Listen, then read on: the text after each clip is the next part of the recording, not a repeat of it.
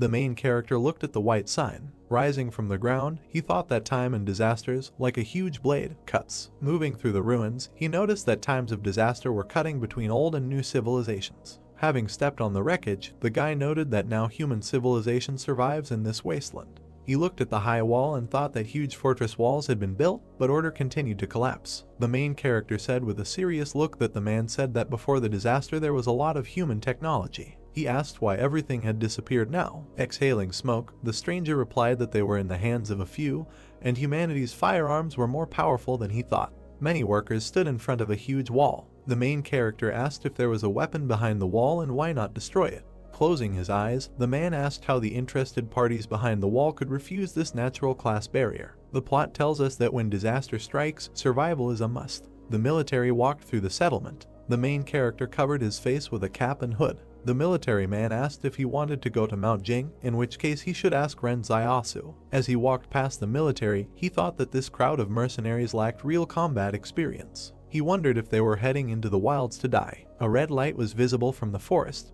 The main character was taken aback by this. He looked at the lava clot and saw a message that the breath of death had been detected.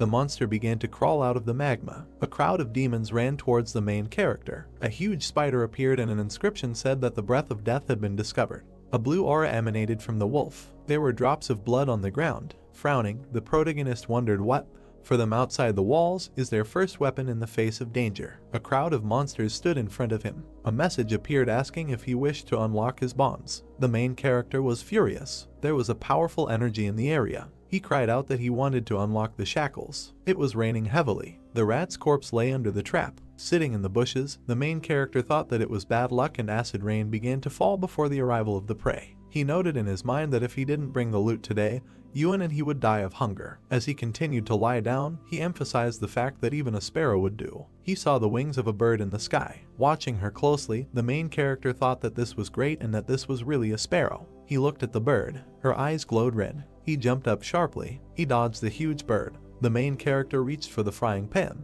Grabbing it, he prepared for battle. The bird jumped up from the ground. She flew towards the main character. Frowning, he noted in his thoughts that he was fast. He hit the bird with a frying pan. The sparrow fell to the ground. The main character jumped on the bird. He grabbed her by the throat. He broke the bird's neck. Sighing, he said that after waiting all night, he finally got something. Throwing the loot onto his shoulder, he said that it was still early, so he would just go to Lao Wang's store to sell the bird and estimated that he could exchange it for a couple of days of rations. He was suddenly taken aback. Falling to the ground, he mentally asked why now. Closing his eyes, the main character thought that usually this happened at midnight, but this time earlier. A blue aura enveloped his body. He noted and thought that this had been happening regularly since the day he escaped from the wolves, and people in the city said that it was just a headache, but he knew that. The hero felt that he was falling into the abyss. He fell in a dark space. He emphasized that he knew that this sensation was not pain, but pure chaos. As he fell into the abyss, he wondered what was happening.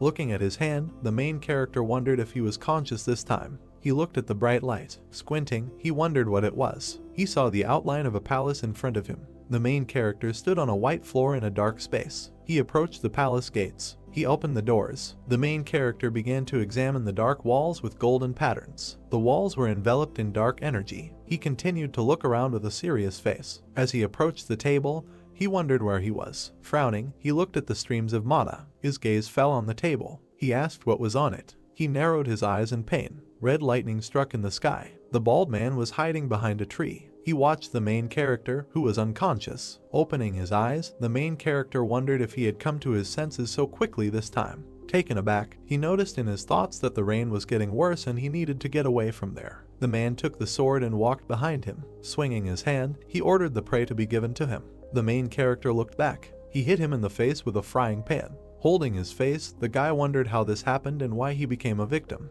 He noticed that the main character is strong and his movements are very fast. Zio looked at the screen, on which he saw that his task was to transfer the loot to a stranger. He was dumbfounded by this. Turning around, he looked at the bald guy. The guy sat on the ground and cried. The main character stood over him. Holding the bird in his hands, Zio asked if the stranger needed the sparrow. The surprised guy started shouting that he wanted him. The main character gave him the sparrow. The man smiled at this. Zio looked at the screen and saw that the task was completed. A white sheet of paper was flying towards a table in a dark room. He was heading towards the printing machine on the table. A piece of paper flew into the car. The machine began to print on paper that the task was to transfer the loot to a stranger, and for completing the task, he was rewarded with a basic profile skill which allows him to study the abilities of other people. Closing his eyes, the protagonist thought about the skill acquisition profile and whether he could use this to learn other people's skills. The guy cried and said that Zio was a good person. The main character looked at him out of the corner of his eye. He snatched the sparrow and declared that he would never get it even if he wanted it.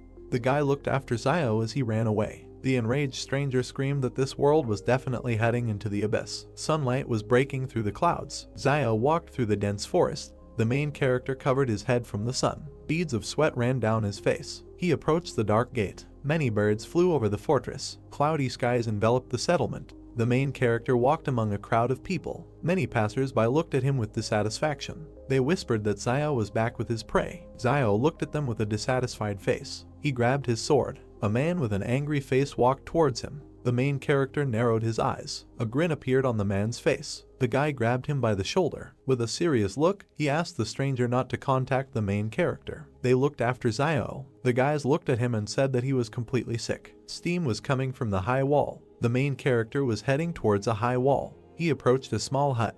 Having placed the bird on the table, Zio asked how much they would give for it. The merchant extended his hand. With a dumbfounded look, he asked to be more careful. Taking the sparrow, he said that this glass was very expensive. The main character frowned at his words. He looked at the empty shelves. The merchant began to weigh the sparrow. Smiling, he said that everything was correct and he weighed 3 jin 6 liang. Zio watched intently as the merchant cleared accounts. He said with a serious face that market prices are good now and sparrows cost 200 per jin, so the total is 700. The main character said with an embittered look that this was too little. The salesman adjusted his glasses. Shifting the scores, he stated that the maximum was 800 and there really wasn't enough meat in the fence, but everything had a price and they had to live by the rules. Zio grabbed the abacus and declared that it was almost winter, and there were few sparrows these days and below 900 was out of the question. Crossing his arms, the merchant began to quickly shake his head. The main character grabbed the bird and began to leave. The seller asked where he was going. Zio replied that he would go to Old Lai and ask his price. The merchant stood in front of him with a smile on his face and offered to negotiate, asking how much he wanted to sell it for. The main character said that first he would find out the price and then they would return to this issue. Smiling, the seller asked if Zio wanted 900 and then agreed, adding that he did not want to delay payment for Yuan's tuition. He noted in his mind that today someone from the fence came to buy game and he couldn't let Old Lai take advantage of it. Zio, with a straight face, clarified what the merchant said at the end. He began to tremble and asked what the price of the main character was. Smiling, Zio replied that he wanted 1,200 for the sparrow. Veins appeared on the merchant's face. The main character asked whether he agreed or not, noting that if not, then he would go to Old Li. The seller began counting out the bills. He continued to count them with a puzzled look. Having given the money, he said that this was all there was. Having taken the money, Zio said that there was nothing wrong with it and the merchant would return it tomorrow. The main character looked up. He pointed his finger at the jacket and asked him to take it out, noting that it would be just right for Yuan. The merchant reached for his jacket with his cane. Putting it on the counter, he asked if Zio would like to buy it for himself, noting that he knew the price. For him it would cost 490. He noticed that he doesn't carry jackets very often, so if he takes one jacket now, he might end up dead in the winter. The main character replied that he was not cold. Zio's gaze fell on the medicines and he asked why anti-inflammatory medicines. The seller replied that one capsule is 210. This medicine is taken for 3 days in a row and he will give 3 capsules for him for 620 and will also give a dose of iodine as a gift. Looking at the cut on his hands, the main character asked to forget about it, adding that in winter there is usually no inflammation. After giving the jacket, the merchant asked the next time Zio catches a sparrow not to kill it, noting that there are noble people behind the wall who want to keep it for fun. The main character replied that it is possible to live, but it will be more expensive. Zio headed towards the houses. He entered the hut. His brother was sitting at the table. He said with surprise that Zio had returned. Having sat down at the table, the main character asked how things were going with his homework. The brother replied that everything was fine. He just thinks that listening to a school teacher is not as useful as following the main character on a hunt. Looking at Zio, he asked when he could watch him hunt. Looking up, the main character replied that he could be killed at any moment while hunting. He asked if he would rather go to school and study physics and chemistry than hunt. He emphasized the fact that knowledge is the most important thing and in this market town, no matter what chaos happens, no one will bother the teaching staff. Having stood up, Zio thought that it was a pity that training was so expensive, otherwise he himself would have gladly gone to listen. Turning around, he said that he had saved some of the giblets before selling the sparrow so that they could be used to make soup. His brother saw the wound on his hand and reported it. After putting the offal into the cauldron, Zio replied that it was just a scratch.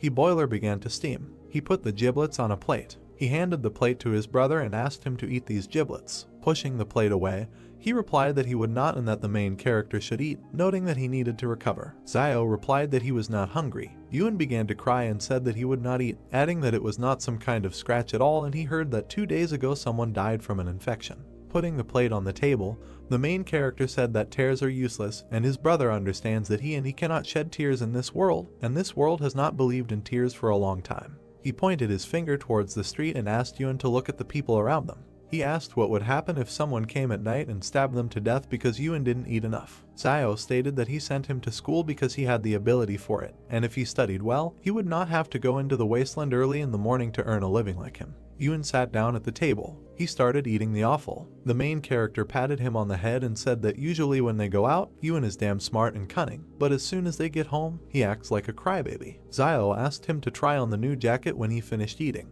Looking at the main character, Yuen asked where his jacket was. Smiling, Zio said that he wanted to rest. The frying pan was empty. Lying on the bed, the main character thought about the palace that he saw today. He frowned. Zio suddenly opened his eyes. He began to look around. He saw the dark palace again. The main character noted in his thoughts that the palace had appeared again. He entered it. Zio began to examine the palace from the inside. He extended his hand towards the dark stream of mana. His hand began to sink into energy. He wondered if it was all in his head. The main character saw a typewriter on the table. He took a white sheet of paper. He read the sheet on which was written about the task he completed today. Zio looked at the car with interest. Looking at it, he noted in his thoughts that it was written about justice, decency, honesty, trust, friendship, and goodwill. Taken aback, he wondered if they were telling him that he needed to be a good person in a world where morality was a luxury. Looking at the table, he declared that nothing would come of it. A lonely girl walked through the settlement. She pulled back the curtain. The stranger entered the protagonist's hut.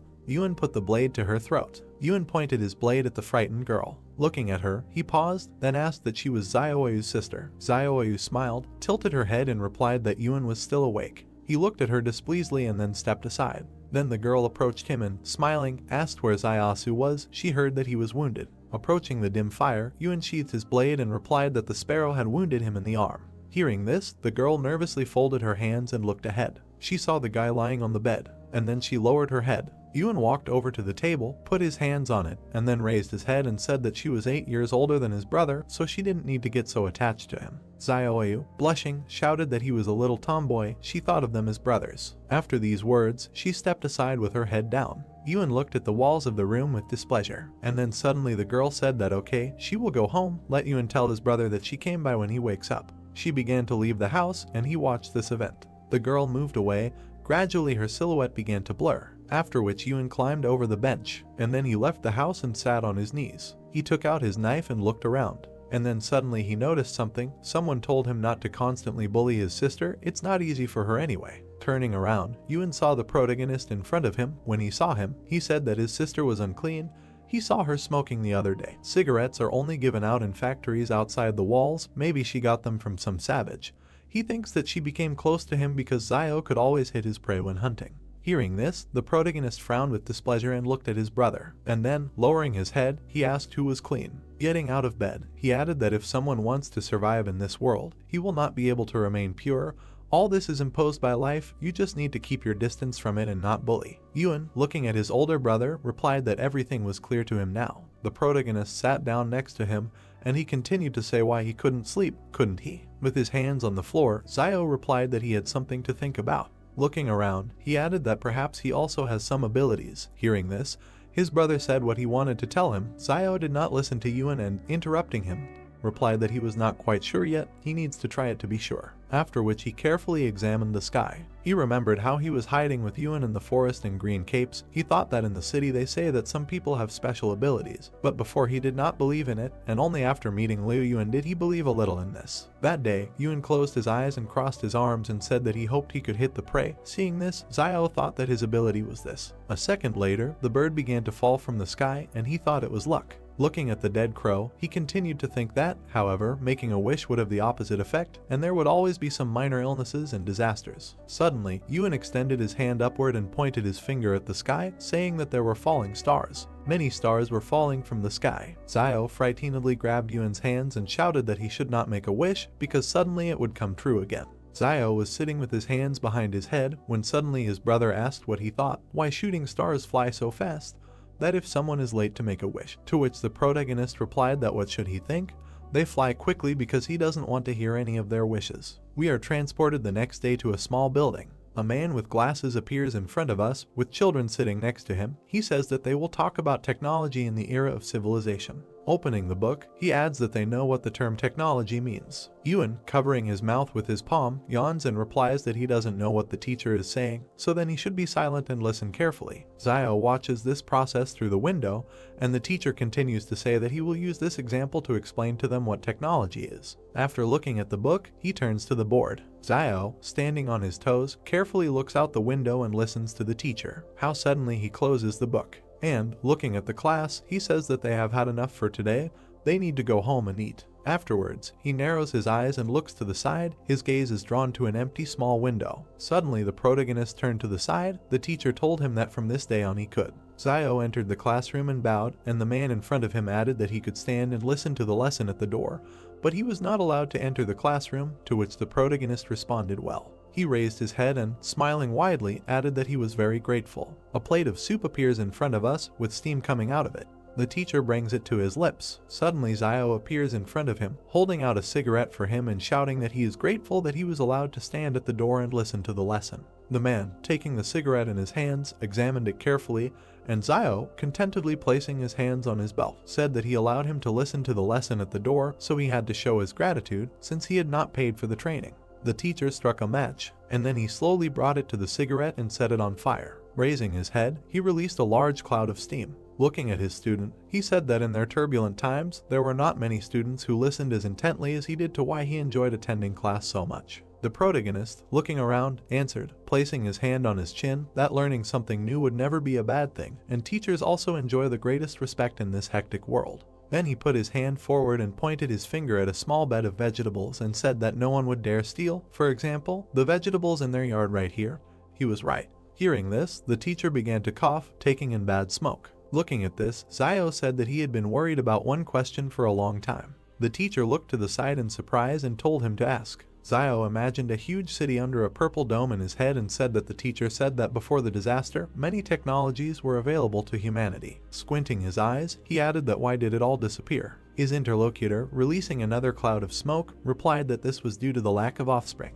Looking ahead, he added that in the post-disaster period, humanity was lucky to survive. How could it worry about learning? Hearing this, Zio asked that it is always possible to retain some information, to which the teacher narrowed his eyes and answered yes. And then he looked at the high walls and added that only this information is in the hands of a few. Zio turned to the wall, looked at her dissatisfiedly, and then said that the information was behind her. After taking a few steps and clenching his fist, he asked that in that case, why don't they destroy the wall? Spreading his hands to the sides, he added that most animals are afraid to attack people while they live together.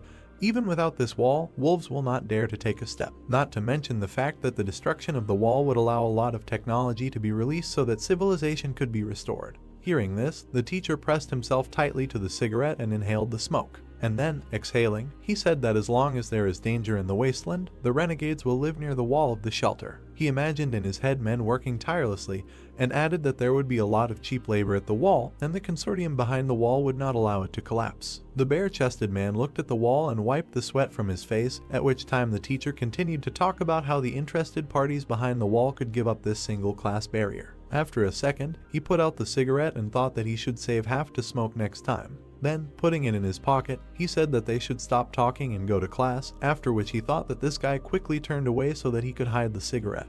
Then, walking forward, he added that he would go to change his clothes smelled of smoke, and it would be bad if the students smelled it. For his sake, he said that everything was fine, that he had just inhaled this smoke, and he didn't even tell him to step aside. Hearing this, the teacher looked in front of him with displeasure. Suddenly, the protagonist looked in front of him in surprise and saw a task that said that the pursuit of knowledge is never easy, but what he is taught is what he will teach in the future. We are taken to the classroom. The teacher slowly walks to the blackboard. Zio goes inside and stands at the entrance while the other students inspect him carefully. The teacher, closing his eyes and clearing his throat, said okay, today they will take survival lessons. He, looking ahead, continued to say that they should not think that danger is far away, now their parents are protecting them, but when they become adults, they will have to learn to protect themselves on their own. Hearing this, the students looked in front of them with excitement and began to listen carefully, and the teacher continued to say that next they would talk about what to do if they encountered a wolf pack in the wild. He pointed his finger forward and added to tell him what he should do when he encounters wolves in the wild.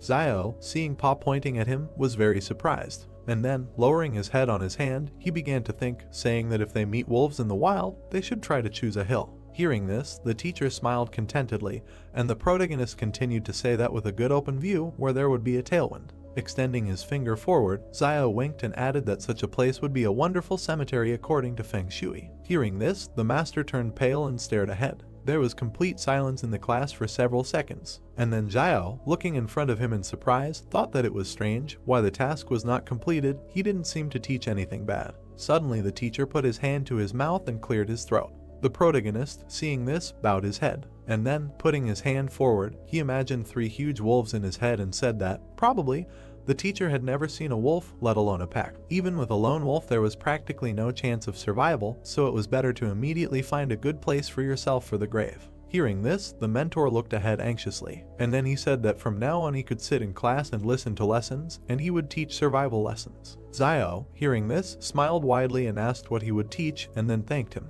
Suddenly, a system message appeared in front of his face with the message that the reward for completing the task of the first force appeared. Purple energy appeared around him and his clothes disappeared. Looking at his arms, he thought that he really felt an increase in muscle strength. Clenching his fist and furrowing his eyebrows, he continued to reflect that it seemed to him that the palace was not a figment of his imagination, it had a special power. Putting his hand to his chin, he squinted his eyes and imagined a muscular guy in his head, and then thought that if the strength value of an adult man is 3, before he had 2.5, but if he adds 1. Having looked menacingly in front of him, he continued to think that this is not more than that of an average adult. Smiling maliciously, he thought that in this way his chances of survival in the wild would become even higher. Suddenly, Yuan appeared behind him, and his voice scared the protagonist. Yuan, looking at his brother, said that what he meant was that the teacher allowed him to attend classes at school and invited him to be a teacher. Throwing his hands down, he added that maybe he wanted to make him a successor. Zio, smiling, raised his hand and said that he didn't think so, most likely he just didn't have enough cigarettes. Hearing this, Yuan turned pale and asked if he was serious, to which the protagonist went down to his younger brother and, with a wink, replied that it would be nice to be a teacher. When he gets old, he will transfer this position to him.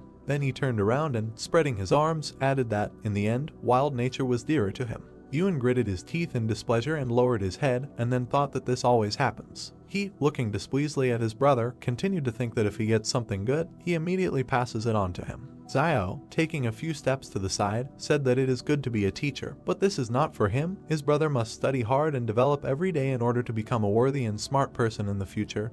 He understands this. Having not heard the answer, the protagonist and the task did not turn around, and then, extending his hand to his brother, he asked what he was doing, let him not lag behind, to which Yuan, running up, said that he was coming. Zio looked down and smiled. We are taken to the soldiers. They walk in an even column past the heroes. One of the fighters, with his hands behind his head, said that he just wanted to take a few days off, and now he was asked to go to Mount Sing. Zio, looking at the squad with displeasure, thought that these people were mercenaries. Passing by, another fighter looked at his comrade and said exactly what.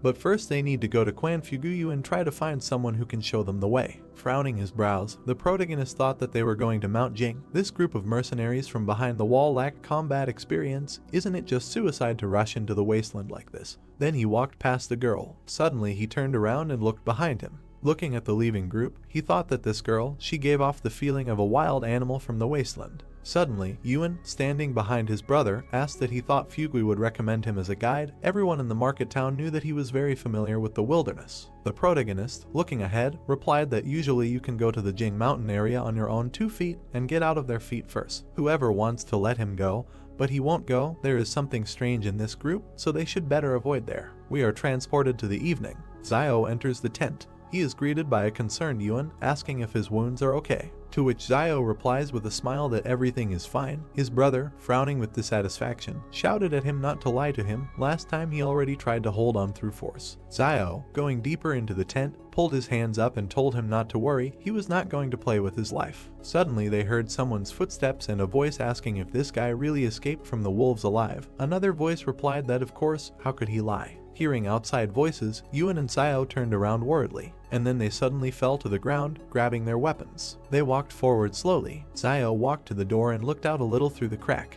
He saw the guy with the gun looking at Fugui, saying that he meant that he was sick in the head. The man in front of him, rubbing his hands with a smile, replied that everything was fine. He just said casually, it won't hurt, he is not seriously ill, they are already in place. The protagonist, frowning with dissatisfaction, thought that this Fugui really decided to bring him together with these people. A man in a red vest walked out to class in different directions and loudly told Zio to go out because he had guests. Yuan looked in front of him displeasedly and asked what he should do, to which the protagonist, turning around, replied that he would go out and let Yuan stay in the house. Zio took a few steps forward and out of the tent, extending his hand forward. Then he jumped up to Fugui and, grabbing his hands, shouted with a smile that he congratulated him on the safety of his father and son. Everyone outside looked puzzled at the guy who appeared in front of them. A fighter with an orange bandage around his neck asked what kind of father and son.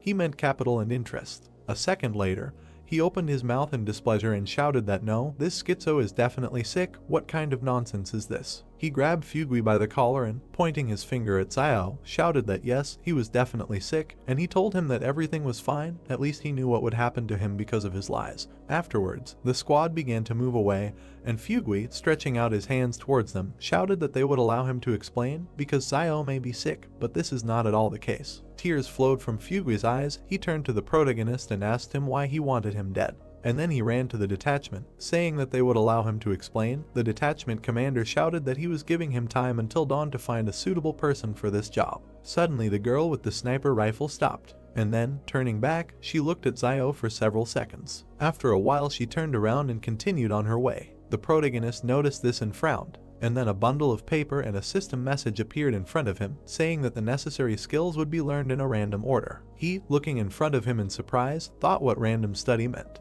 A bundle of paper appeared in front of him, which began to open, and a system message that the target's firearm skill had been accidentally copied, whether it needed to be learned. Seeing this, Zio opened his eyes wide and thought that he should learn this. A huge number of system windows appeared in front of the protagonist. In one of them a download appeared in text stating that knowledge of firearms maintenance and care of firearms, regular maintenance to prevent mold, corrosion and rust, and to ensure for functionality, you need to check the magazine, chamber, external deformation, operability, accessories, and cartridges. Looking at the system messages, Zio thought that these were all firearms skills, which meant that he could really copy someone's abilities. After he closed his eyes, a system message appeared in front of him that he had achieved success in training. He had mastered advanced skill in using firearms. Opening his eyes, he looked in front of him in surprise, saying that unless what he received was a basic level scroll, why did he learn advanced firearms mastery? After that, he went to a large system message and, poking his finger at it, received information that there are two types of skill copy scrolls. A basic level scroll allows him to learn any skill up to an advanced level. A master scroll allows him to learn other people's master skills as soon as he will reach an advanced level in one of his own skills, and also has a chance to learn the target's supernatural abilities. After seeing this, he thought that he can even learn other people's supernatural abilities.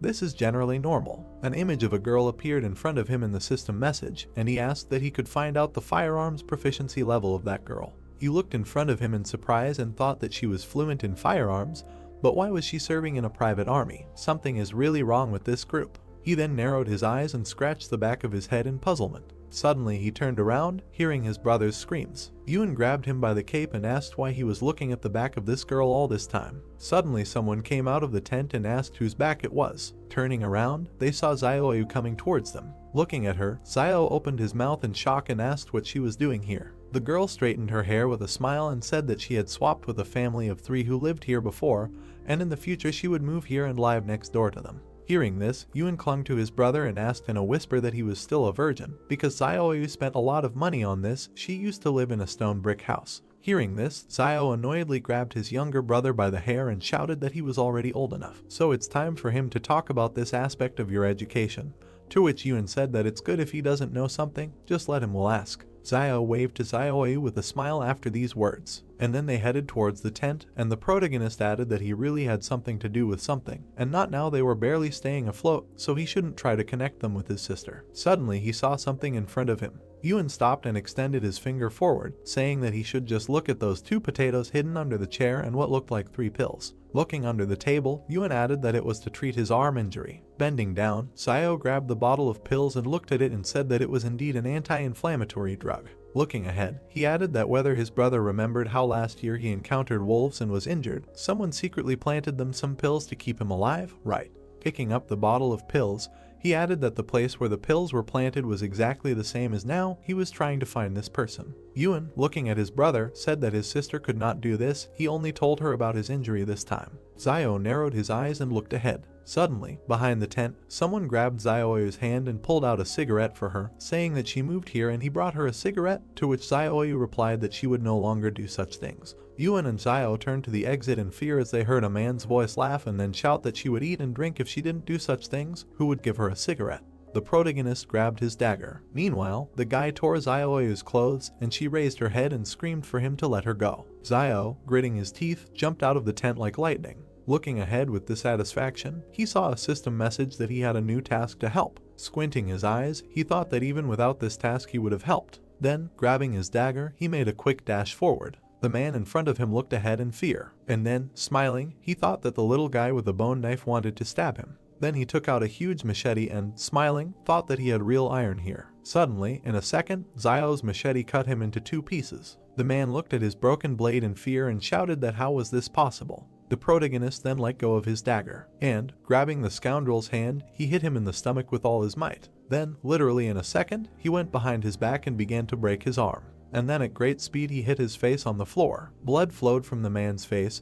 He clenched his teeth in displeasure and thought about how old he was and how he could be so strong. Zio then looked at the frightened Zioyu and asked who he was, to which she replied that he was a foreman at a coal mine. She imagined in her head how several men were killing a guy, and then said that last night a man was stabbed alive in the market town, and he took the lead because he heard that this man had a habit of saving money, and so it turned out that he owed the casino money, and so he decided to do this. Zio looked displeasedly at the foreman, and then he picked up the broken machete tip from the floor. Raising his attacker's hand, he grabbed the dagger and looked at him menacingly. Suddenly a system message appeared in front of him that he had a new task: he must leave the enemy alive. A second later, the protagonist cut the attacker's side, and he screamed in pain. The foreman, cringing in pain, pulled his hand towards the cut, and meanwhile Zio, rising to his feet, said that he had about 3 minutes left. Looking down, he added that if he went to the clinic in the market town and got stitches, he might be able to survive. The foreman, gritting his teeth, slowly began to rise to his feet, and then, leaving bloody footprints on the floor, he ran towards the trading city. A system message appeared in front of the protagonist that the task had been completed. The reward was a basic scroll of copying skills. Since he now lacks weapons,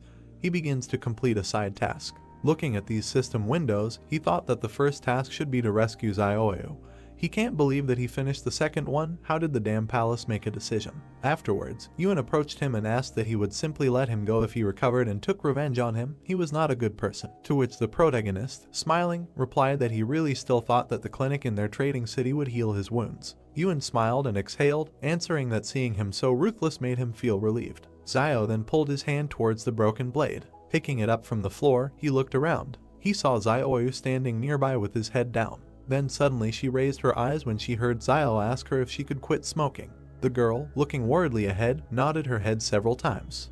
Zio began to walk forward, saying that these cigarettes are not very addictive, but as he knows, they add poppy seeds. Strike the floor with your blade. He added that Van also said that their share was very small. Stopping, he added that she could quit if she wanted. Then he grabbed his head and, closing his eyes, added that he wanted to clarify something. Although he was very handsome, it was impossible between them. Zioyu looked at him, puzzled, and then she said that she just treats him like a brother. The protagonist scratched the back of his head with a smile and, laughing, said that this was it. It turned out awkward. A second later, he grabbed his younger brother and, running to the side, shouted that this is what his stupid talk was leading to. Zioyu, watching this, covered her mouth with a smile and laughed. Suddenly a dark space appears in front of us, around which there are many bookshelves. In the center there is a table with a typewriter. Characters are quickly typed on the keyboard, and a message appears on the sheet that a side quest has been opened. The protagonist, smiling, thought that the side quest was a little interesting. A hand lifted a piece of paper over the table. The main character held a piece of paper in front of him.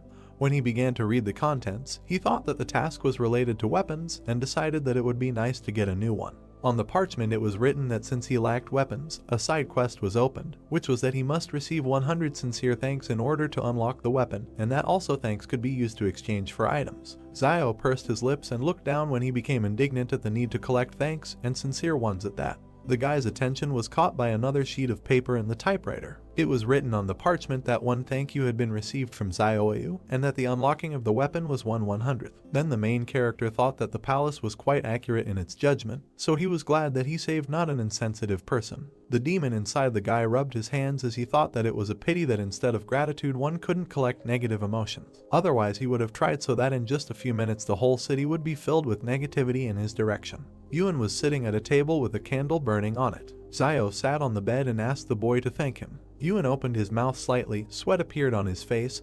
He asked his brother what was wrong with him, since he asked so suddenly that the boy was already a little scared. Zio bared his sharp teeth and appeared behind the boy as he told him to speak up and not be afraid. Long dark hair covered his eyes as Yuan thanked the boy for always taking care of him. The main character smiled, clenched his fist in front of him and thought that he did not expect it to be so easy when a system notification appeared that he had received gratitude from the boy. Zio put his elbow on the table, rested his chin on his hand, and asked his brother to say thank you again. Sweat appeared on the boy's face as he weakly thanked the main character. Zio raised his hands to the place where the system alert should have appeared and did not understand why he did not receive anything this time. He pointed his finger at the boy and told him that he had not thanked him sincerely, and asked him to be sincere next time, and then added that sincerely meant it was from the bottom of his heart, and asked his brother to do it again.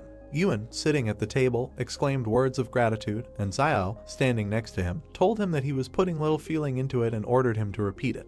The boy folded his palms in front of him and drawled out the word thank you. The main character crossed his arms over his chest, shook his head and replied that this was still wrong, and that first of all he should experience emotions. Suddenly Zio stretched his hand forward, smiled broadly and said that it worked this time and that he needed to do it again. Tears flowed down the boy's cheeks. He did not answer. A cartoon appeared with Zio and his brother with the caption that 2,000 years had passed. Yuan put his head on the table and asked the main character sitting on the floor if this was his ability, and then said that his abilities had a bad effect on his voice, and Zio at that moment was thinking that after half a night of work, he only got one sincere thanks. The guy grabbed his head with both hands and said that he needed to come up with something else. 2 coins fell onto the wooden table. The main character put his hands on the table and looked up. He took the coin in his hand and looked at it. It turned out that there was a heart on it. On the back was an inscription that she was grateful to him for being with her all her life and for giving her the courage to be who she was, and that she was grateful for what he shared with her as her destiny,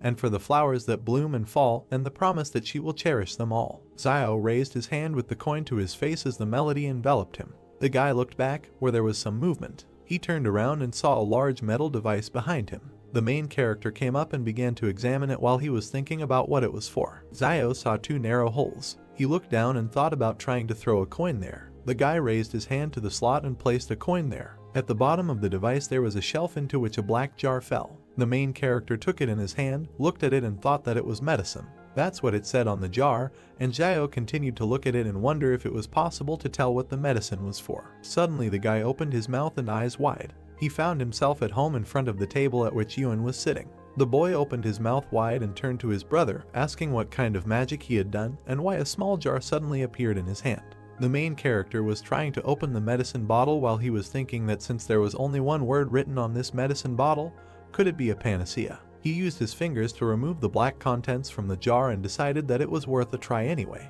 Zio sat down, closed his eyes and brought his fingers with the ointment to the wound. He applied medicine to the cut. The guy gritted his teeth and thought that this was reckless because this substance could be poison. Suddenly, the main character's eyes widened when he realized that the wound no longer hurt. Zio grinned as he held the jar in his hand and thought that the anti-inflammatory medicine needs to be taken for 3 days in a row, but this cream works in one go, and that one anti-inflammatory medicine costs 200, which means that the cost of the ointment, if rounded up, is 100 millions. It was then that the guy decided that he had to figure out how to get as many thanks as possible. A crowd of children stopped at the entrance to the building early the next morning. two pairs of shoes stopped at a wooden fence. The man with glasses worriedly asked the guys in front of him what happened to them. Zio and Yun stood with black eyes and their mouths slightly open when the youngest began to talk about what his brother wanted to do. The main character smiled broadly, pinched his brother's cheek, and replied that they were fine, they just didn't sleep well. The man with glasses opened his mouth and asked him if he had thought about what he would say today, because today was his first day as a teacher, to which the guy replied not to worry. The man in the tattered cloak touched his hand to the wooden table while he thought about how they need to find a way to collect a whole bunch of thank you coins, but he doesn't know how to do it. Zio spread his arms out to his sides as the crowd of children sitting in front of him greeted their new teacher. The main character came up with an incredible idea. His hand, wrapped in black tape, reached forward when the guy asked them about how they think it is difficult for teachers to give lessons. The guy closed his eyes and said that everyone can sit in the classroom, but the teacher stands all day. The children began to chatter when they were asked if they should thank the teacher and responded positively. The gray-haired man adjusted his glasses and nodded. In his heart, Zio smiled broadly when in reality he seriously said that from now on, instead of greeting, the children would thank the teacher, but he thought that he had cleverly come up with the idea that the students would thank him. The main character extended his hand in front of him when the children bowed their heads and told the students to try to do it all together because now is the beginning of the lesson. The guy looked up and thought about why nothing was happening, and how none of these little brats sincerely thanked the teacher. He touched the back of his head with his hand, closed his eyes and agreed that 9 times out of 10 life doesn't go according to plan, so he decided to come up with something else. The stone wall near the treetops was shrouded in fog. Zio stood at the board and drew an animal's face on it while he talked about how today they would talk about basic survival skills in the wild. One student began to yawn, and the other opened his mouth and looked forward. Another student gritted his teeth and touched his face with his hand while Zio was talking about how rabbits in the wild do not attack people, and that they are about the height of a person's shin, and have great strength, and the boy was thinking that this guy is too talks a lot and that he still hasn't finished the lesson. The main character smiled while he talked about how the children should be more careful because it is very difficult to survive in the wasteland. One student raised his hand and turned to the teacher, saying that if he did not finish the lesson, it would get dark outside and it would no longer be safe to return home. Zio nodded as his hand with the chalk froze at the blackboard. He closed his eyes and raised his hand as he said that safety comes first, and then ended the lesson. A crowd of people ran out of the building into the street, shouting thanks to the teacher. Coins began to fall onto the wooden table. The main character beamed and smiled when he thought that the effort was paying off. He was touched that due to such a long lesson, the students were grateful to him. Yun was walking next to Zio when he asked him not to delay his lessons so much in the future. The main character closed his eyes and replied that he was ready to give his life for education,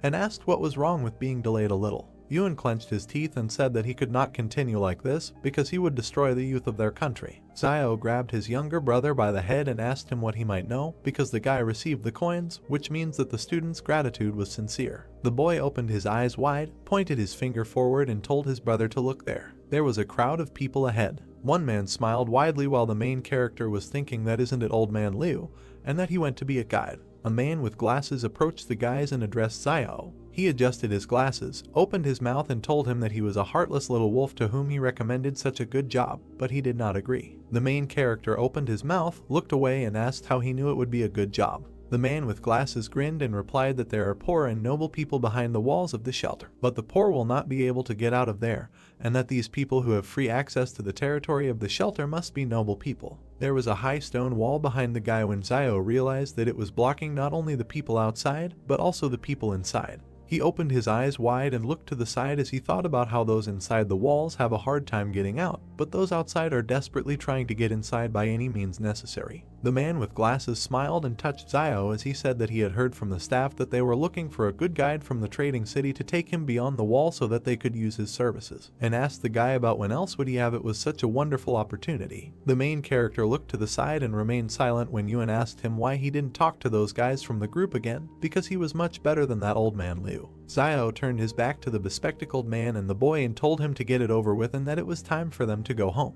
Near the door there was a wooden sign with hieroglyphs. Yun pointed his finger to the side and tugged at his brother's cloak as he turned to him and asked if Sister Zaioi was there. A girl with long hair spoke to a man through the window and said that her earrings were worth a lot of money, so could he give her more, and she was told that she didn't really need to sell things, because she could just become At this point, he was interrupted by Zio, who put money in Zioyu's hand and said that she didn't need to sell anything because it was money for 3 anti-inflammatory pills. The girl's hand clenched the money as the guy replied that he was going to buy the medicine anyway so she could take it, and that he didn't reject her kindness, but they shouldn't be so polite to each other in the future. The main character hit himself on the chest with his fist and said that if it weren't for the medicine that she gave them, he probably would have died, and that she didn't need to worry because now, as long as he had meat, he would make sure that she had soup. Yuan touched his brother and told him in his ear that he had pronounced it wrong, because they usually eat meat together.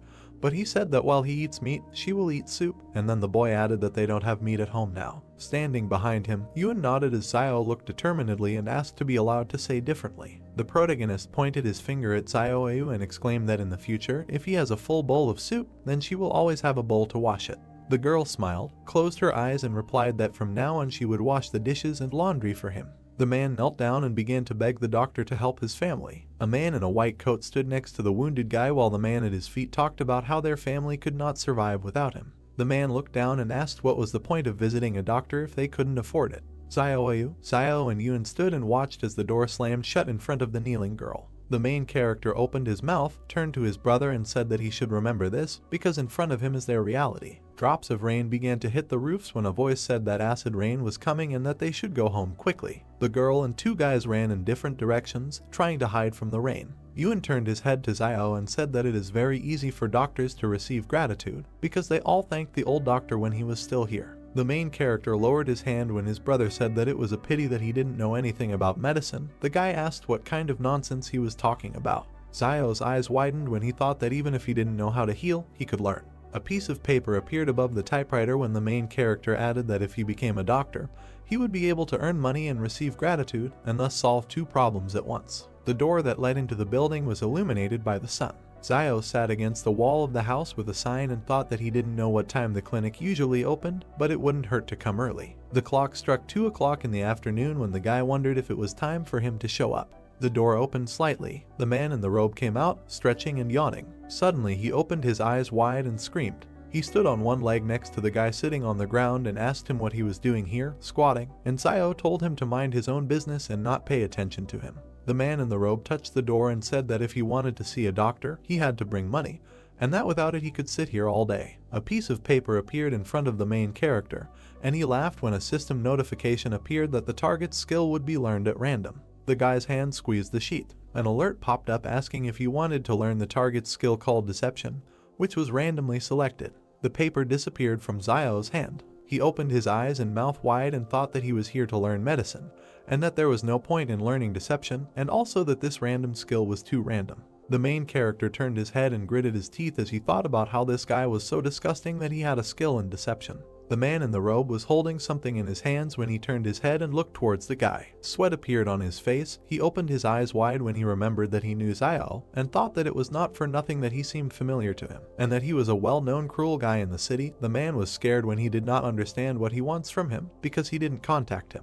The main character pointed his finger at the system window in front of him and wondered what level of medicine this doctor had. In response, a message came with the words that from the information about the target it is known that he does not have any medical skills. Zio clenched his fist and gritted his teeth as he protested that how could he be a doctor without medical skills. The guy threw a frying pan at the head of a man in a white coat and shouted at him that he had been making money from fraud all these years. The man began to cry and told the guy not to talk nonsense and that he was not deceiving anyone. Zio turned around and walked away from the man in the white coat, holding the frying pan and touching his face with his hand, thinking that he would have to think again about how he could become a doctor without studying medicine. He looked at his hand and realized that the wound was almost healed. The guy remembered the metal device and smiled when he realized that he could heal cuts. The main character entered the house and asked Sister Zioyu what she was doing here. The girl was sitting on the bed and holding a black thing in her hands when she said that she saw that the clothes he was wearing were torn, and therefore came to sew them up for him. Yuan was carrying a plate in his hands as he passed by Zio when he asked what he had in his hands, and he replied that it was Sister Zioyu who had prepared the porridge for them.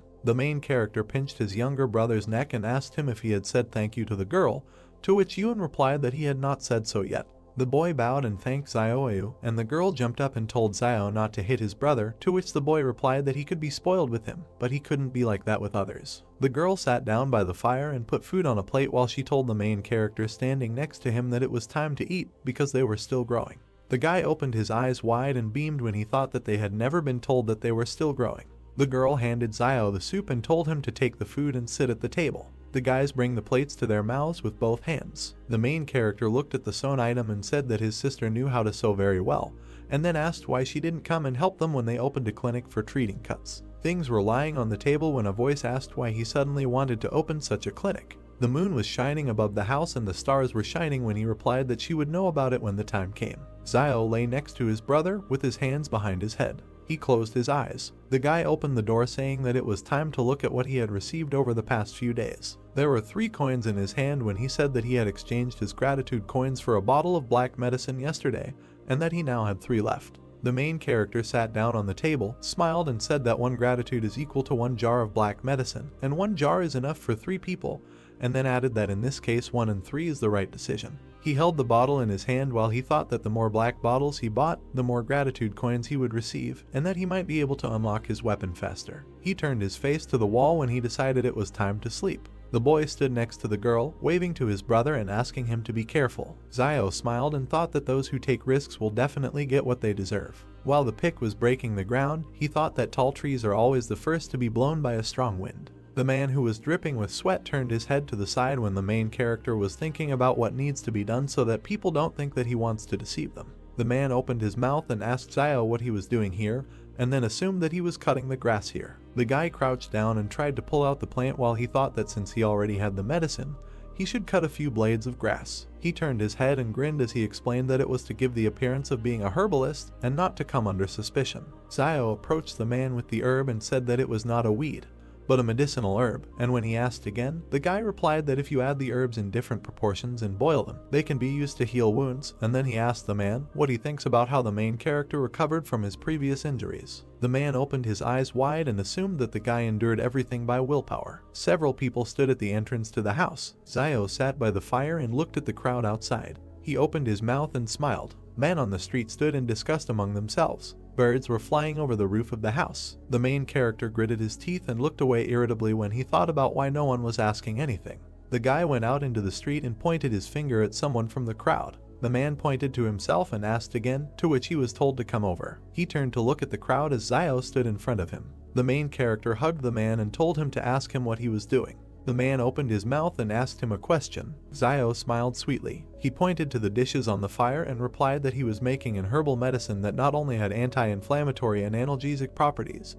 but also quickly healed wounds, and that he had previously hidden this from everyone. There was grass in the water when the guy exclaimed that today he finally realized his mistake and decided to share it with them. The men began to discuss among themselves that everyone knew that he simply endured everything out of character, and that no one would believe that he could treat anyone. When Zio exclaimed that he was going to open a clinic for treating cuts and called them to his place if someone will get hurt. When people turned away and began to leave, the main character thought that this was not normal, that no one cared about him. A man suddenly approached the guy. Zio saw his bandaged hand. He grabbed it and asked the man if he had injured his hand while working, and if he wanted to get excellent medicine. He was told that he didn't need anything. The main character put the man against the wall, holding a can in his hand, told him to just think of it as an advertisement, and said that this time he would cure him for free. The guy waved to the man running away from him. When he entered the house, Ewan asked him why he was giving out medicine for free. Zio gritted his teeth and replied that he should not ask, and that next time it would be better to die than to repeat this, but thought that the beginning is always difficult, and that he should control himself because those who achieve great things achievements do not pay attention to little things. Birds flew over the stone wall the next morning. When Zio left the house, someone was waiting for him on the street. The main character opened his eyes wide and asked the man what he was doing here so early, because he hasn't been going out to catch sparrows lately. Old man Wang with glasses smiled widely and asked the guy if he had cured Tedu from the eastern part of the city yesterday. The main character closed his eyes when he learned the man's name. The guy crossed his arms and replied that he worked without intermediaries when Wang asked him if he still had the medicine and suggested that Zio give it to him and he would sell it. The man with glasses beamed, smiled widely and replied that he could sell him some then, and the guy said that he didn't seem to be injured. Wang raised his hand in front of him and said that yesterday Tedu felt that something was wrong and wanted to know what kind of ointment the main character gave him, and decided to taste it. At that moment sweat appeared on Zio's face and he asked if this black medicine could be taken orally. The man's glasses flashed when he said that Tedu took this black ointment and tumbled with his wife all night, and then asked the main character how much of this medicine he had and where he got it. Zio closed his eyes and replied that he inherited it. The guy looked at the man with glasses, grinned and asked why he, a bachelor, needed this ointment. Van smiled and replied that the guy should not worry about it, and the main character put his hand in front of him and said that the price of introduction was 600. They put money in his hand and thanked him when a system notification appeared that he had received gratitude from a man with glasses. Zio looked after the smiling man indifferently. There was fog at the gate to the building. Van held a black jar in his hands and smiled. He handed the medicine to the man in the black suit, saying that he had brought this thing. An overhead view of the wooden shacks, Zio standing in front of the sign on his house. On the sign in front of the hero there is an inscription that this is a clinic for the treatment of cuts. The hero looks at it with pleasure and is glad that it is finally opening. 3 pairs of male legs, blood dripping on the ground, someone complaining that he can't do it anymore and that he's in damn pain and can't run anymore. 3 wounded villagers, one is bleeding from his arm, another is holding his shoulder, and the third is holding his leg. The man in the center, in a purple shirt, says that they need to hurry. The hero notices men passing by who are heading towards the charlatan's clinic. A man in a white jacket happily notes that they are already near the clinic. Zio's eyes begin to shine when he realizes that these are his first clients. A task window appears that says that the hero needs to save 3 patients. Zio thinks that he did not expect the first patient so soon. Zio puts his hand on his head, sighing and asking for an apology. He runs up with a sharp jerk towards the men, who have not even had time to notice him yet, grabs them from behind, jumping on them. The hero throws the wounded near his hut, tying them up. A man in a purple shirt, lying on the ground, asks the hero what he wants. MC stands with a serious face against the sky and says that the doctor at the clinic they were going to see is a charlatan, and he is trying to save their lives. Zioyu leaves the house, looking at what is happening. The hero shouts to her that they have patients to treat. The lady approaches the lying men, asking what happened and whether they got involved in a group fight. A man in purple, holding his stomach, explains with pain in his voice that the boiler at the factory exploded and that they were lucky to escape with minor injuries and were able to run to them on their own. But someone died on the spot.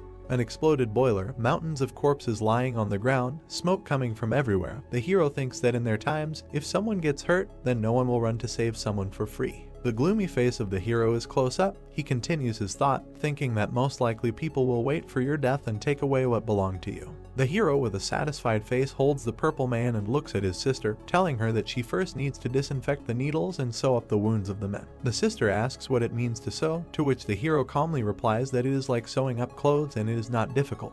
With worry on her face, Zioyu straightens her hair and says that she is ready to do it. The needle warms up in a woman's hand over a candle. The sister inserts a hot needle into the man's arm. The man screams in a frenzy of pain. His whole face is distorted. He turns to Zioyu and shouts that he can understand that she heated the needle to sterilize it, but couldn't she have waited for the needle to cool down before stitching? MC replies with a happy face that everyone makes mistakes sometime. Their nurse is not entirely familiar with the process on her first day and will get better with time. MC sticks his fingers into the medicine, about to take some from the jar, and says it's time for the medicine. The hero with a predatory face turns to the men, saying that his medicine is very valuable, but he will not charge them much and that it will cost them the same as in the clinic, namely 600. Zio hugs the man, holding his medicated fingers over his shoulder.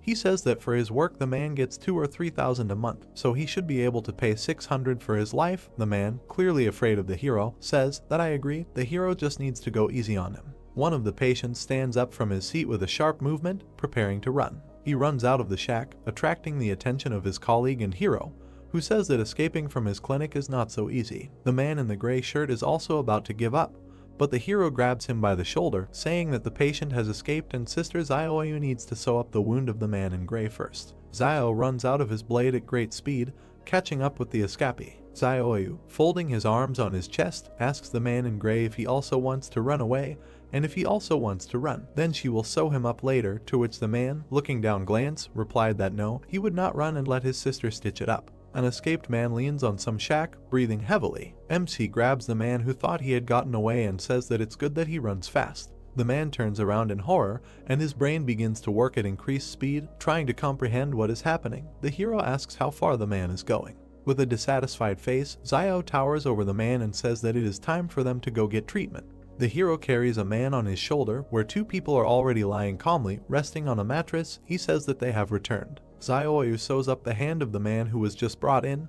He sighs, enduring the pain. The three of them lie on the mattress. The escapee notices that nothing hurts anymore and it seems that the medicine is really working. The task window reports that the task is completed and the hero's reward is 1 point each of strength and dexterity. A task window pops up in front of the hero, where it is written that his new task is to cure 10 patients. The hero thinks that this turns out to be a chain of tasks. Night falls and the crescent moon glows brightly above the shack. A view of a shack with a light on inside and someone shouting that something terrible has happened and that wolves have broken into the town. Zioyu and Yuen wake up and try to understand what happened. The brother asks MC if the wolves will come to the trading city. Close up of the hero's serious face, he says that wolves are smarter than you might think, so they won't risk coming to the city. The wolves surround the plant, and the hero says that they were most likely attracted by the bloody smell in the place where the boiler exploded. MC says with a straight face that after all, they have a wall standing behind them to support them. Yuen looks at his brother blankly. The view moves away and the younger brother asks how Zio survived when he met the wolves and says that he never told him that.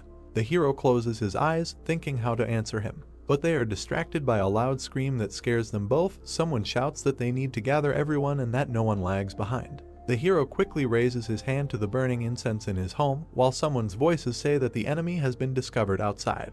MC extinguishes the candle and he and his brother stand in pitch darkness. Close up of MC's tense face. Yuen asks what is bothering his brother. The hero's back. He gloomily asks what will happen if one day the wall collapses. The sister, screaming, asks if the wall can even collapse, to which the hero replies that he doesn't know, but notes that there is nothing eternal in this world. The gates open and the wind rushes out of them in a furious stream. A crowd of armed people in camouflage uniforms, armed with rifles, emerges from the gate. Close-up of soldiers passing by shacks. The brothers peek around the corner of the door of their shack. Yuen asks if the soldiers have weapons on their backs, to which the brother replies that the younger one should not ask too many questions. Offended and dissatisfied, the younger one asks if he still has marital status in their house. Without looking back, the hero with a serious face replies that the younger one should not think about it too much, and that his place in the family is simply to live. Two soldiers walk behind each other. The one in front stretches his back, asking if they can't just go back if only a few people died in the factory, and complains that they will now have to kill wolves all night. The second soldier walking behind, shouting, replies that he should shut up, because this is a task from above and he needs to stop complaining. But the one walking in front, carefree, answers, asking what his colleague is afraid of, because the officials do not hear them,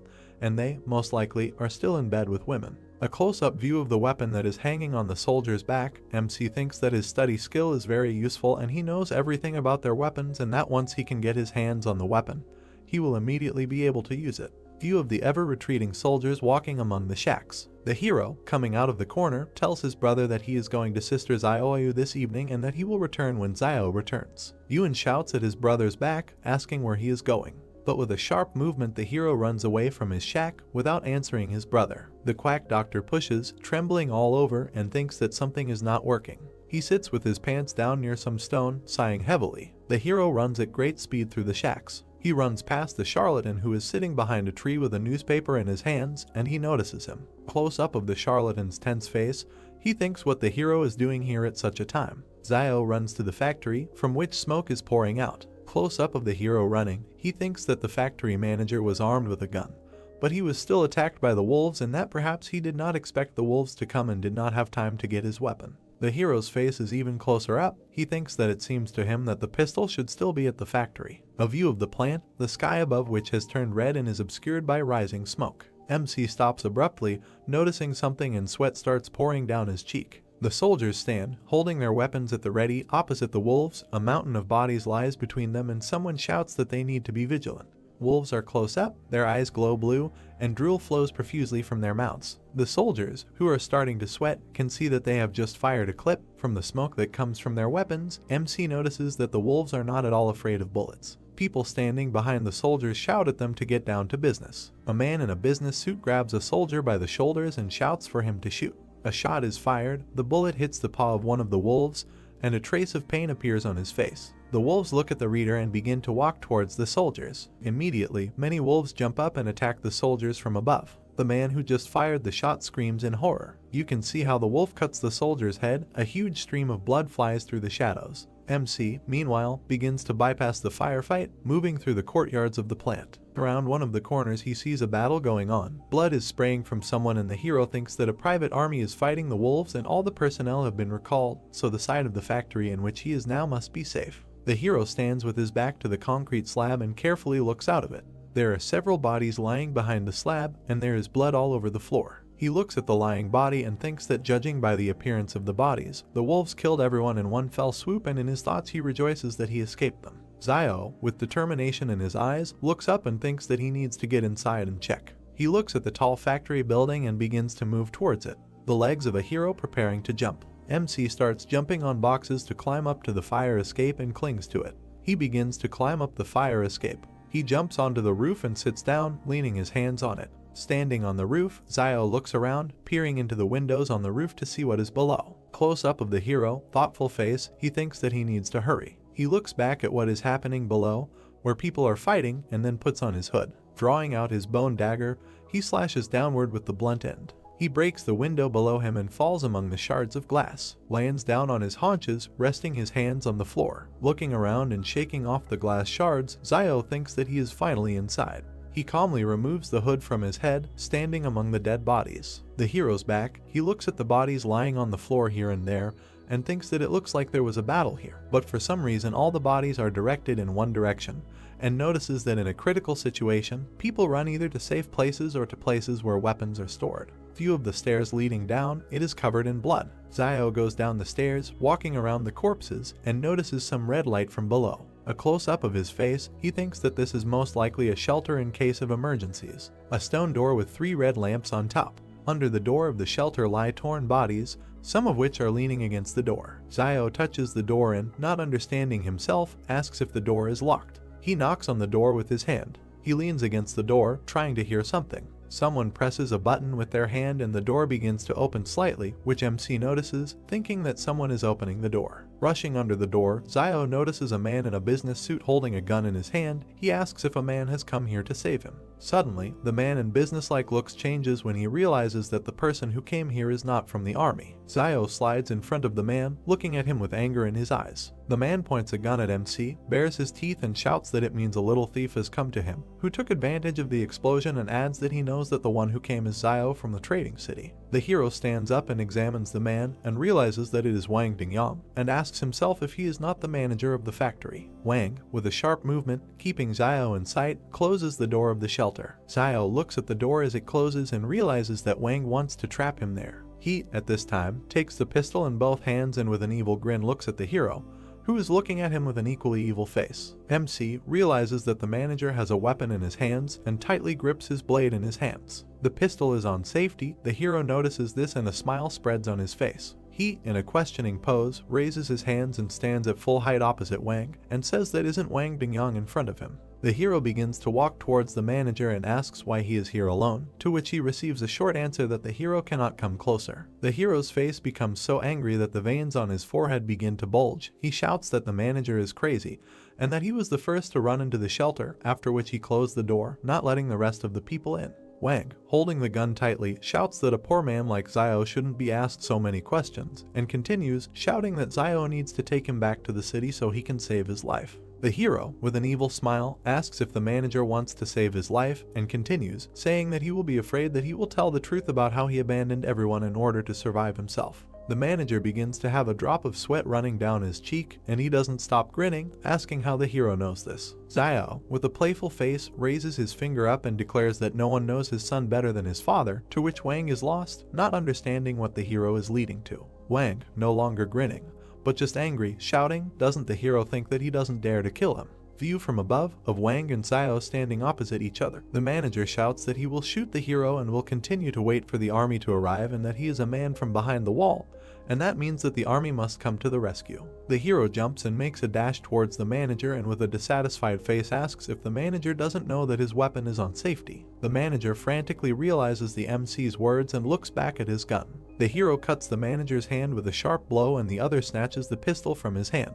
He sharply pushes the manager towards the wall with his blow, presents the blade of his blade to the area of the manager's heart. Blood begins to flow from the latter's mouth, and he stands, frantically looking at the blade, which is stained with his blood flowing down the blade. Van, with a look full of pleading, with blood flowing from his mouth, says that he asks the hero to let him go and that he can tell him where his property is hidden. The hero, with a serious face, says that Van must speak first and then he will let him go. Van, with one eye on the blade that is moving away from him, thinks that MC is still young and that he can deceive him by simply stalling for time until the private army comes to his aid. The hero holds the blade in front of Vaughn, asking if he wants to stall for time, and continues by saying that his lungs have long been pierced by the bone knife, and even if he returns, how long does he think he will last, and states that there is no reason for the hero did not make his fate easier. With a sharp blow, MC pierces the manager's chest, causing him to scream. He sharply removes the knife from the manager's chest, shaking it off from the blood. He sits down opposite the manager's body, searching it. 2 clips in Zio's hand, he thinks that the fact that the manager had 2 extra clips was just right for him.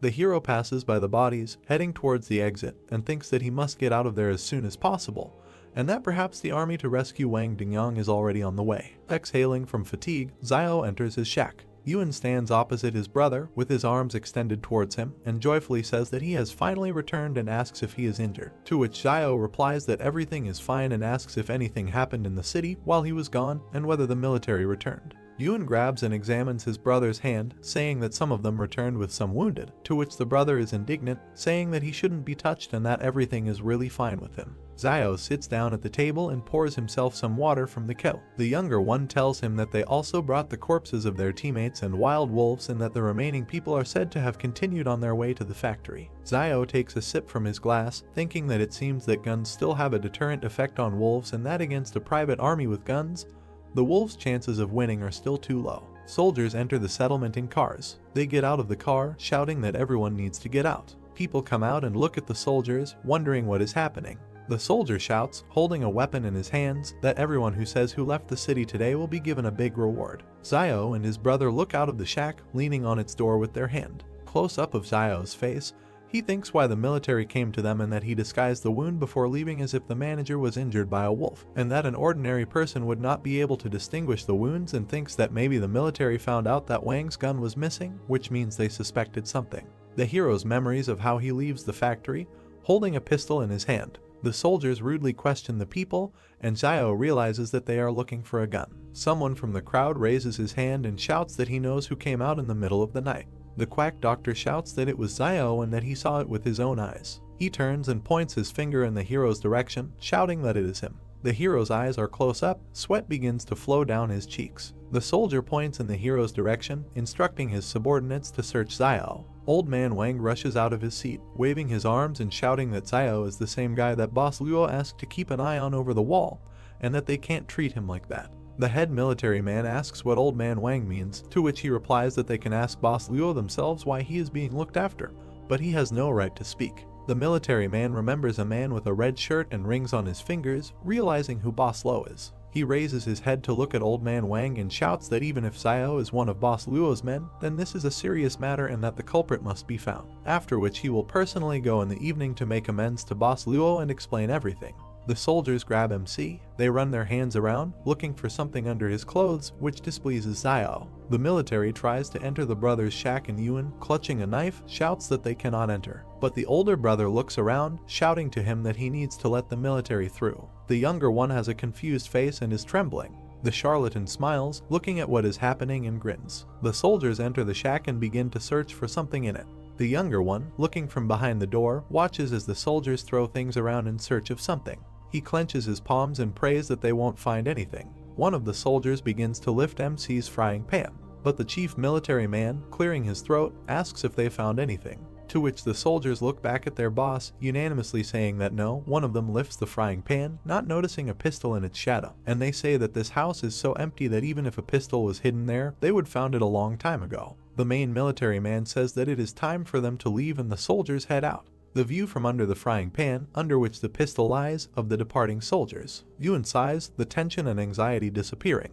The soldiers stop searching the hero, and he stands with his hands raised, with a dissatisfied face. Zio looks back at the quack doctor with a displeased face, causing him to jump up. Old Man Wang comes up to Zio and tugs on his shoulder, saying that it seems to him that he shouldn't have interfered and it looks like everything is fine with them, to which MC responds with gratitude. The old man smiles, laughingly saying that if it weren't for Boss Luo's admiration for Zio, he would not have dared to stand up for him. MC looks up at the old man, asking what Boss Luo is doing and asking how he knows him. The old man, leaning close to the hero, says that Boss Luo is a representative of the consortium beyond the 113th wall and that he is simply delighted with his medicine. Zio suddenly realizes that Wang sent his black medicine right beyond the wall. Holding the hero's shoulder, the old man continues, saying that Boss Luo said that from now on, if he delivers the portion on time every month, then he will guarantee that there will be no problems in the future outside the walls. Xiao looks around, asking if Wang could talk to Boss Luo and get them behind the wall. The old man wrinkles his face with displeasure, saying that they are all polluted people and how can they get behind the wall, and asks, saying that who will collect herbs for Boss Luo in the field if MC gets behind the wall. Wang sighs, saying that he also wants to get inside, and Xiao understands that if this Boss Luo still wants to benefit from him, then he would not let him go beyond the wall.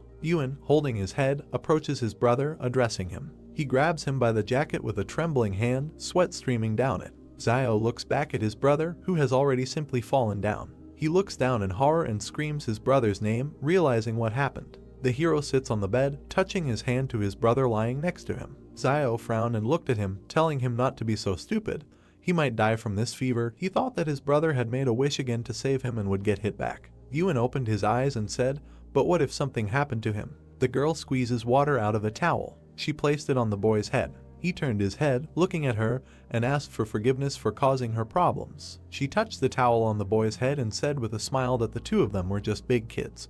But if they weren't more mature than other kids, they wouldn't be alive now. He added that basically his brother is amazing. The hero looks thoughtfully at his brother, whom the girl is caring for. Xiaoyu and the boy turned around as the boy got out of bed and told them not to worry. He would lead them all to a good life. A doorway, a faint light inside the hut, a basket hanging on the wall. Yuan asked if it was really him. It was so cheesy. The sun illuminates the entrance to the house. The guy bent down, moved the fabric hanging over the doorway with his hand, and held a bucket in his other hand. He raised his head with a question.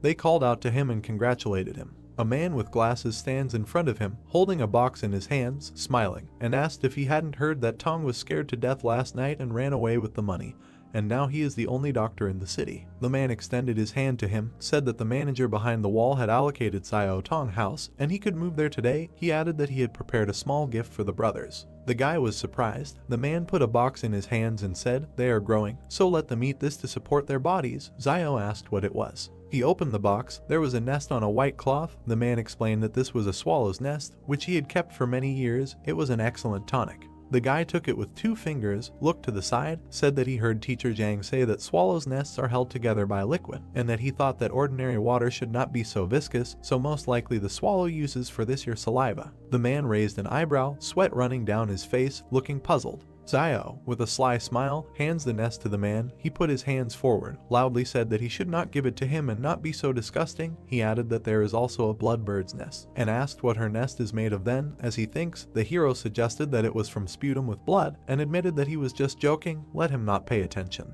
The man put his hand on the guy's shoulder, suggested without further ado that he get straight to the point, said that Xiao had not gone to buy herbs for the last few days, so that black medicine should soon run out. He asked if this was so. The guy looked at him thoughtfully. The man shuddered. Xiao said, "Didn't he buy it recently?" He pushed the hero away with his hand. The hero smiled. He said loudly that the guy knew that he bought it for the big man behind the wall. Xiao turned away. Picking his nose, the man raised his fist, asked him not to pretend to be stupid, because without him sending the medicine, the hero would not have been able to get the clinic for almost nothing. The hero has a small black cylindrical box in his hand. He offered 12 for it. The man snatched the box from his hand, putting money in another, shouted that it was sold, in a notification of gratitude from Wang. Van leaves, waves his hand at the guy. The hero thought that he was quite interesting and sincerely thanks him. The man advised him to pack his things and move. Many have already had their eyes on that brick house. The hero with his younger brother and girl approach a brick house. They stand in front of the door. On the left there is a wooden table with an inscription. They entered and looked at the wall where the red tapestry hung. The boy pointed his finger up and asked his brother to look at the banner hanging in the center. There is an inscription embroidered on the banner with golden threads. Xiao squinted and read, "Skillful hands bring it back to life." He frowned. A screen appeared with a quest chain and a question asking if he wanted to continue rescuing 10 patients. He agreed. He turned around. Behind him a man put his hand on the shoulder of a woman in a pink jacket. They need a doctor. The guy turned to them, folded his hands, smiling broadly, and asked what injuries they had. He allowed himself to tell them that it was the right decision to come to him. The man put his hand on the woman's stomach, said that this is wonderful. His wife is 4 months pregnant. This morning her stomach suddenly hurt a little. He was afraid that something had happened, so he came for advice. The guy, smiling, hesitantly asked for advice. He was petrified when he realized she was pregnant. He closed his eyes, hand on his chin, frowned, thought this was a little difficult. The couple became nervous when the guy asked who to save, the mother or the child. The man clarified, to save. They closed their eyes, knitting their eyebrows, misunderstanding and fear on their faces. They fell upside down. Zio scratched the back of his head, apologized with a smile, said that he knew nothing about gynecology, and it would be dishonest for him to continue to deceive them. He put his hands on the shoulders of the couple standing opposite him, said that they could borrow a few books from Mr. Zhang at school, and should not take any pills. He remembered that pregnant women should not take medicine. If they still don't understand something, they can ask Teacher Zhang. They looked at each other in bewilderment. The guy waves his hand, wishing all the best. The man looked around awkwardly. The woman admitted that she felt Zio was a little better than the previous doctor, who was afraid that she would not buy his medicine when she was sick last time, and in the end she did not feel better even after taking it. They bowed, thanking him. The guy looked up in surprise. On the glowing screens both thanks were from the woman. He closed his eyes, lowered his head, did not expect that with a little hint he would earn 2 thanks just like that. He goes back into the house and decided that from today he will treat what he knows, and what he doesn't know, he doesn't know. The boy takes away a basin of water. Zio examines the hand of the man lying on the bed. He told him to be patient, called his sister. 9 out of 10 patients were saved. The girl sews up a wound on her hand. He shouts that it hurts a lot. The guy bowed to the man and the elderly woman, wished them all the best, let them come again. They stuttered and answered, okay. He thought, is it normal to say something like that to a doctor? They bowed. Zio waved his hand, told the man when he returned, let him tell his mother to drink more boiled water. He received thanks from the man and a reward of 1 strength. The task of the next stage to save 20 patients. Zio stands with his back against the dark blue background, thought that the difficulty had increased again, and asked the palace for his current strength and agility scores. A guy in a room with blue walls with gold ornaments, on the screen strength 5.5 and agility 4.1. He thought, not bad. Yuan holds a box of surgical instruments and said to his brother, why don't he treat all these patients? It's also money. The guy raised his hands, put the bottle on the top shelf, asked what he would do if he didn't know how to treat them. Complicating their illness would be even worse. He held his hand on the shelf, looked back, added that the previous doctor also did not know how to treat, but still treated patients. Palm on the cabinet, looking at his brother standing opposite. He said that they cannot follow his example. What happened to him now? No one helped him when he was in trouble, so it is important to have at least a drop of humanity. Yuan looked up, frowned, and objected that if something happened to them, then there would be no one to help them. Now many would only be glad if something happened to them. Zio put his hand on his shoulder. He bowed his head and tried to break free, but his brother held him tightly. Zio leaned towards the boy and said seriously, don't let the sadness of their age become his sadness. Yuan furrowed his eyebrows, a bead of sweat on his face, looking at him. A man looked out from behind the door. The hero turned his head, was surprised, and he turned to the doctor. A man in a blue jacket stands with his shoulders raised, timidly said that he seems to have a big problem, asked to look at it and leave everything a secret. The man began to sweat. Yuan looked displeasedly at his brother, who, barely holding back a smile, asked what was wrong with him and added that he would not treat him if his baby was no longer standing. He asked not to talk nonsense. He entered the room and closed the door behind him. He turned around, narrow eyes, a grin, said that he would demonstrate, just don't let them be scared. Menacing look of the guy, silent. The man raised his head, his cheeks puffed out. Zio covered his mouth with his hand, and the man standing opposite spat out something. There is a large glowing bubble in front of the hero.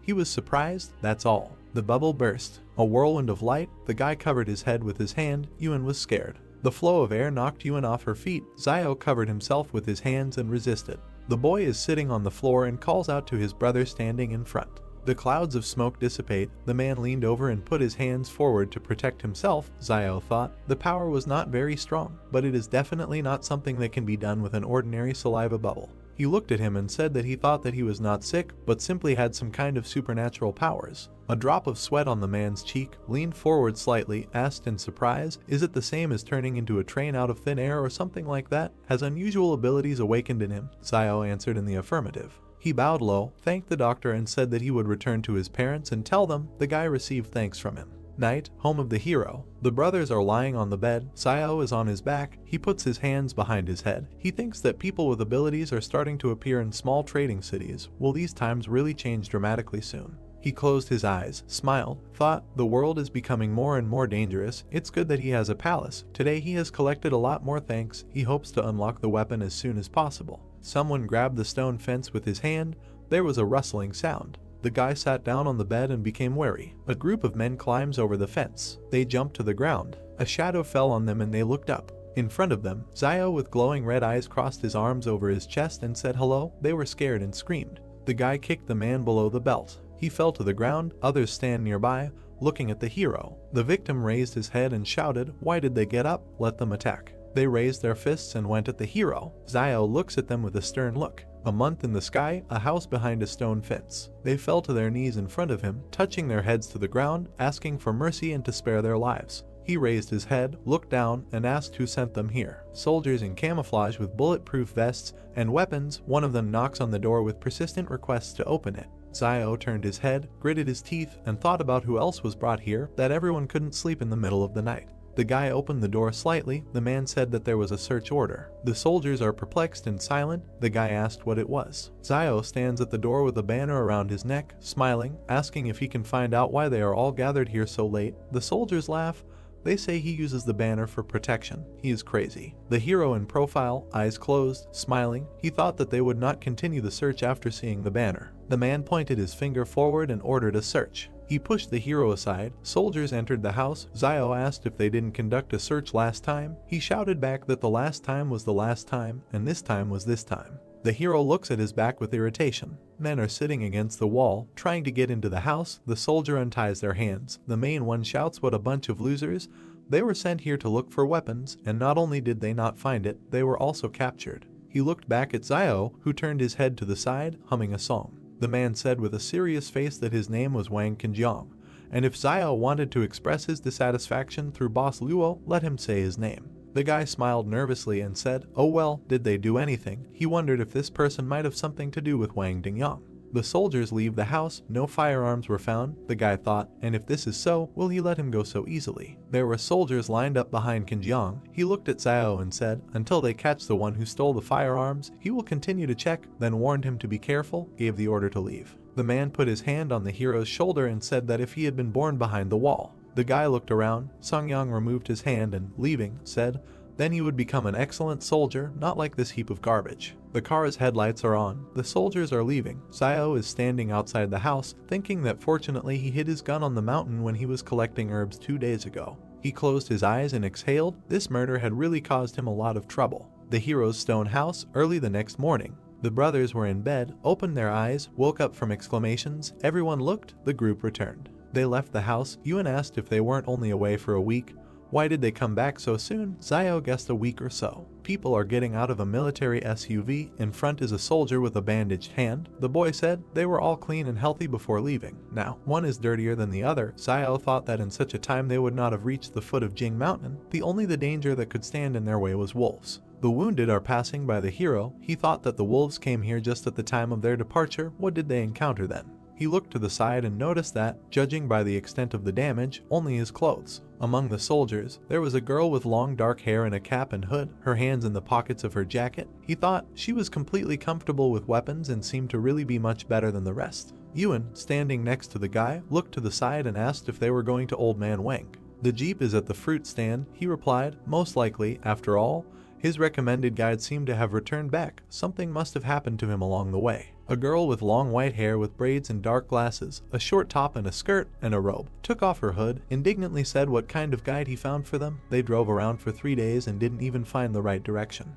Ban asked in fear, "And then what? Where is he now?" The guy watches their conversation from afar. She replied that she doesn't know. Something bit him in the river. When they found him, he was already cold. Zio thought the river is outside the city. He had never heard of anything like that. The girl pursed her lips and looked at Wang, who said that he told her right away that if she wanted to get to the mountain, she had to find Zio. And she didn't believe him then. But now the guy doesn't have time to work as her guide. He still has to work for Boss Luo. She asked if he had a relationship with Boss Luo. She frowned. There were wavy lines from her head, and asked if he was talking about that boy who was not okay with his head. The man replied that yes, it was him. The heroes are standing opposite each other. She asked, "Only he can transport people across the mountain?" Van answered, "Right."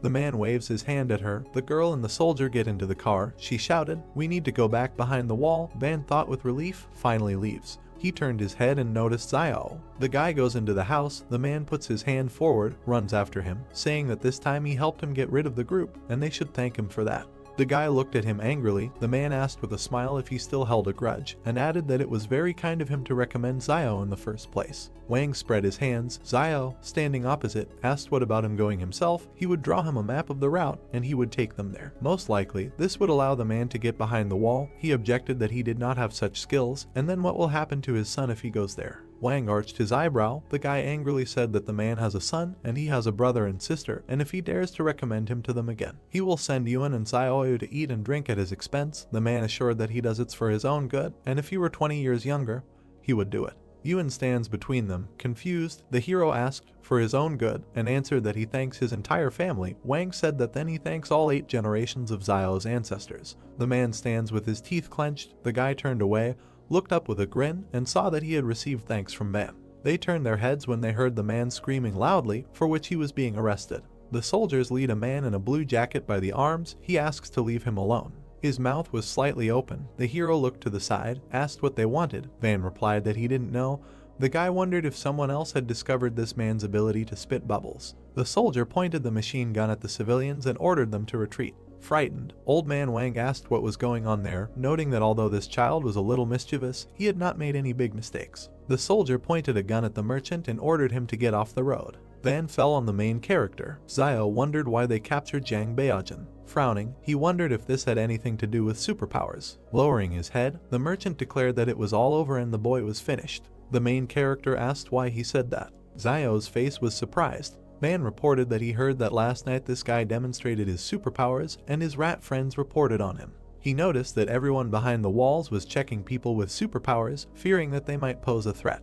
He looked at Zio and asked him to ask what he would do if someone was a threat to him. Frowning, the main character replied that he would kill this man. Turning around, Van noted that everything is not as simple as he thinks, and he heard that a mental hospital for people with superpowers was organized inside. He imagined doctors standing over a man in an operating room. Wang emphasized that they use various tools to study them. He approached the main character and said that if he or Yuan had any superpowers, he should not let outsiders know about them. Looking at the merchant's back, Zio accepted his words. The main character turned sharply at the cries that someone was being killed. The guy was chopping people with an axe, shouting that they had betrayed Beijing with their cheap tongues. Holding an axe in his hands, the man asked why he should feel sorry for them. The guy stabbed him in the back. The stranger, with the last of his strength, stabbed the axe into the guy's head. The woman watched the bloody battle. She lay down on her husband's corpse and began to cry. She asked how she could continue to live if Beijing and he were not in this world. The stunned protagonist watched as the woman cut her throat. Looking at the many corpses, Wang said that, alas, Beijing was an only child in the family, and if something happened to him, his parents would not be able to survive, and it was no one's fault that he began to boast of strength. A crowd of people started shouting that if his father really had a backbone, he could break through the wall and there was no point in killing the informer. Turning around, the merchant said that they were very tactless. Frowning, Zio cried out that this is a very vile world. He stood against the wall next to Zhang.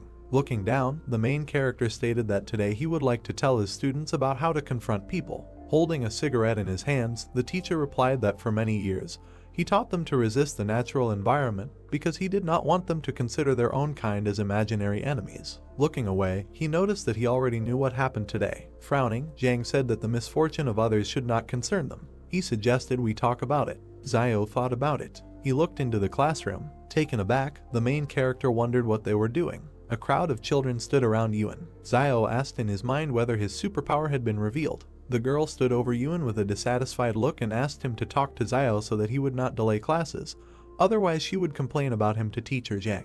The protagonist's brother replied that if his word decided anything, he would have stopped stalling a long time ago. The children asked if Zio was obsessed with learning and if he wanted to take control of this school. Taken aback, the main character thought that he thought they liked long classes, but they really didn't like his long classes. Rising from the table, Yuan cried out that his brother taught him everything he needed to save his life, and she was generally ungrateful. Yuan asked how dare she even say that. The girl replied that if he didn't want to talk about it, he could just forget about it. The guy looked at the enraged Yuan with interest. Looking at the guy, he asked why he was looking at him all the time. The guy replied that he could see that he was a little upset and asked him to tell him something. He said that yesterday he had a dream that his father found him a stepmother, but she treated him badly. Yuan replied with a serious look that this is normal and dreams are usually the complete opposite of reality. The guy replied that he knew this and asked Yuan not to be upset, noting that he did not think that the students did this on purpose. Placing his hand on the guy's shoulder, Brother Zio said that it was possible that his father could find him a stepfather. Taken aback, the main character began to think that they were of the same breed. Raising his fist to his mouth, he told the children that classes were starting. Standing opposite them, he asked if they knew which parts of the human body were most vulnerable. He said with interest that he would then start with what they were most familiar with, the neck. Zio noticed that there are about 20 cartilages in a person's neck, located next to the trachea, and damage to any of them can instantly incapacitate an opponent. He said that time was up and everyone could go. Children ran out of the school shouting gratitude. Sighing, the main character thought that these little brats really cannot understand his good intentions, and he hopes that they will never have to use this knowledge in their lives. Someone called out to Zio. He frowned at this, then looked into the office and ordered him to pack his things. He revealed that someone had just sent him a handwritten message saying that Boss Law had agreed to let him accompany the group. He suggested that this time the main character would have to make a foray into the Jing Mountains. Zio was taken aback by this, then walked towards him with his arm outstretched and told him to get ready, noting that the group was leaving soon. Looking away, the protagonist asked in his thoughts whether this group was able to defeat Boss Luo. He wondered if Boss Luo received enough benefits in return or if he was originally associated with this Jing Mountain. He suggested that in any case, this group seemed to have very important and hidden plans for this trip. Zio started to walk away from there. The merchant asked where he was going. He replied that he was going to see Teacher Zhang to discuss something.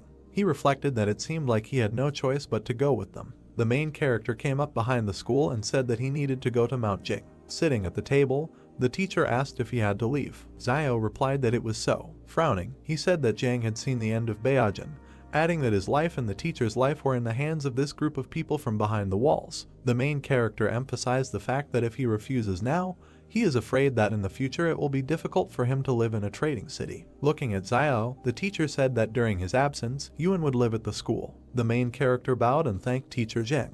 Looking after Zio, he asked to take care of himself. The bright sky enveloped his hut. Yuan asked if the protagonist could not go to Mount Jing. While packing his things, he asked him not to worry, noting that he would return.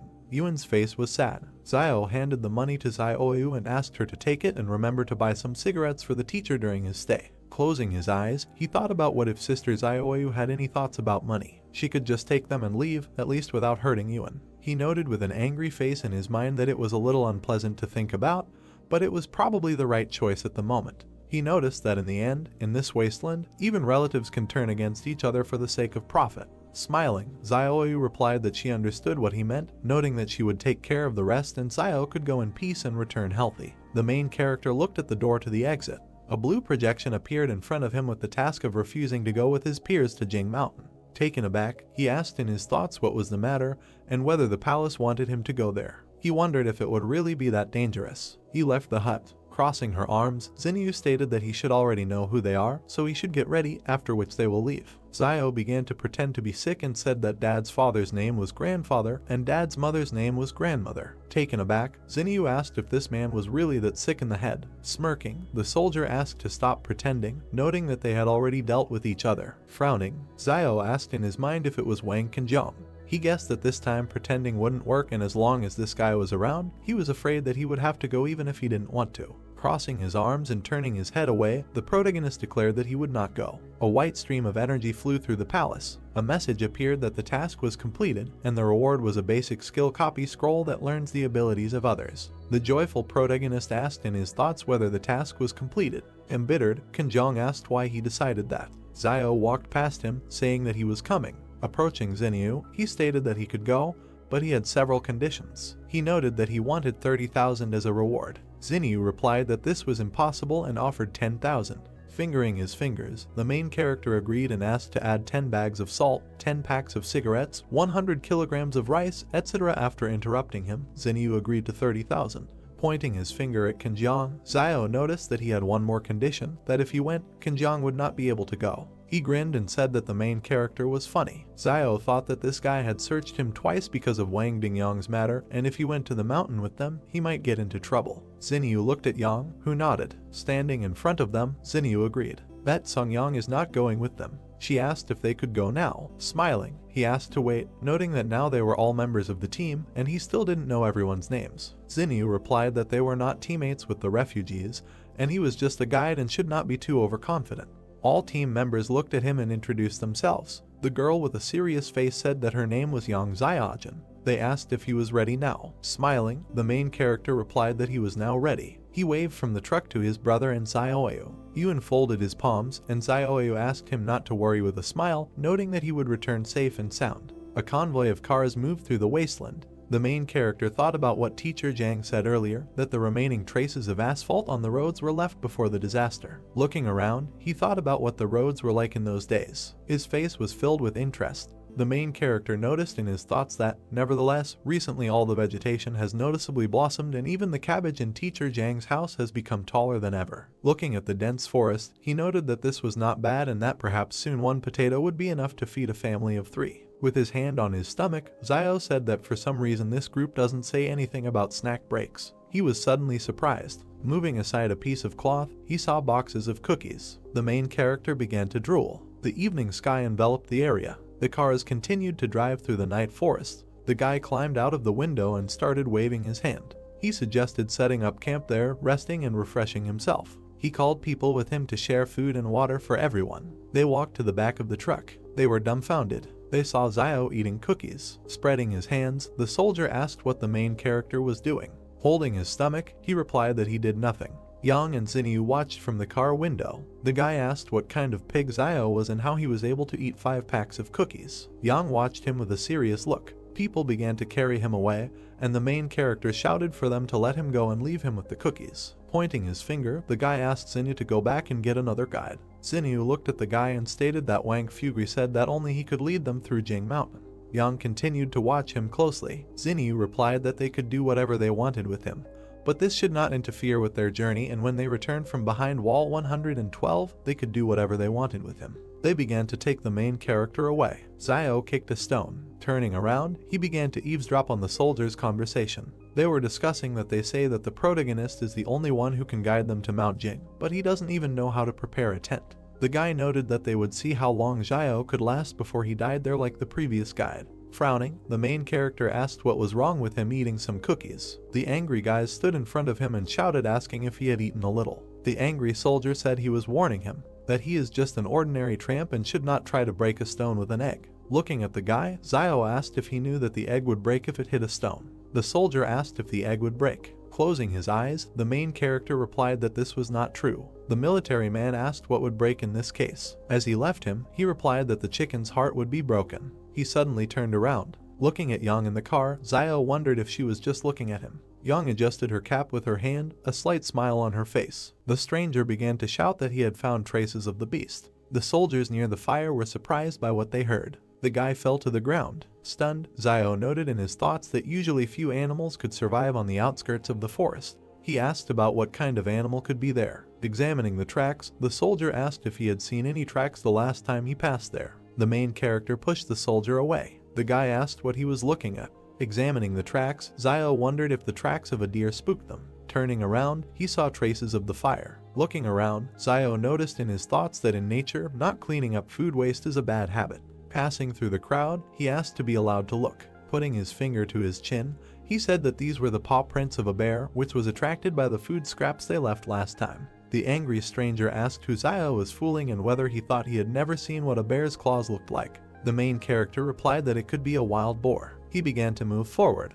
The frightened soldiers asked if he was going into the forest. Turning around, he replied that they were not giving him cookies, so he would go and find something to eat himself. The guy said that he could tell that their last guide died somewhere there, so he shouldn't die like him and not waste their time. Walking into the forest, Zio replied that then he would just go and see how he died there. Moving through the forest, the main character noticed in his thoughts that from what he heard, the previous guide simply went down to the river to wash himself. As a result, something in the river bit him on the face and he died instantly. He began sharpening the stick and emphasized the fact that he had to be careful in his actions. He began to examine his spear. Putting his sword behind his back, Zio reasoned that there was usually a source of water near the habitats of large animals, and the tracks of a large deer should lead him to the river where the guide had previously been bitten. He approached the river bank. He began to scan the shore. The main character with a calm face thought that if you only look at the water, there is nothing special in it, and the guide must have been attacked by some fish hiding under the water. He noted that he fears that he, like most city residents, does not know that there are many freshwater fish that are carnivores. Turning around, he saw an anthill. He assumed he could catch a fish. He started walking towards him. Zio stabbed the pile of dirt multiple times with his knife. He picked up a piece of earth with a stick. The main character grabbed a big ant. Approaching the river,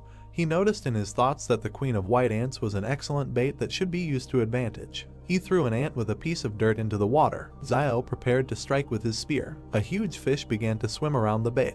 He was taken aback by this. The huge fish began to swallow the queen ant. Yahello pierced the fish with a spear. He began to pull her by the rope. He wrapped it around his hand. The main character pulled the catch ashore. He was surprised by this. Standing in front of the fish, he became wary. Running into the forest, Yahello thought about getting out of there, and the smell of blood brought something creepy. The soldiers smelled a pleasant smell. Frowning, the guy asked them to stop, noting that it was just a fish. The entire camp watched Yahello fry the fish. He saw a window about the task that he needed to share his joy with others. Looking up, he was surprised. He looked back with a dissatisfied face. The main character approached the guys with the fish. They said they didn't mind him treating them. Leaving them, Yahello asked what he was talking about, noting that he just decided to show her off and share his joy with them. The main character saw a message that the task was completed and he received a unit of agility. The stunned soldier looked at him. Turning around, he said that he could, however, share half the fish with them for 3 bottles of water. A crowd of soldiers rushed at the fish. Yang looked after him. She sat down next to the main character. Looking at him, she began to talk about fish. Yahello frowned at this. She pointed the gun at the main character. A notification appeared in front of him with the characteristics of the pistol. Taken aback, he thought that if she wanted to eat, she could just tell him, adding that she had perfect skill with weapons, and because of this, he began to get nervous. He stated that he would only give 2 pieces to eat. Standing up with Xinyu, Yang noted that he should give 2 pieces each. Xinyu handed over a bar of chocolate and said that she was not going to eat his food just like that, and he could eat a couple of pieces too. Yahello stuffed a whole chocolate bar into his mouth. Stretching out his hand, he declared that she owed him another piece. Stunned, Xinyu asked him to wait, noting that she would bring it to him. Yang began to pepper the fish. Yahello looked at her and wondered if all the girls behind the wall were as beautiful as her. Yang started stuffing the fish into her mouth. The stunned main character screamed that this was his fish and she should be restrained because she was a girl. Forest, sun over the mountains. The hero opened his eyes and woke up. Near the tent, he sat down and adjusted his hood. He looked to the side. A man is sleeping in a tent. The soldier sitting on the bench with a weapon yawned. The guy frowned and looked thoughtfully towards the forest. I approached a certain place. There was nothing on the ground. I was very surprised. In the background, the hero is standing in front of the fish bones. He crouched down and pulled out a bone from behind his back. The guy thought that last night he had thrown the remains of fish bones here, and now they had all disappeared. He looked up and thought maybe they were dragged away by ants. After all, mutant ants are the size of a finger. If there is a nest nearby, they can easily drag all these bones. The guy returns from the forest. The soldier puts the box down. The rest collect their things. The man with the beard turned around and noticed the guy. He pointed his finger to the side and told Yahello that he would go in the first car and show the right road. The guy looks at him and asked him to tell everyone to stay as far away from the river as possible. Yahello turned away from the man. He gritted his teeth and asked gloomily, "They are far from this river and there are only a few fish in it. Why should they be afraid?" The man at the truck waves to the hero walking forward. Everyone back to their cars. You can go. Wheels of a military vehicle. The guy looks out of the car window. The driver shouted in fear, ahead. The car convoy stopped. Yahello frowned. Surprised, there was a deer in front of the jeep. He wondered where this huge deer came from here. Malxian takes aim. Jun jumped out of the car. The soldiers pointed their weapons at the deer standing in front of them. Zhu shouted into the radio not to shoot, no sudden movements, no need to provoke him. Cheng lowered the gun and told the guy in the black glasses not to worry so much. He was a herbivore and not to be scared. There were no large predators here. The deer lowered its antlers. He rushed forward furiously. The driver screamed in fright and turned the steering wheel. I pressed the gas pedal. One of the cars drove off to the side. The soldiers were lying on the ground and a deer hit another car. The guy opened his mouth, looks at the deer striking the jeep. The animal threw the car up. The jeep flies to the ground, the deer runs away, and the soldiers shoot at it. They run to the man by the truck. The hero gets out of the jeep. The guy looks to the side thoughtfully. It's strange to him that Jan didn't shoot. She always looks like she's staying away. The girl looks ahead thoughtfully, her hands in her sweater pockets, behind Jun with a gun by the car. The soldiers help the guy at the overturned car. The man in the robe calls Yahello. Isn't he a doctor from the trading city? Let him help. The hero goes to the victim. A man with a bruise on his forehead raised his hand to his ear and clenched his teeth. The guy looks down and thought, it's just a scratch, no big deal. He closed his eyes, put one palm on top of the other, raising one finger, and said that the pain would go away, get better faster. get better sooner. The man with the beard raised his fist and was indignant. Who even treats like that? What kind of doctor is he? Confusion on the faces of the men, the guy folded his palms and answered, a healer. The man in the robe pushed Sayo away and shouted at him to leave, he was only in the way. The guy turned his head and heard the man ask if the car could still be repaired. A guy with a black bandage on his head is following Zhu. The junior lieutenant replied that it is broken to such an extent that it can hardly be repaired, but there may still be people sitting in the back of the remaining cars.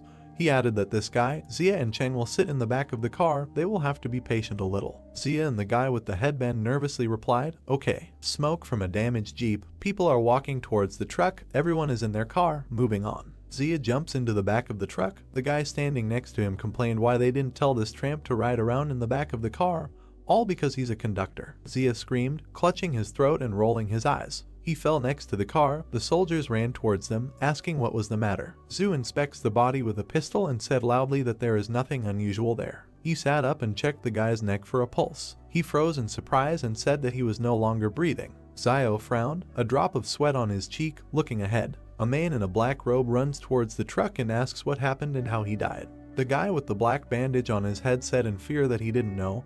He had just climbed into the car when he screamed behind him and fell dead. He didn't see anything. Trees with a green crown. Someone paid attention to the trees, shouted, it seems that there is someone in the forest. They look around tensely. Zhu looked back. The man with the beard was begging him to come back. It was too strange. Zhu looks to the side, gritted his teeth, said sternly, no way.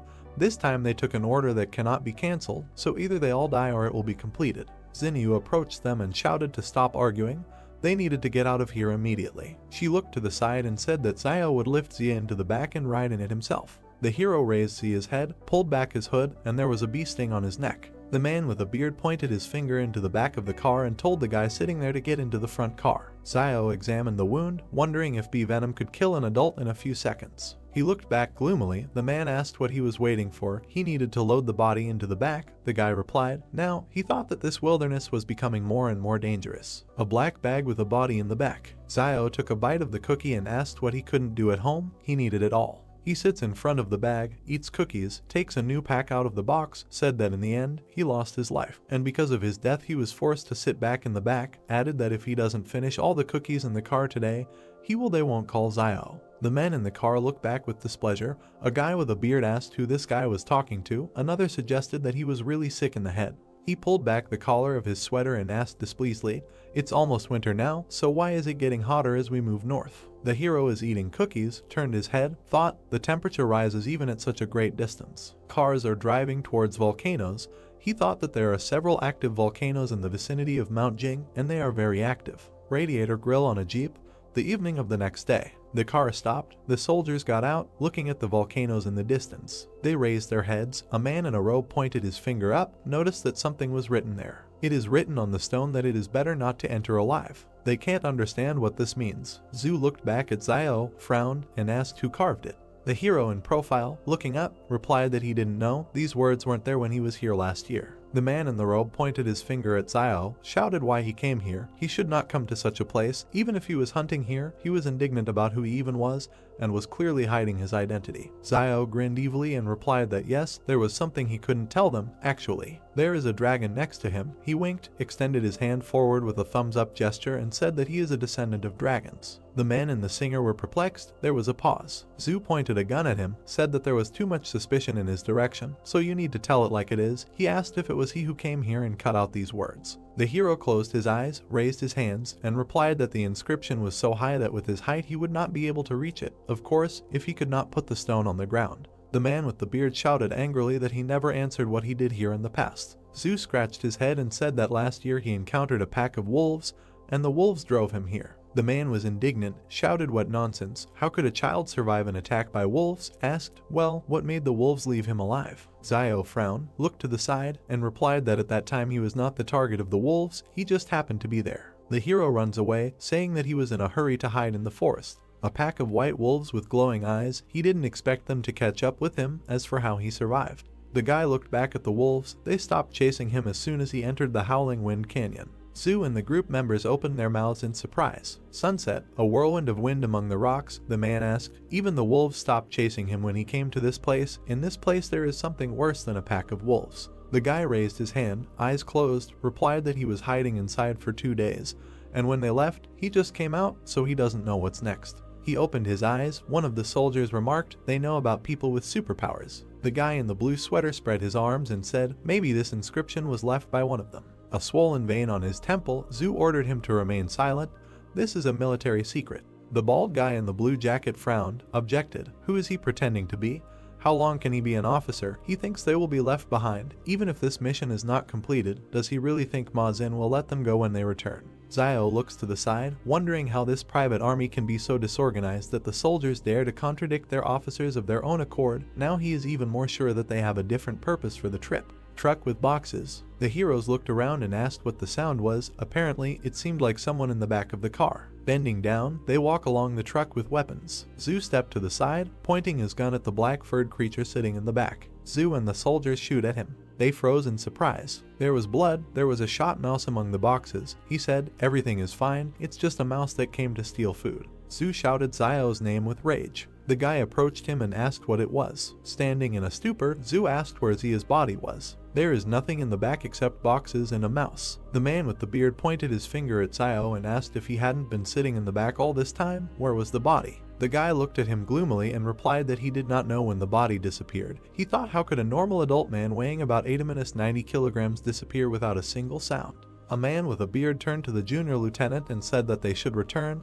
"It's too dangerous here." With a stern look, Zhu looks up and remains silent. They are standing by the car. He asked everyone to come here. He said that they need to discuss everything before deciding what to do next. Everyone gathered around Zhu. He said that words were left at the entrance to this gorge. It is better not to enter alive. He suggested that in the depths of the gorge there could be dangers that even a person with superpowers would find difficult to cope with. Looking ahead, serious face. On the other hand, there are also hidden dangers lurking in the forest. Zia's mysterious death, the inexplicable disappearance of his body, and all these incidents remain unanswered. Glasses on her head, Xinyu looked at him and said, "In fact, although the forest is dangerous, it doesn't seem like their entire army will die in it, but it's hard to say what dangers await them in the gorge." Zhu lowered his eyes and thought.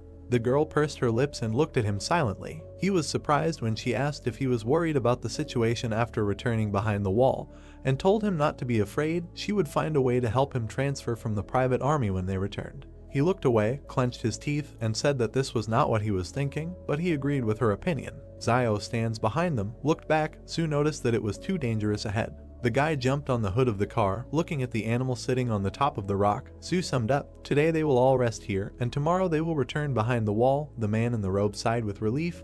"This is great." Xiao frowned and opened his mouth in amazement. A white wolf with glowing eyes bared his teeth. The guy turned and shouted, "There are wolves here, quickly into the gorge." Xinyu looks up in surprise. The guy in the robe shouted, "Has he gone crazy? Wants to die?" Xiao jumped into the back of the truck. He looked back and angrily shouted at them to run into the gorge or die right now. He grabbed the dead mouse. A pack of wolves is heading towards the gorge. The wolf attacked one of the soldiers. The others ran away. The predator jumped into the back. The hero with the mouse in his hands looked back. The guy jumped down, the wolf behind him.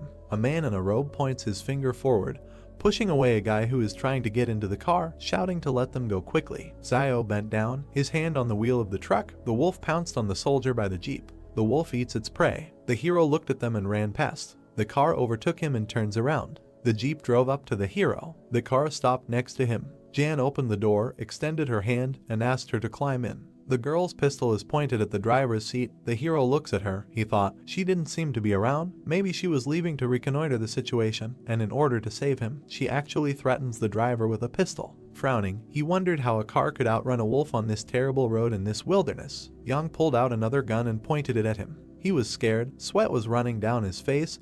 The girl screamed for him to get into the car. The wheels of the cars hit the gas. They leave the pack in cars. Wolves in blood, glowing eyes. The predators turned and went into the forest. The soldiers got out of the cars, looking back in surprise. They really weren't trying to enter the gorge. They were saved. The man with the beard, embarrassed, looked to the side and said that it seemed that the tramp had not lied to them earlier. The guy was holding a rat by the tail.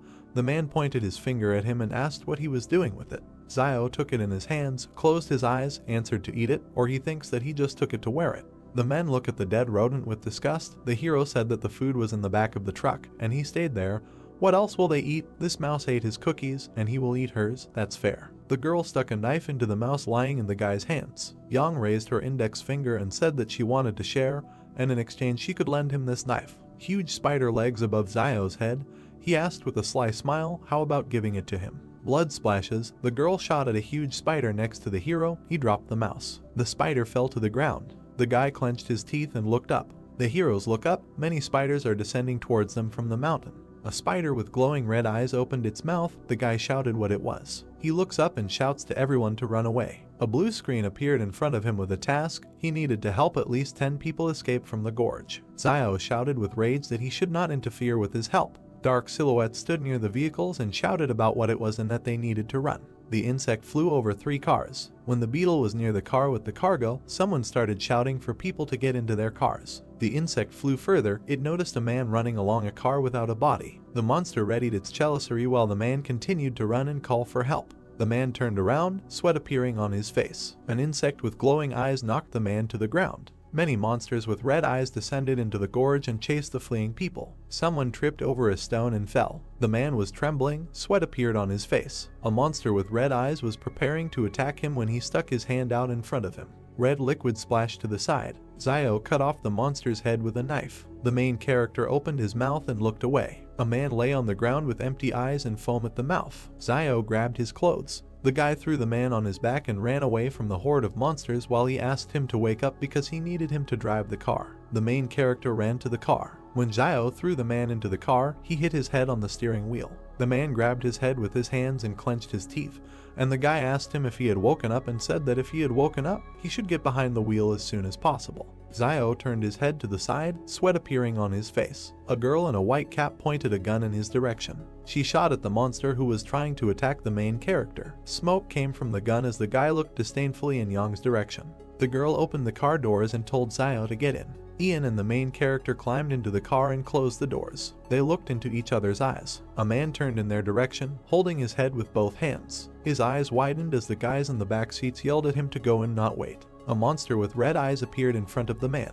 Zio stuck a stick into him, and Yang fired a firearm. The man gritted his teeth and changed gear. The monsters were chasing the car, rushing forward. The main character looked out the window and looked back when he thought that they had finally broken away from them. The guy turned his head to Yang when she said that she had just seen him running with the driver on his shoulders and that he was strong. The man with the earring in his ear turned his head, opened his mouth wide and asked the guy if he saved him, and then thanked him and said that if it weren't for Zio, he most likely would not have survived. The main character looked up, where a system notification appeared stating that he had received the 74th gratitude coin from the driver. The car was driving along the gorge when the guy replied that he didn't have to thank him, and that he only saved him because he needed a driver. And the man replied that everything was fine, because in any case he was grateful to him, and that he regrets what happened before and promised that he will repay him for everything. A system alert appeared about another gratitude coin received from the driver, and Zio smiled widely and was surprised that he sincerely thanked him twice. The main character looked at the man and asked him to thank him again, and sweat appeared on the driver's face. Yang looked away and exclaimed that there was clearly something wrong with the guy. Zio looked back carefully. He sat down next to the girl, who crossed her arms over her chest, coughed, replied that he was just joking to diffuse the atmosphere, and suggested getting out of the gorge before these insects caught up with them, and also reminded them that they needed to meet the cars that had gone ahead. The guy looked to the side and thought that he still knew her too little, and that his identity as a person with superpowers should not be revealed, and for this it was better to keep a low profile and quietly earn gratitude. A system notification appeared above Zio that the task had been successfully completed and that a unit of power had been received. Then the guy thought that if more than 10 people were saved, then the task was considered completed. Over the narrow gorge, stars sparkled in the night sky while the main character thought that the decisions of this palace were strange. Sweat appeared on the man's face when he saw many bones among the stones and shouted about it, and the main character looked to the side and said that those insects most likely did it. Zio remembered one monster and thought that insects have human faces on their shells because they eat people, and that they seem to eat their souls. The car passed the skull, kicking up dust. The car drove out of a narrow gorge. A crescent moon was shining over the mountains when the car approached 2 more cars. The main character was looking at the standing people when someone said that there were only 11 people left. Sweat appeared on the man's face as he said that they had lost a lot. The man opened his mouth wide and began to shout that he said that they needed to turn back, but they still went into the gorge, and that it was not for nothing that it was written on that stone that it was better not to enter alive. The man wondered why they didn't listen right away. People stood opposite each other and did not understand what was the point of talking about this now, and that if someone wanted to return, then let them leave, because the wolves were probably already waiting for them. Someone said that they had no choice but to go into the gorge and that they were lucky to survive. The man covered his face with his gloved hand, clenched his teeth and muttered that they were taking a break, and that it was useless to argue because now the most important thing was to work together and get out alive. The girl with glasses on her head opened her mouth and asked him what kind of mission he came to these mountains with. The main character stood and looked decisively forward. Zhu opened his eyes and sweat appeared on his face. The man clenched his fist in front of him, looked at the lieutenant and asked him what the purpose of his visit to the mountain was. Behind the lieutenant stood Zio as he asked the man who asked the question who they were so that he could tell them his purpose and reminded them not to forget that they were just strangers in the company. The main character sat on the hood of the car and thought that he had heard that the group was just trying to get to the other wall and decided to go along with these privateers, and that it was not unusual that ordinary soldiers did not want to talk about it.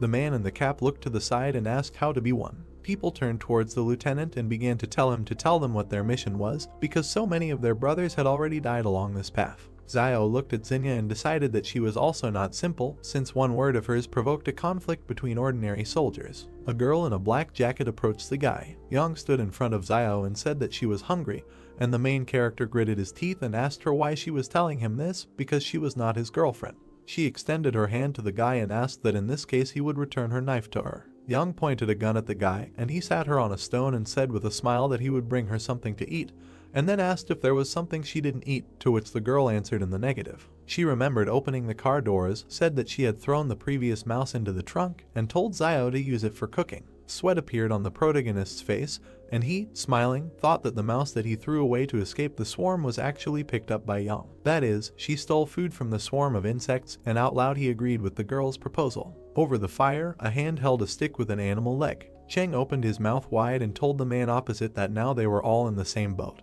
and that if he did not tell them, then perhaps they would all die because of this, to which Zhu replied that he had told them everything that knows. The man's nose smelled some kind of aroma. People stood in a semicircle near a piece of meat that was being cooked over a fire. Zio stood holding a rat in his hand, from which a piece had been cut off, and thought that everything else was useless. The main character swung his hand and threw the remains into the sky when a man shouted at him asking why he threw it away. Zio turned to him and asked if he was going to eat it, and then said that if he wanted, he should go and get it, to which the man bared his sharp teeth and shouted that he was not going to eat something so disgusting. Zio was shown in profile as he added that it was because he had not eaten anything even more disgusting, and that he had heard it said before that many rich people behind the wall like to eat birds' nests, and also that he did not know where does the swallow have so much saliva. Perhaps it has tuberculosis. Sweat appeared on the man's face because he did not understand anything.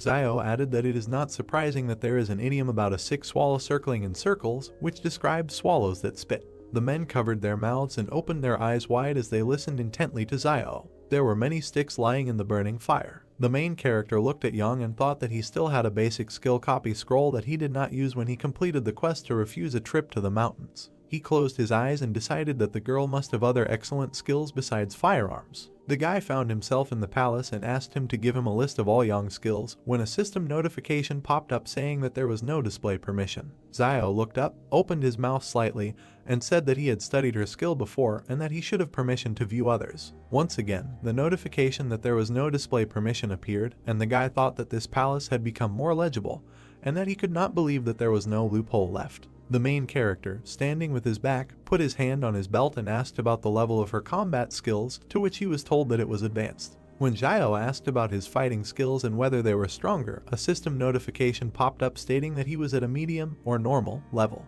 This realization knocked the guy face down to the ground. He grabbed his head with his hand, clenched his teeth and cursed that he was not as good as Yang. Zio turned his head to the side, looked at the girl and decided that it was because his fighting skills were a reflection of his accumulated life experience gained from fighting people, rather than the result of professional training, and that based on his intuition, she should have powerful fighting skills. The protagonist clenched his fist as he thought about the fact that she couldn't defeat him in a real fight, and that advanced fighting skills were useful anyway, so it was worth learning them first. The guy pursed his lips and looked to the side as he decided to use the skill copy scroll. A system notification appeared congratulating the target for randomly selecting the advanced skill of jumping rope and asking if he would like to learn the skill. Zio raised his hands to the notification window, showed his sharp teeth and shouted about why this particular skill was chosen, and why this skill was even considered an advanced skill, and how it worked. For example, would he be able to do a backflip while he was jump rope? Young opened her mouth slightly and looked to the side when she asked when the meat would be ready, and then added that if the meat was overcooked, it would not taste good. The main character handed the girl the meat on a stick, laughed and said that it was already ready, and that in the wasteland food needs to be fried longer and water needs to be boiled for more than 10 minutes before drinking.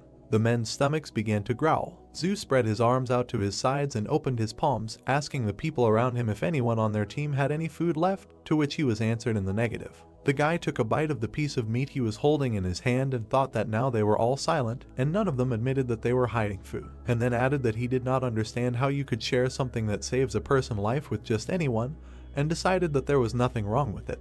Lieutenant Zhu, with Cheng and Jun standing behind him, pointed his finger at the main character and said that no one knew more about survival in the wild than him, so he could help everyone find food and cook it. Xiao looked ahead seriously as a system alert popped up telling him that he had a new task, which was to help his team find food. The guy stood up with a piece of meat in his hand. He pointed his finger at the man in the cap and said that he saw him steal food from the truck before entering the gorge, and that it should be in his bag. At that moment, a system notification appeared saying that the task was completed and that the reward is a basic skill copy scroll. Xiao smiled and looked away as he thought about how it was said to find food anyway, but there was no mention of where to look, so everything was fair, and then he added that he liked the way the palace graded tasks more and more. Zhu extended his hand in front of him with his palm open and ordered the man in the cap to take out the food. Cheng opened his eyes and mouth wide and screamed, asking what they were doing when he went for food, and then he himself answered that they went for clothes, a tent, and the star went for his cosmetic bag, after which the man asked again about that. Why should he share food with them now? Zhu frowned and exclaimed that he was doing this for the benefit of the entire team.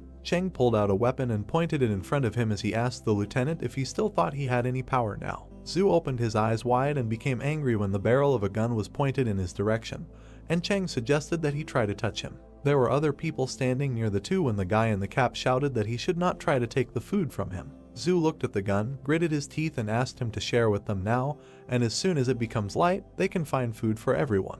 Cheng, with a bandage on his face, opened his mouth and said that it was still unknown whether they would get out of here alive or not. A man in uniform rushed past a man in a cap. Zhu kicked the attacker in the stomach. The man with a pistol in his hand flew away from the lieutenant. Cheng fell to the ground and pointed the gun forward. Zhu stood not far from the man lying on the ground with a firearm and looked at him. The shadow of his cap fell on his eyes and sweat appeared on his face. A man in a bandana appeared behind the lieutenant and clenched his fist. He had a knife in his other hand when the guy attacked the man, who had his back to him. Zhu looked back with wide eyes. Xiao and Yang looked carefully in the same direction. A dark silhouette, similar to a lieutenant, grabbed the hand in which the guy was holding a knife. The main character opened his mouth and was surprised, thinking that this was a superpower. A dark silhouette stuck a knife in the stomach of a guy in a bandana. Cheng put his weapon in front of him and fired. A black shadow with white eyes appeared in front of the lieutenant. Bullets were flying into the dark silhouette. They stopped in front of him and fell. The bullets landed on the ground and bounced off. Xinyu, Jun and the other people gaped in surprise while Xiao thought about the fact that he suspected that there were people with superpowers in the group, but before that he only thought about Yang. The main character opened his eyes and mouth wide when he thought that no one would have thought that Zhu would hide it so well, and that it was a pity that there was no skill copy scroll yet, because he had to copy his skill when there will be an opportunity for him. Xiao closed his mouth and looked to the side. A girl in a hood with ears was sitting next to him. The guy asked her if she was interested, and Yang continued eating meat and replied that she was interested. The main character looked away and thought that she absolutely didn't care about what was happening. Zhu stood between two black shadows. The silhouettes disappeared, and a guy in a bandana was sitting on the ground next to the lieutenant. Zhu parted his mouth and looked away as he said that he was just trying to find a way out of their situation and that he didn't want to offend anyone. The lieutenant looked towards the fire where Xiao and Yang were sitting and said that Wang had previously told him that the main character was a doctor, so he asked him to examine the wound. Xiao looked to the side and sighed. A guy was sitting on the ground in front of him and was pulling out a knife when the main character said that his injury was quite serious. The guy in the bandana closed one eye and asked how long he had left to live, to which he was answered 10, and he asked again whether it was in minutes. Xiao sat down next to him and continued the countdown. The guy in the bandana felt bad. Zhu looked forward seriously and said that he had avoided vital places and internal organs, so there was no need to scare the person, and then added that he had heard that Xiao had medicine for wounds, and also that he would not believe that he took them with him when he went into the wasteland. The main character looked away while the guy lay crying next to him and replied that he was hired as their guide, not their personal doctor, and then asked about who would pay for his medicine, since it was very expensive. Lieutenant Zhu covered his face with his hand and said that he lost money on the way. The wounded guy gritted his teeth and replied that he had money with him. The main character sat down next to him and asked him where his money was, in his right or left pocket, and the guy pointed to his pants and said that they were there. The people behind Zio began to shout that he was a charlatan, because a cut cannot be treated without stitches. When he looked down and warned that he immediately wanted to say that he did not know how to stitch wounds, so it was only up to God whether the wound would heal after the medicine or not. While the main character was licking his lips and counting the money, Zinyu approached him and said that she had a sewing kit, but she felt bad at the sight of blood, and on the other hand, Zhu approached the guy and replied that he would sew it up. There was a voice that exclaimed that he should stop counting the money, because first of all he needed to save the man. The guy in the bandana thanked the main character when he said that he would not take too much money from him, and that 12 should be enough. A system notification popped up that he had received a thank you from a guy named Lei, as Zio thought that he was one step closer to unlocking the weapon. Gloved hands stitched the wound using a needle and thread. Lieutenant Zhu frowned. He said that now he was not going to hide this from them, and said that in fact, in this mountainous region there were remnants of a civilization that existed before the disaster. While he was stitching up the wound of the guy who was being held by the hands, the man added that they were sent by the higher authorities to map out a route to the ruins in these mountains so that the main group could come and explore later. Then the lieutenant discovered that this mountainous region contained mysterious powers that could develop animals and, possibly, help them, superhumans, so he decided to move on. Lei clenched the rag between his teeth, sweat running down his face as Zhu concluded that he had changed his mind about going back behind the wall because he realized it was too dangerous. The lieutenant opened his mouth and said that he did not know what was waiting for him there, so he did not want to take risks. He stood next to the guy in the bandana, looked at him and said that after his superpowers were revealed, there was no way for him to go back beyond the wall, and then added that he was going to go deeper into this mountainous region to continue his research. Zhu turned his head and looked behind him as he concluded that they now knew the dangers of this place, so they themselves had to decide whether they wanted to leave or stay. Zio and Yang stood next to each other and looked in the same direction. Zinyu stood next to the man who gritted his teeth. The girl in the hood with red ears told the lieutenant that she would go with him because it was too dangerous here, and Zio was surprised at how many words she said at once. The guy with the glasses exchanged glances with the other man as the voice said that the best way to get out alive was to follow the Superman. The men in gray t-shirts raised their hands and said they would go too. Zinyu looked at the main character and asked him if he was coming, and then said that he would go if he joined. Zio raised his hand, pushed the girl away and replied that he was going with the lieutenant. Zhu looked to the side, opened his mouth and said that in that case they should follow him, and that they would leave at dawn. The lieutenant turned to the people behind him and said that they had all agreed in advance that the entire team would obey him, and that if anyone disobeyed him, they should not expect politeness from him, and then added that there was a dense forest ahead, and that they would have to abandon the car and walk. Zhu turned and addressed the man in dark glasses named Malxian. He told him that he would go first and carry the wounded guy with him. The protagonist's ear grew larger when he listened to the fact that someone persistently began to thank the lieutenant. Zio pushed the man with glasses and stopped in front of the guy wearing a bandana lying on the ground. He opened his mouth wide, clenched his fist in front of him and exclaimed that he would carry the wounded man, and that he would kill anyone who tried to steal him today. Zhu and Lei opened their mouths and stared ahead with empty eyes, and the wounded guy asked if Zio had taken the right medicine and why he suddenly became so kind. The midday sun illuminated the forest and mountains. Two people were dragging a guy on a stretcher when the main character asked him if he still needed medicine, and Lei said that he didn't need it and thanked him. A system notification appeared indicating that he had received a coin for thank you. The lieutenant looked carefully at the smiling guy in front and thought that he was clearly one of those people who didn't care about anyone, but why was he suddenly so worried about others? Sweat appeared on the face of the guy in the bandana when he was asked if he was hungry and thirsty, and Lei replied that he was not hungry yet and thanked the guy when an alert appeared that Zio received another coin for thanking him. Zhu thought about what he was really after. The main character smiled widely and looked at the wounded guy while he thought that Lei was very useful in collecting gratitude coins. A crowd of people moved through the dense forest. Zio looked to the side and opened his mouth slightly when he thought that the last time he was here was a year ago, and that since then the trees had become much taller and more luxuriant. He decided that this was strange. The guy's profile didn't change when he heard someone asking why he kept touching her. In front of Zinyu stood a guy who smiled while he talked about what was wrong with touching her, especially since he wanted even more. This guy narrowed his eyes, laughed disgustingly and asked what she thought about tonight. The girl in the top and short skirt opened her mouth and told the guy not to come near her. Steam came out of his nose. They put a gun to the back of the guy's head. He raised his hands while Yang stood behind him and Zio watched it all. The girl turned to the main character and told him that this guy's gun was his. Zio pointed his finger at himself and asked if she meant him, and Yang confirmed. The main character threw the stretcher with the wounded guy and walked towards the girl when he said that there was no need to ask him twice. His hand removed the firearm from its holster as he exclaimed that he had found it. The guy opened his mouth wide, looked towards Yang and asked her if she knew how severe the charge was for depriving private troops of their weapons, to which the girl replied that if he threatened her again, he would die. Yang looked away when asked about what if she gave the gun to this tramp if he couldn't use it anyway. Xiao held a firearm in his hand and looked at it carefully. The guy who harassed Xinyu ran into the forest when Yang told him to get out. The girl carefully looked to the side and thought that the main character was quite skilled with weapons. Lieutenant Zhu looked away and remained silent. He approached Xiao and asked him if he could find food for everyone. The guy closed his eyes, raised his hand and replied that he was not God or their father, so he could not say that he would find food for all of them, and then asked if Zhu thought that if he now wanted a wild boar to crash into a tree, then it will take it and crash. At that moment, someone crashed into the tree trunk. Xiao, Zhu and Cheng opened their mouths and stared in one direction when the main character thought that this could not be true. A large boar was lying near a trunk under the treetops when people began to come up to it and say that it was really a wild boar, and that Xiao was just a magician, and also that he had a magic mouth because everything he said would appear. Xiao turned away from them and thought that the stupid child Yuan made another wish. The main character remembered the little boy who folded his palms in front of him and closed his eyes. He was wondering how he was doing at Jing Mountain, and then he wished him so that he doesn't go hungry. The man's hand held a knife, cutting the animal. The hero began to look askance at Xiao, who was talking about not leaving food for tomorrow that he couldn't finish today and trying not to mess around with blood for a long time, since it attracts animals very well. The blood from the beast slowly flowed onto the ground in which the ants were located. The main character began to answer that currently ants the size of a thumb do not attack during the day while a person is active. But at night, if the ants can smell a bloody smell near a person, he will be eaten like regular food and just one bite of the formic acid release can cause severe pain. The guy looked at Xiao, saying that he understood everything, calling the main character good. The girl with heavenly hair watched the guys, saying that Xiao was quite sincere. Out of the corner of her eye, the girl began to notice something.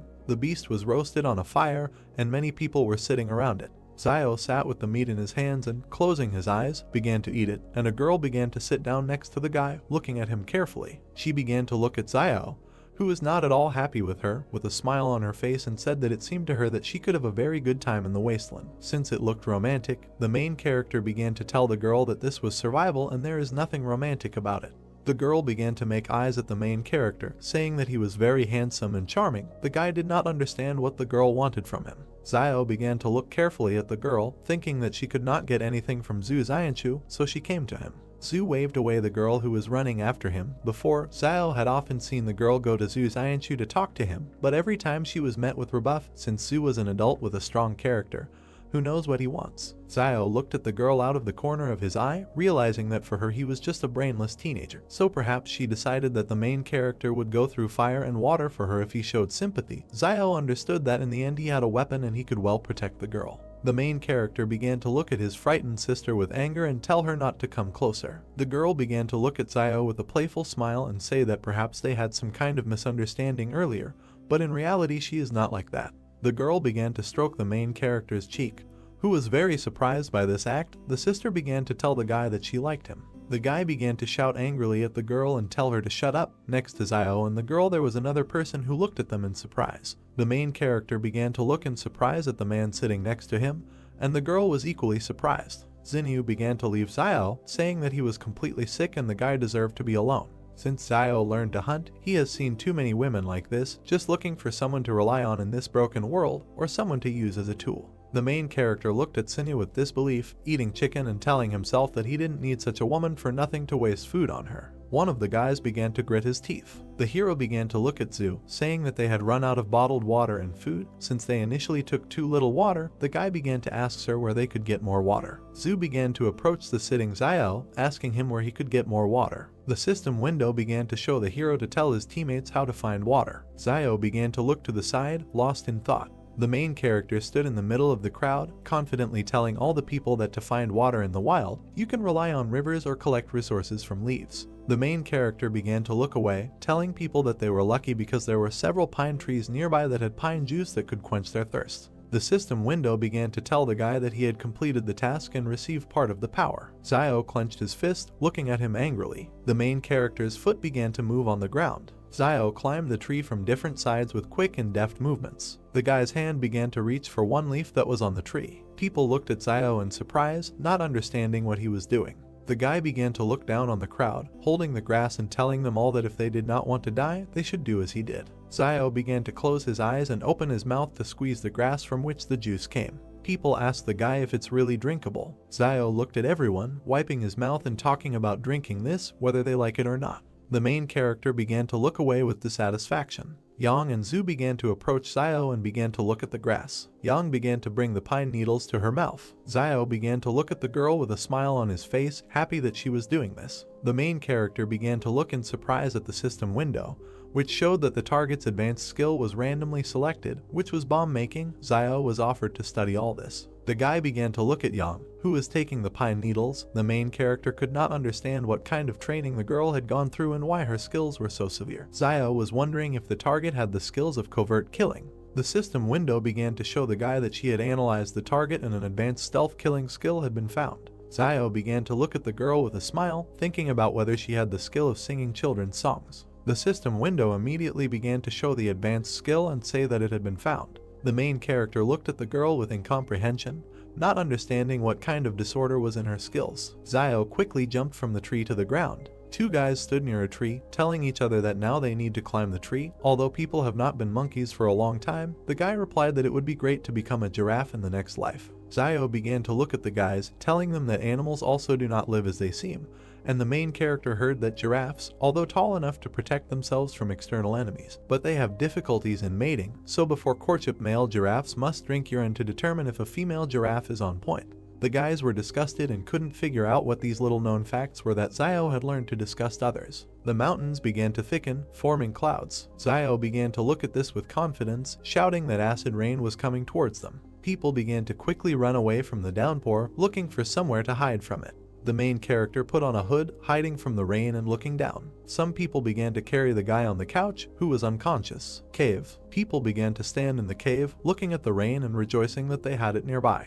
Hands began to set the torch on fire using a lighter. The guy was holding a torch in his hands, next to which there were people. The hero began to point in surprise and fear at the wall, telling him to look at it. There was someone's inscription on the wall, which said that they saw strange dark figures in the forest that disappeared. No one could understand what it meant. Huge red lightning began to appear near the cave, shooting in different directions. People looked at the wall in the cave, asking each other about who carved it. If they lost anyone along the way, everyone began to say that they lost Zuzu's body and nothing more. Sir Zhu began to look forward confidently, telling everyone that he had not heard that anyone from their 113th wall had crossed the mountain before, and perhaps someone from the 112th had taken refuge here and left a message. However, everyone understood that if they had a satellite phone with them at that time, they would have transmitted the signal. Zio began to look askance at Yang, telling the guys that he had heard Teacher Jiang say that there were telephones behind the walls, but no one knew what satellite telephones were. Yang began to look at the main character, calmly saying that people had captured several satellites created before the disaster, and these satellites make it possible to maintain communication between different walls.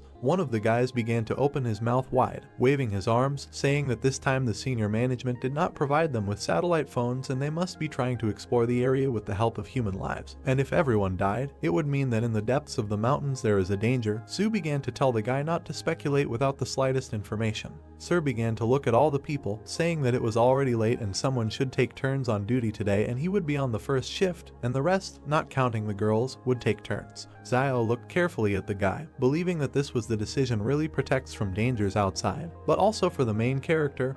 Internal security was no less important, and in the end he only took a gun today. Yang began to look at the surprised Zio, saying that the first half of the night would be his and the second her. The main character looks at the girl, noticing that he and Yang have no need to quarrel and they still trust each other, and the girl is not weaker than the guy, and if we think that the current situation is dangerous, they can protect each other. Zio smiled, telling Yang that he agreed with her. The girl began to move away from the guy, saying that she had gone. The guy began to ask Yang if he should go with her, but the girl refused. The guy looked at Yang confidently, not understanding why she was so brave and what supported her confidence. Xinyu began to look at the guy with a smile, telling him that he would go with her, since Zio really doesn't understand girls. The main character began to look in surprise, not understanding what was wrong. Crowds of people stood in the cave, still watching the rain. The two men began to smile and grin, saying to each other that it would be a pity if these two girls went missing.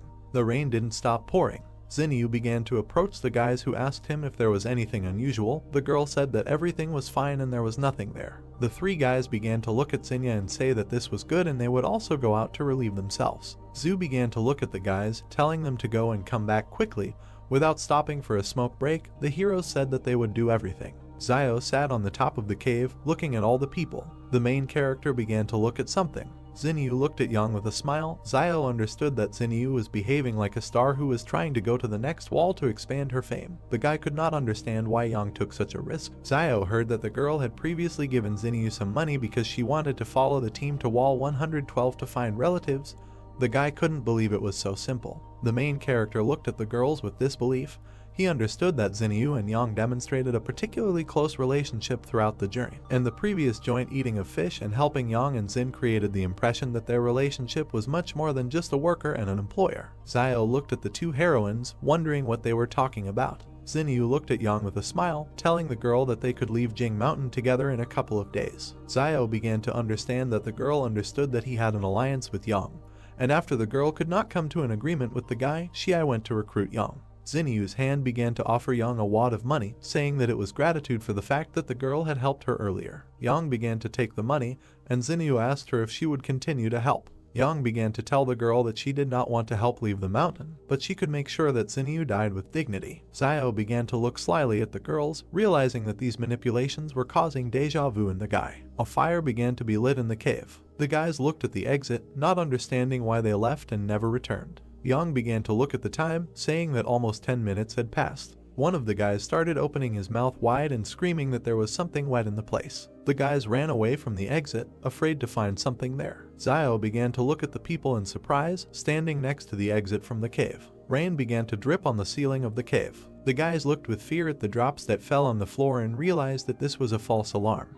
Zio began to point his finger at the drops, saying that they could get water directly from here, since the rock formations filter the water even purer than water from a well, and it is probably one of the cleanest sources of water in the wasteland. Zhu began to point his finger at the water and, looking at the people, asked if everyone had heard Zio. Sir began to tell people to collect some water, since although the pine needles were able to provide some moisture, there was too little of it. The meat was surprised that he did not receive thanks. Hands began to hold the flask, pouring water into it. Zhu began to look at the guys who were pouring water and told them that if he finished, he could take over half the night. The guys began to tell Sir to do just that, but first they had to smoke a couple of cigarettes. Everyone was asleep except Zhu, who was watching everyone. Two guys were sitting on the rocks with their backs to Zhu. The heroes held a cigarette in their mouths and glanced slyly at Sir. The guy's feet began to remove the cigarette. One of the guys began to stand near Zio, and the second near Yang, waving a knife and trying to kill them. The guy's face was confident and crazy. The guy screamed for them all to go to hell. A man wearing gloves with both hands swings a knife at someone.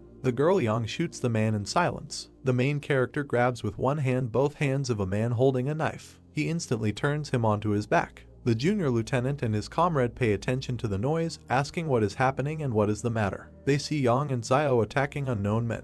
A man in a black cloak and bandage, holding his wound, clenches his teeth in pain. He, closing one eye, begins to shout to his colleague, saying his name Sun Jinjeng, so that he acts. A man among the squad raises his hands, opening his eyes, and says that he has nothing to do with it. Standing in front of the camp, he raises his hands in fear. The girl and the main character look suspiciously at the military man. Zinyu, also continuing to look suspiciously, asks himself what is happening again, and can't these people just calm down for a while? Holding the man's throat with two fingers, Zio asks himself what they are trying to achieve with this desperate, sneaky attack. Water, weapons, or was it all because of Luo Zinyu? Looking down with dissatisfaction, he thinks that this doesn't matter anymore. The notice says about the task that you need to give the enemy a painful death. Grabbing him by the throat, at the moment the man begins to cough up blood, he thinks that in this wilderness one must always get rid of all potential dangers. This is the law of survival. Sun, covered in sweat, looks at the characters with fear. He looks at the squad, shouting at them that for the record, he had nothing to do with it, and he was part of their plan for a dastardly attack. Ian, looking from under his cap at the man, asks the guy what it means that this is what is happening, and so he was in collusion with them and knew about the vile attack. She, standing next to everyone from the squad, sharply shoots at Sun Junjin. Looking after him, she says that covering up a crime is tantamount to the crime itself. The main character looks towards the girl with a blank face, thinking that it is better not to mess with this girl again. The notification states that the task has been completed and the reward is a master level skill copy scroll. Zio, with an excited look, looks at the fallen scroll in the cave, asking himself again about the master level skill copy scroll. The main character looks at the sinister lieutenant. The notice again states that the shadow's supernatural ability has been learned, asking the guy if he wants to learn it. Xiao thinks that he cannot believe it, and this is exactly what he needed, responding to the notification that he wants to study. The main character stands against the background of a purple magical wall. The notification states that the target has been studied. Being in a dark room, releasing burgundy magic from her hands, similar to blood, she asks herself that this haze is a shadow. The hero turns his gaze back. He sees a dark bloody ghost with red eyes in front of him, thinking that this black shadow looks darker and more massive than Zhu Xianchu's, and this is because his appearance is darker and more massive. Seriously looking straight into his eyes, Xiao thinks that he wonders how well this shadow fights. He closes his eyes. The ghost opens from his seat, leaving his remnants of magic on the floor. He begins to circle around the main character. Suddenly, the ghost changes its direction with all speed towards Xiao, who has closed his eyes. He immediately grabs it with his hand, shattering its magic piece by piece. Holding his fist up, smashing the magic, he notes in his head that this is not bad, and this shadow is at least twice as strong and faster than his own body. He looks forward with interest, continuing to think that the density is also very high, so it is not surprising that Zhu Xianchu was able to use his shadow to deflect the shots. Poking his finger at the notification system, he thinks that according to the palace's prompts, the shadow cannot die and the use time is based on spiritual power. Seriously looking at the system and pointing his finger at it, his thoughts suggest that he can continue to use it as long as his spiritual energy is strong. But how can one calculate something as vague as spiritual power? Looking at the notice, he asks the palace what his spiritual power is. The notice states that the guy does not have access to information. He looks at him with an emotionless face, remaining silent. Against the backdrop of a dark room, he says in his head that he will not cooperate with this palace. Looking at his hand, from which burgundy energy is coming out, he asks himself that this is really strange, and why strength and agility are displayed in numbers, but spiritual strength is not, telling himself that he would rather not think about it now, while there is time, and it would be better for him to gain strength, because by training his body, he can improve his strength and agility. Clenching the magic in his fist, making a small smile, Xiao confidently looks forward, telling himself that now with his shadow abilities, he is a real person with superpowers. The lieutenant, looking at the corpses of the men and the guy and girl standing next to them, says that they themselves are to blame for sneaking up on them and being killed in response. Xianchu, tensely, tells them that Sun Zhenjiang was not involved, so he did not deserve to die. Turning away from them, he says with anger against their background that, however, it is too late to talk about anything, adding that in this wilderness there is no right and wrong at all. Yang and Xiao look at the lieutenant with hostility, remaining silent. The girl turns to the hero, asking him that he just pretended to be asleep. The main character, looking thoughtfully at the girl, thinks about it. That life in the trading city has given him the habit of being constantly alert, even when he is sleeping, and not losing his vigilance. And this young Xiaojin was clearly pretending to be asleep herself, but decided to ask him, and he does not understand her. Walking away from Yang, Xiao asks if she figured it out, to which the girl says that she is bored. Two burning volcanoes smoke in the blue sky. The main character looks at the bodies lying in a line in the middle of the cave. He looks emotionlessly at the bloody body on the ground, thinking that he cannot understand how Zuxia's body disappeared earlier. Pursing his lips, he continues to look down, telling himself that these three bodies are lying here and nothing happened, and this is at least strange. The lieutenant and the hero stand at the exit from the cave, looking into the cave, informing them that it is already dawn, and let them prepare to hit the road, although they do not know what dangers lie ahead for them, but they cannot remain in place. Looking ahead, the lieutenant explains that they must find their next campsite before dark. His gaze suddenly shifts to the side, and Xianchu reveals that the two guys who went outside to relieve themselves last night haven't returned, so they're probably going to have something going on. Looking at the military, Xian, Yang, and the protagonist, he says that he hopes that next time they will not go alone, and after all, they have seen what happens to such people. The man in the bandana, looking uncertainly to the side, apologizes to everyone, asking if someone could kindly help him up. Xiao appears in front of the man, to whom he reacted by opening his eyes. He grabs him by the bandages on his stomach. The man begins to scream at the top of his lungs that he is being killed. Hitting him with his hand, the hero asks why he is shouting and let him get up and walk, because the wounds have already healed. Lifting his jacket and exposing his stomach, he touches it, asking again that they have indeed already healed. The man sits, turning to Xiao, who has turned to him that this black medicine of his works very well, thanking the guy, to which he replies that this is an inheritance from his ancestors. The notice reads thanks from Wang Lei. The lieutenant sternly addresses the nodding protagonist, asking if he still has the medicine. Zio passes by the military man, saying that he is no more, to which the man says that he will pay for it from his own pocket and offers double the price. The guy turns around with a crazy face, asking what he just said, changing his mind, and now saying that then there is still a little medicine left. The main character looks suspiciously at the lieutenant, holding his hand on his chin, asking him what he didn't say earlier, that he had no money, to which the man replies that the 3 they killed had it, so he borrowed from them. In a funny way, clutching his heart, the main character thinks that he seems to be too inexperienced and did not search the corpses.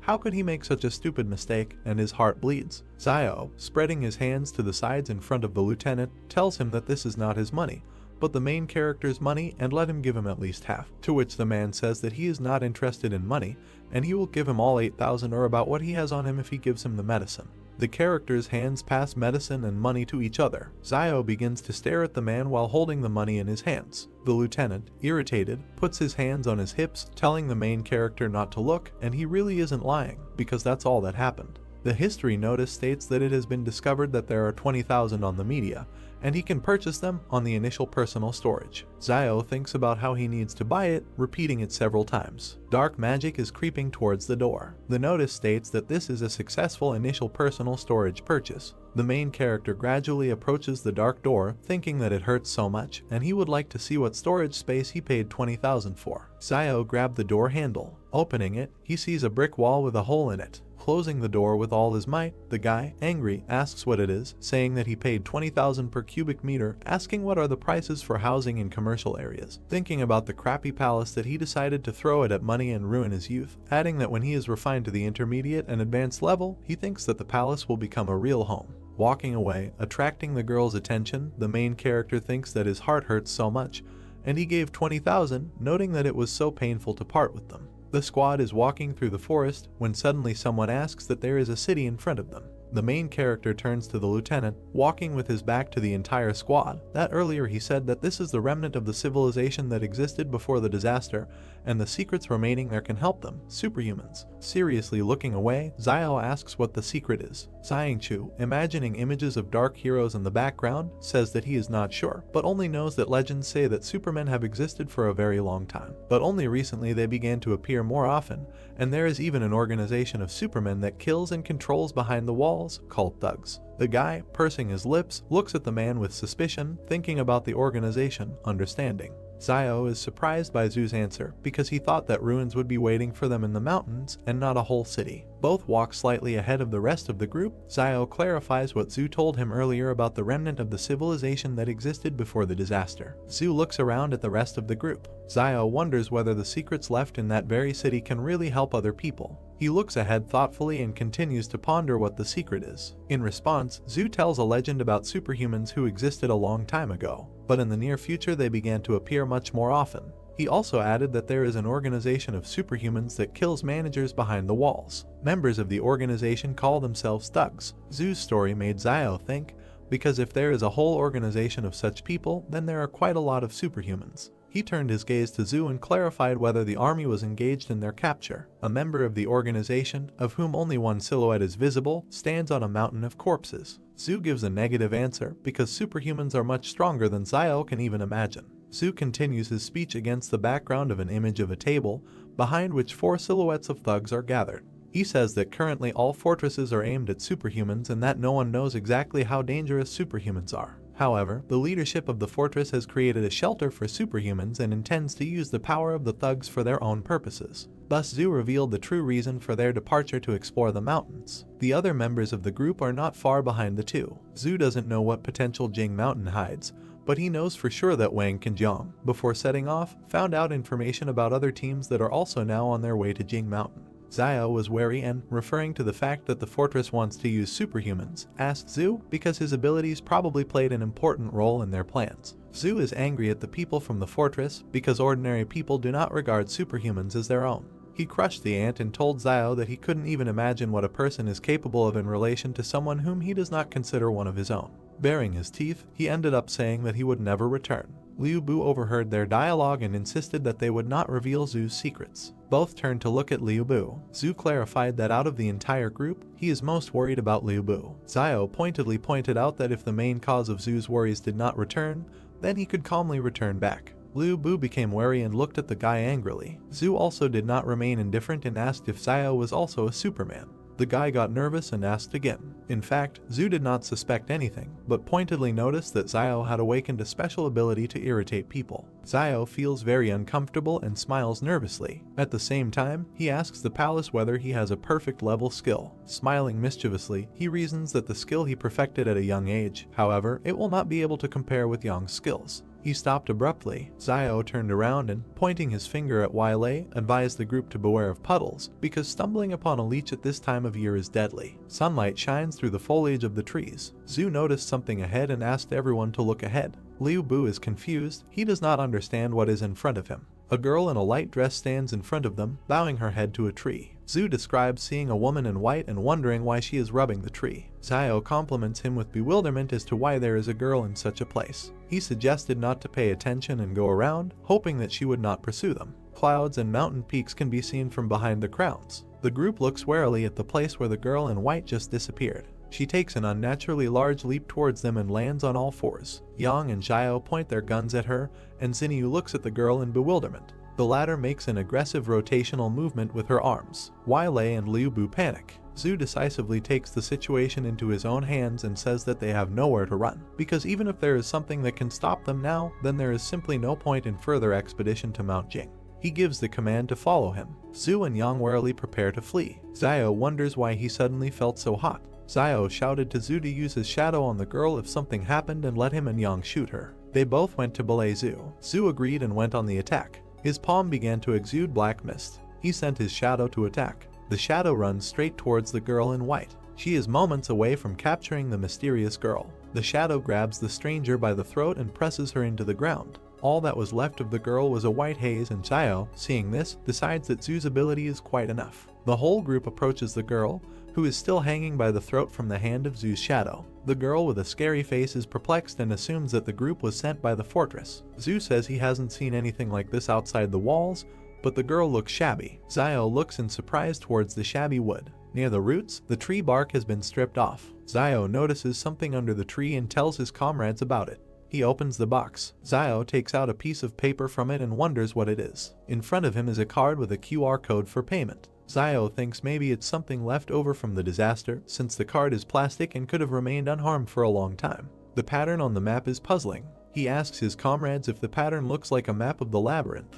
Everyone looks at the map, puzzled. Zhu suggests that this may be a map of a mysterious city in the Jing Mountains. Xiao looks at him, puzzled. Ian draws their attention to the writing on the map. In close-up, on the card there is a request to scan the QR code for payment. Ian reads it out with bewilderment. Xiao is indignant that in order to go through the maze you also have to pay. Zhu puts the card in his chest pocket and suggests moving on. Close-up of the team, and a little to the side of Liu Bu with the girl. Zhu says that whatever is hiding on Mount Jing, they will have to take a look at it eventually. Liu Bu asks the others if they should take this shitty doll with them. Xiao, Zhu and Xinyu looked at him puzzled, but one of them suggested taking it anyway, it might come in handy. Liu Bu looks at the girl in white with confusion. A beautiful sunset can be seen from behind the mountain peaks. The group decides to stop in an angular cave for the night. Zhu looks ahead and notices that there is a pine tree growing nearby, and if anyone is hungry, let him pick up some pine cones for a snack. Xiao cuts the tree trunk with a knife and green liquid oozes out. Zhu is puzzled. He approaches Xiao and asks if he can drink it.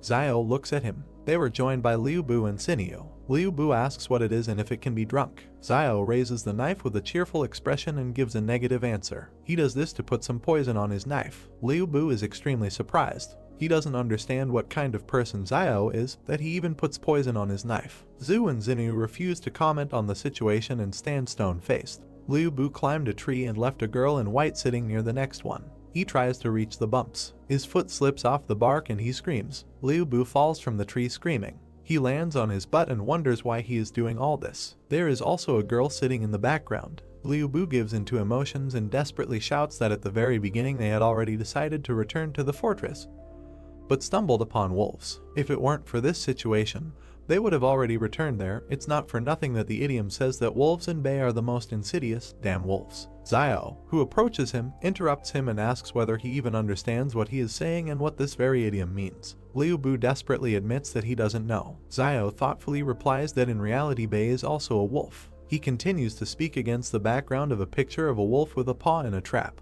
The explanation talks about a wolf who stepped on a hunter's trap and could not step on his front paw due to his wounds. Two members of the pack approach the wounded wolf to help. Zio says that another wolf put the wounded man on his back and carried him. One wolf climbs on another. Zio throws something to Liu Bu, who tries to catch it. Yahello caught and found a lump in his hands. Zio continues to talk about the loyalty of wolves to their family. He looks at Liu Bu seriously and asks if people are capable of such devotion. Liu Bu looks at Zio, puzzled. The group lit a fire. Close-up of the group sitting in an angular cave near a fire. Zio holds a pine cone in his hand and talks about how all the vegetation has gotten bigger, even these pine cones. Zhu shares his reasoning about the reasons for the size of the plants, while Zio and Yang listen to him. He assumes that it's all about the high oxygen content and notices that despite physical fatigue they are still full of energy, which refers him to thoughts about a constant flow of oxygen. Zio is surprised and thinks that the phenomenon is quite reasonable and has a scientific basis. Yang, Zio, and Zhu are sitting next to the fire. Zio asks about the presence of places like Mount Jing near other fortresses. Zhu looked at him gloomily and answered positively,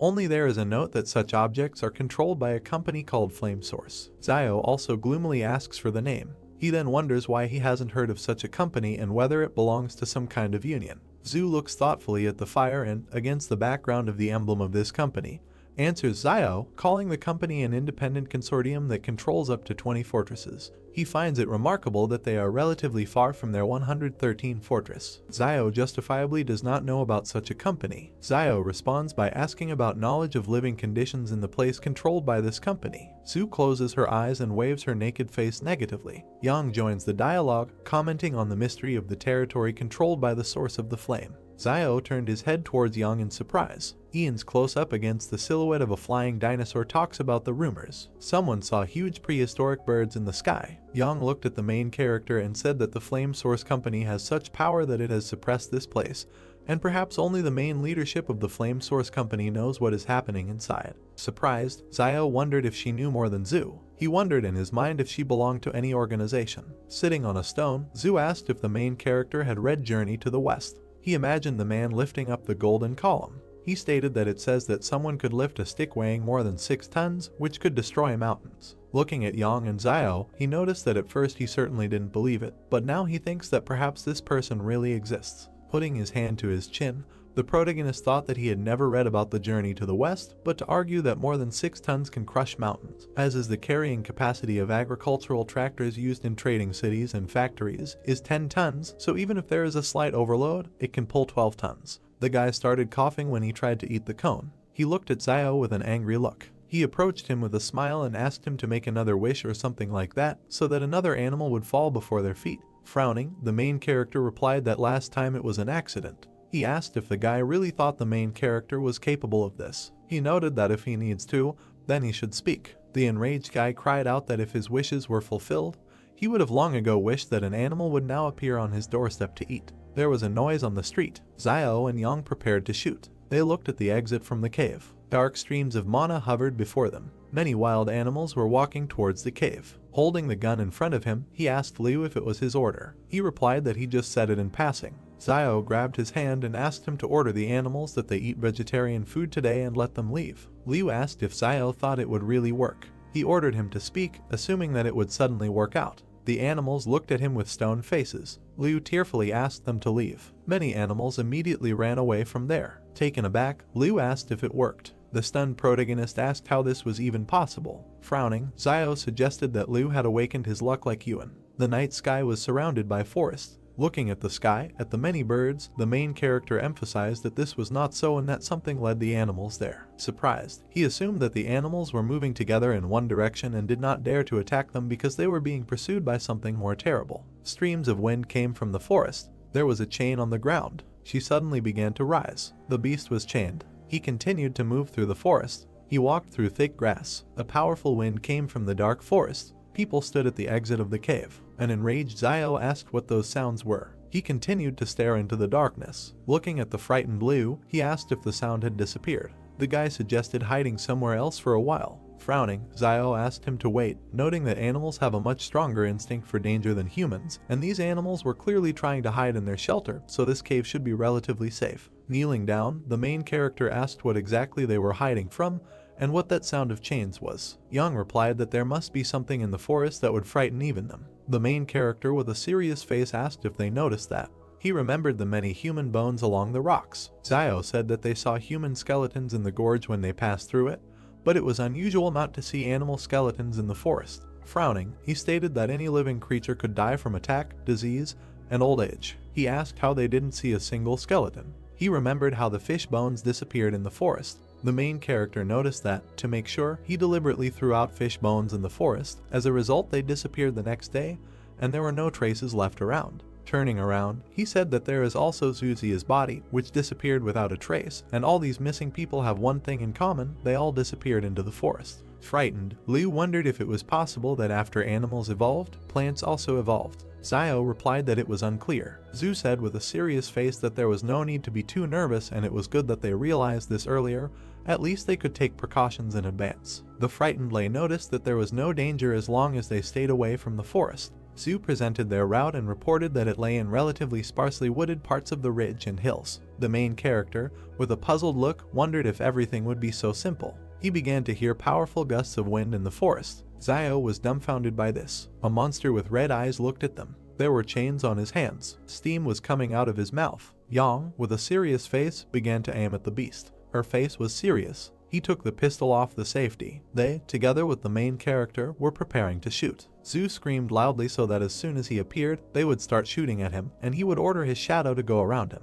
The chain flew up above the ground. Frightened, Zio reported that he was approaching. A powerful aura emanated from the forest. Taken aback, the main character assumed that judging by the sound, he was getting further away from them. Standing in the cave, they wondered what was happening. Frowning, Zio noted that this monster was afraid to leave the forest, and the cave is located about 10 meters from the forest, and it looks like the animals were hiding there before. Turning around, Zio stated that there was something wrong with the forest, but they were lucky to escape it. Stretching out his hand, Sui said that the danger had passed, so they should rest and he would be the first on duty today, and after midnight the main character and Yang would replace him. They looked at each other. Standing next to Zio, Sui said that he couldn't help it if they didn't trust him, but he was on duty first anyway. Light smoke came from the extinguished fire. The main character and Ian were sitting near a rock. The afternoon sun illuminated the forest. There was an explosion. Zio and Yang suddenly woke up. Coming out of the cave, they asked what was happening. Looking at the smoke in the sky, Zio guessed that the Jing Mountain volcano was erupting.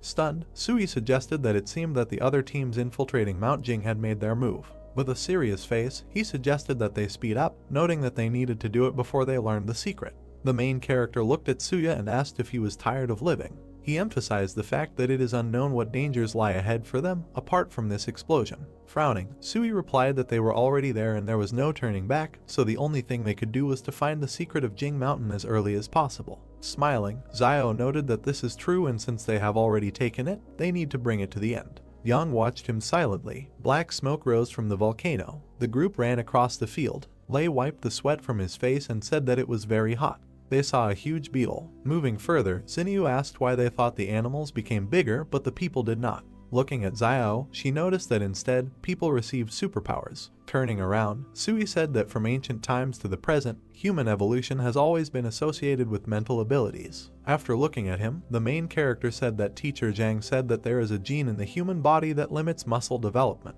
He introduced the human body and the progress of evolution. He noted that this is because smart people are more attuned to their environment, causing the brain to require more energy, so muscle development must be limited to avoid competition with the brain for resources. Zio emphasized the fact that only humans have genes that limit muscle development, but this is the price they gave for the sake of intelligence. Taken aback, Yang stated that she saw a Superman with a developed physique. She asked what he would say to this. Putting his hand to his chin, the main character suggested that his ancestors had something to do with wild animals. The group was taken aback by this response. Looking at the main character, Xinyu said that Teacher Zhang at their school in the trading city is very smart and he must know a lot. Moving towards the mountains, Zio replied that this is true, he knows a lot of things, but he starts making up stupid things in class if he comes across something he doesn't know. He noticed that usually the teacher reads books and so on when he is free. There are such people behind the walls of the fortress, and they are all amazing. He said that in his free time, Zhang grows vegetables in the garden. Surprised, Xinyu asked why things in the trading city were not exactly as she thought. Teacher Zhang sneezed loudly. Sui asked him to wait with a serious face, noting that there was a human body ahead. They walked towards the human remains. While examining the corpse, they wondered how he could suddenly appear there, and perhaps it was someone from the King Consortium. The main character was suddenly taken aback. Holding up the iron pendant, Xiao asked in his thoughts if this was the badge that the soldiers carried with them. He read on it that it was Suzia. The enraged protagonist said that it was Suzia who died from bee venom, and whose body mysteriously disappeared before they entered the gorge. He asked how Zhu could have ended up there. Taken aback, he wondered if something had brought his body there. Raising his hand to the bones, the main character said that judging by the wounds on his body, some animal had eaten his entrails. Examining the remains, Xiao asked what animal could have left such teeth marks, judging by the even bites on the body. The frightened Sui cried out that these were marks of human teeth. Turning around, the main character asked if he was sure. Sui replied that he was almost sure of that. Looking away, he revealed that he was bitten on the hand by his first love when he broke up with her while he was still in school. With a cry, Xiao asked how he found the time to talk about such things when they were all scared. Looking at the corpse, Sui asked why there were traces of human teeth on the corpse and whether someone had gone crazy from hunger and eaten their own kind. Frowning, Xiao asked what the guys thought, whether it was possible that what was dragging the chain last night was a person. The group was scared by this theory. Grabbing her gun, Yang yelled that they were getting out of there and using a three-man tactical formation in case something sneaked up on them. Turning around, Xiao asked what a tactical formation was. Yang asked if his teacher taught him this, noting that she thought he knew everything. Pointing her finger at the floor, she asked him to go to her left, adding that everyone controls their own sector of vision and should shoot directly at any strange creature approaching. Smiling, the main character replied that he understood everything. Moving along the gorge, the main character thought that Yang seemed to have taken command. As a matter of course, and no one said anything else. He assumed that everyone understood that Yang is not so simple. She is not only ruthless and not afraid of the changes taking place, but also knows details about the source of Flame Company. The sounds of gunfire were heard from the volcano. Looking up, Sui reported that the firefight was becoming more active, and it seemed that they were getting closer to the secrets of Mount Jing. Looking at the floor, Xiao asked what was there. Sui picked up the shell casing from the floor. Examining it, he said that it was from a bullet fired by the King Consortium. The group was surprised by this. Looking at Xiao, Sui whispered that it looked like the King Consortium was also there and had already made their move. The wild boar ran towards them. The group was scared. He ran past them. The guys targeted him and shouted that he was limping and they would take advantage of it.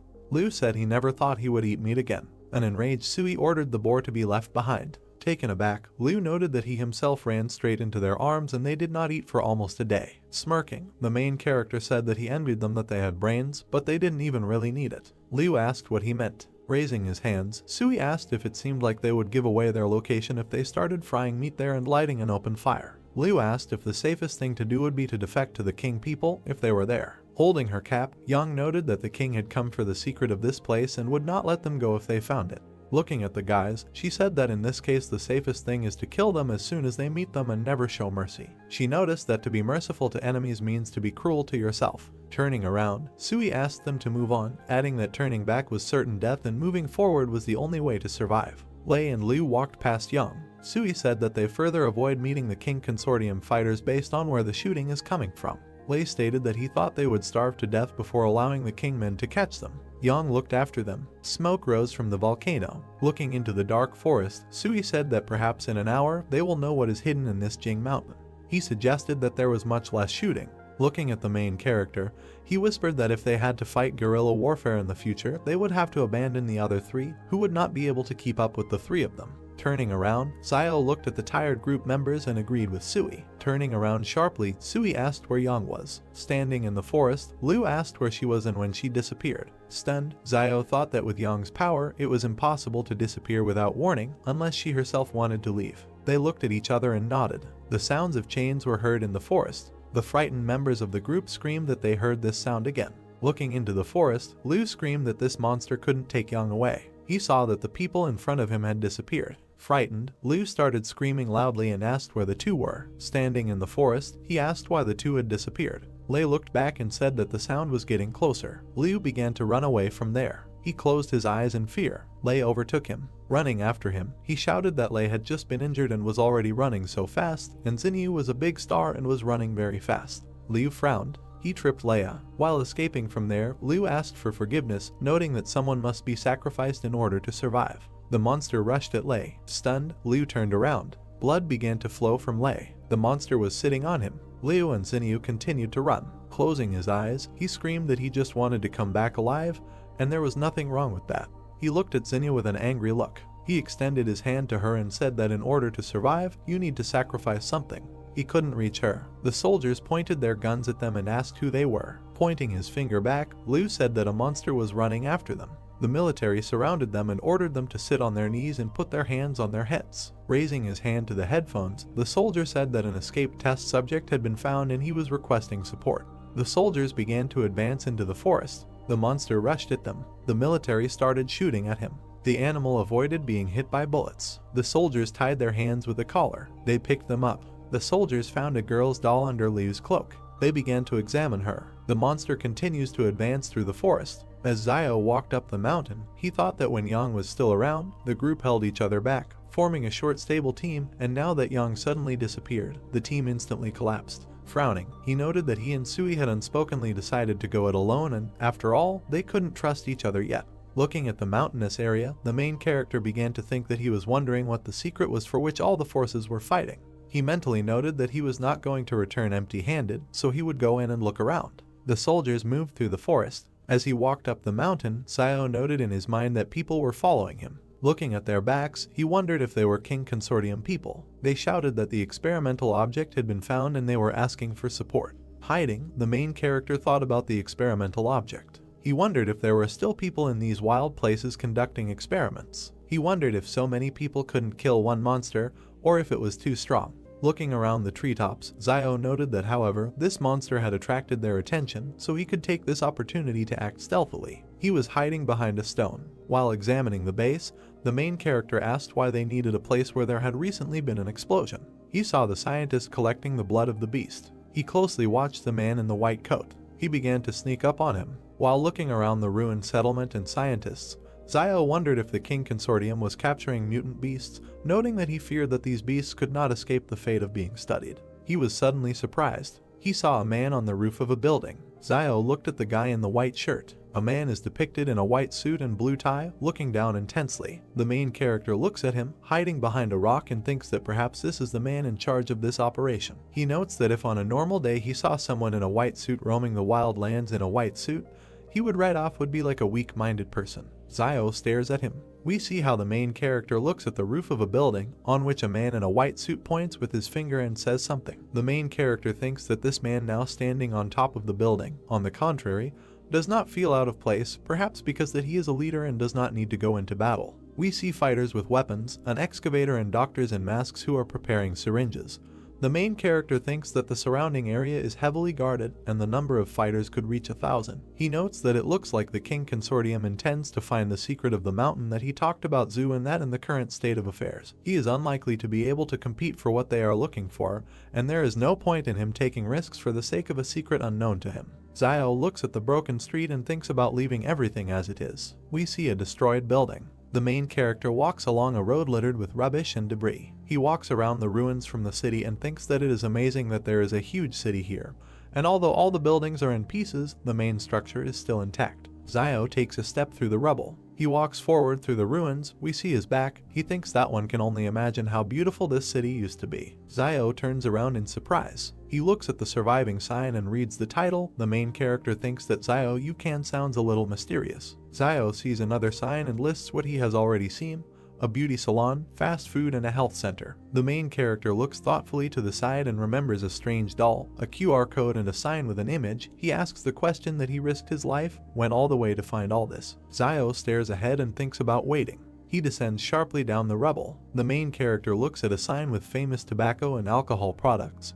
He is surprised that there is such a shop here and thinks that in their days there is tobacco and alcohol. Xiao notes that if he can find their source, he can become the richest man in a trading city. He smiles joyfully and slyly, clasping his palms together. Xiao thinks that since they are only interested in mutant animals and secrets, he asks not to blame him for devastating the rest of this place. The main character looks at the shop and notes that, protected by plastic packaging, tobacco and alcohol should be in good condition. He reaches out to the crack and notes that it is broken, so all the cigarettes and alcohol inside have also turned to dust. The main character holds his heart with horror. He thinks that his dream of becoming the richest man has been shattered. Xiao clenched his teeth, frowned, and thought with anger that he really had to leave just like that. He couldn't take the main secret with him, so he had to take at least something. We see another sign. The main character thinks he needs to go and look somewhere else. He looks at the doll in a short skirt and top. He is surprised that they are there too and does not understand what they are needed for. Zio raised his hand to his chin and looks thoughtfully at the doll. The main character begins to strangle the doll. He wonders if there is air inside and does not understand why it looks like yum. Zio applies even more force. The doll's head inflates and increases in size. The doll's head suddenly explodes. The main character wipes his forehead with his hand with relief and assumes that he knows what this is for. He walks down the street and carefully looks around. In the store, Zio stands near the counter with goods and reaches for the top shelf. He picked up a white jar. He reads in surprise that it is old white gold. He does not understand what the hell it is and whether there is gold in it. Zio, surprised, opens the jar and pours out the contents, and pills fall out of it. The main character furiously throws the jar on the floor and thinks that all the people of the old world are liars. He emotionally says that this is some kind of Zio you can, and there is no gold in him. Zio closed his eyes and raised his hand to his chin thoughtfully, noting that he heard Wang say earlier that there were shops selling gold behind the wall. Dollar signs appeared in his eyes. He reasoned that this city is very large, so there should definitely be a store like this there. We see the facades of buildings in the starry sky. The main character notes that in their days gold is a valuable currency, and it does not deteriorate, so if he finds it, he will definitely be rich. A brick building is shown. The main character's brother goes with a flashlight to Zioyu, who is sitting on the mattress, and thanks her for taking care of him all the time lately. The sister replies that it is good that Yuan's temperature has subsided, otherwise she would not have known how she would have explained this is Ziosu. Yuan puts the lamp on the table. His sister asks what his brother is doing now. She hopes he is safe. Yuan says that he thinks he is safe and recommends not to worry. Yuan looks at Zioyu kindly and thinks about how he had a fever the other day because of desire, and his sister could have taken the money and just left him. But she didn't. Instead, she helped him, just like a mother, that he was trying to cure his child. He was very pleased. Zioyu turned to Yuan and sternly said that since he had already recovered from his illness, he would have to attend class tomorrow to make up for his missed homework. Sweat appeared on Yuan's face, and he fearfully replies that she shouldn't do this because his brother is not at home. Zioyu smiles sweetly and says that in any case, she doesn't care because he will do what he is told. We see a brick house against the background of the starry sky. A bright moon is depicted. People are sneaking around in the darkness inside a high fence. Yuan and Zioyu stood up in fear. The sister notes that there is someone outside. Yuan will nervously add that there is more than one person there. Zioyu fearfully takes up the weapon and orders Yuan to stay put while she goes out and takes a look. She trembles, nervously holds the knife in her hands and walks forward. Yuan watches her leave the house. A bald man kicks in the door, and another one stands nearby. They attack the stunned Zioyu. She screams and points the knife at them with her eyes closed. A man with an angry face tries to snatch it. He calls Zioyu names furiously. Two men force her to the ground and hold her by the neck. In fear, she orders them to let go and leave her behind. The third one attacks Yuan with a knife. He swings and hits the bed. Yuan falls to the ground. He lands in a fighting stance. The man, dumbfounded, notes that he is a smart guy. Yuan remembers them and thinks that these three were usually messing around in the market town, but he didn't expect that they would actually attack this house next to the school. He looks at the man sternly and thinks that because of his recent illness, Sister Zioyu must have become their target when she went to buy meat to help him gain some strength. A teacher comes into the house. The criminal points a knife at him and says that he hasn't liked this old man for a long time. The attacker stands in a fighting stance and says that Zhang must have a lot of valuable things. Yuan, standing nearby, nervously asks that they still dare to kill the teacher. The criminal attacks the boy and orders him to give the money in an amicable way without these resistances. Yuan furrowed his eyebrows and thinks that they even dared to touch the school teacher, afraid that no one would find out who committed the murder. We see the roofs of houses in the dusk.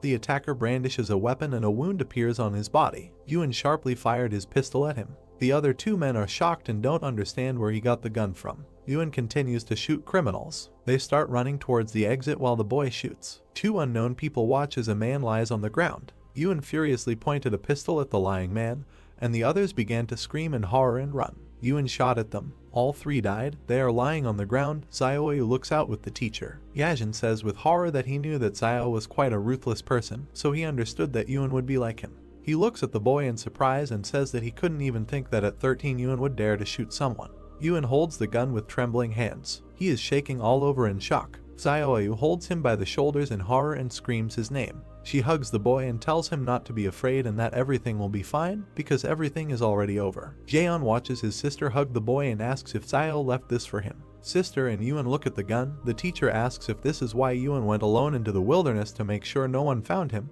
Yuan answers positively and says that he didn't think that something would happen right after he picked up a pistol. Yuan fearfully tells the teacher that he and his sister will leave the shopping mall right away so as not to cause him any inconvenience. The teacher sternly says that now that the wolves have returned, the wild lands are not safe. Zhang looks at them and says that the place that Xiao has prepared for him may be safe enough, but it cannot hide him from the smell of the wolves. He says that they do not need to run away because he will handle everything. Yuan looks at him incredulously and thinks about what the teacher can do to handle something like this. We see the roof of the house, the moon and stars. People go forward and say that the weapon was actually taken by this Ren child. There are many people in uniform walking. One of them angrily says that this child is the only one in this market town who has the opportunity and courage to touch a weapon. Van smiles and tells the commander that it must be some kind of misunderstanding. The commander stands opposite the old man and says that now he is almost sure that Wang Dingyang was killed by Xiao. The first says that the commander and Wang Dingyang were not on good terms either. He suggests discussing whether Wang Dingyang was killed by Xiao. The commander puts a gun to the old man's head and orders him to get out of here.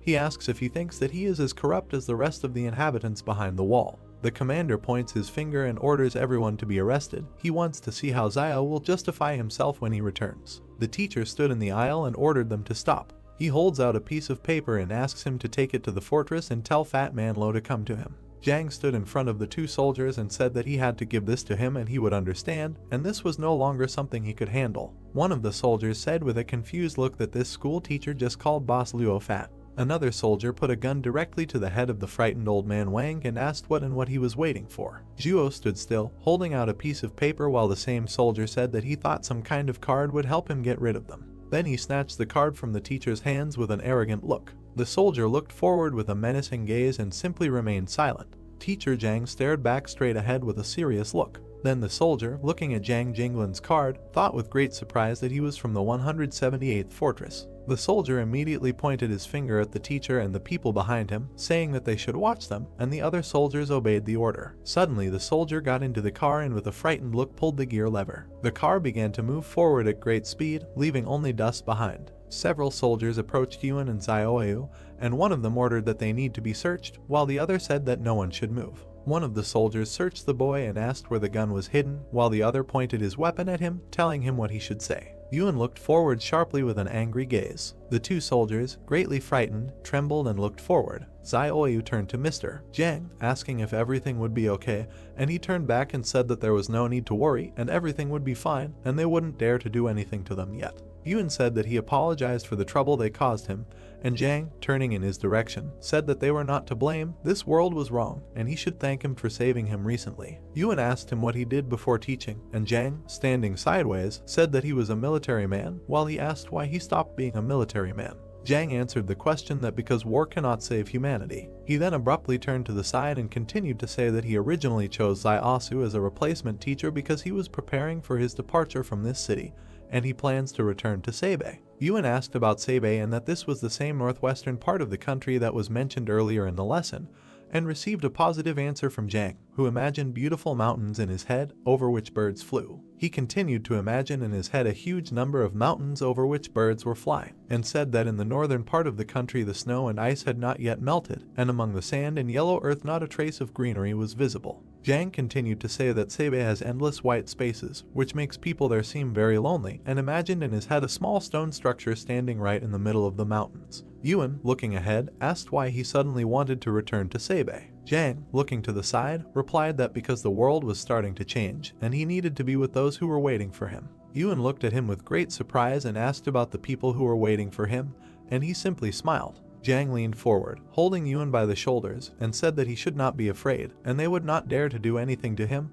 The most they could do was send him back to the 178th fortress. Immediately after this, the narrative of the story moves to a camp with a huge number of tents, in one of which the doe with a cigar in his mouth was looking at the card. Lan sharply asked where this Zhang Jinglin was and said that he should take him there while the soldiers standing next to him obeyed his order. The soldiers, stepping on the ground with their boots, walked forward, and one of them said that they needed to open the door quickly. The car, accompanied by soldiers, approached the huge metal gates, which slowly swung open. Lan was driving in the car, smoking a cigar, and said on the phone that Zhang Jinglin was here, and they asked him if he was sure. The doe, continuing to smoke a cigar, said on the phone that he was not entirely sure yet, but if it was true, should he kill him and why should this old man hide with him? A man in a white coat spoke on the phone and asked about his murders, while he was told that yes, and such an opportunity comes once in a lifetime. The man in the white robe looked to the side, continuing to talk on the phone, asking that if he kills him now, do those fighters from the 178th Fortress think to leave him alone? The doe, holding the phone near his ear, said that he could do it, but it would be a little scrit.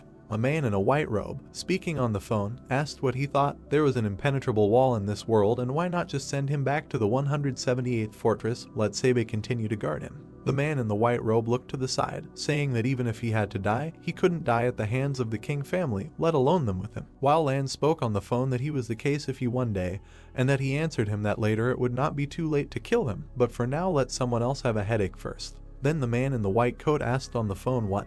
By the way, if there was a tramp named Ren Zaiasu in his area, and Lan, continuing to smoke a cigar, asked about that medicine seller. The man in the white robe nodded his head, holding his hand in his pocket, not saying that Luo Xinyu is a singer, Ren Zaiasu is a medicine seller, and asked what and who Yang Zaiajin is, while Lan asked about her on the phone and said that he never haven't heard this name. The man in the white robe said on the phone that there were two more questions. How many years had Luo Xinyu been a singer in the fortress, and whether this Ren Zaiasu had relatives or friends. And Lan, sitting in the car, said that Luo Xinyu had become famous in almost 2 years, and Ren Zaiasu seems to have a brother. Suddenly, the soldier sitting next to him said that this Yang Jinglin was his friend, and Lan asked with a displeased expression what kind of coincidence this was. A man in a white coat said on the phone that there was no need to touch his brother for now, and let him deal with the rest as best he knew, while Lan and the soldier were sitting in the car. The soldier looked away with a dissatisfied expression, clenched his teeth, and simply remained silent. Immediately after this event, the narrative moves to a huge city standing right next to the mountains. A man in a white robe lowered his hand with a walkie-talkie in it.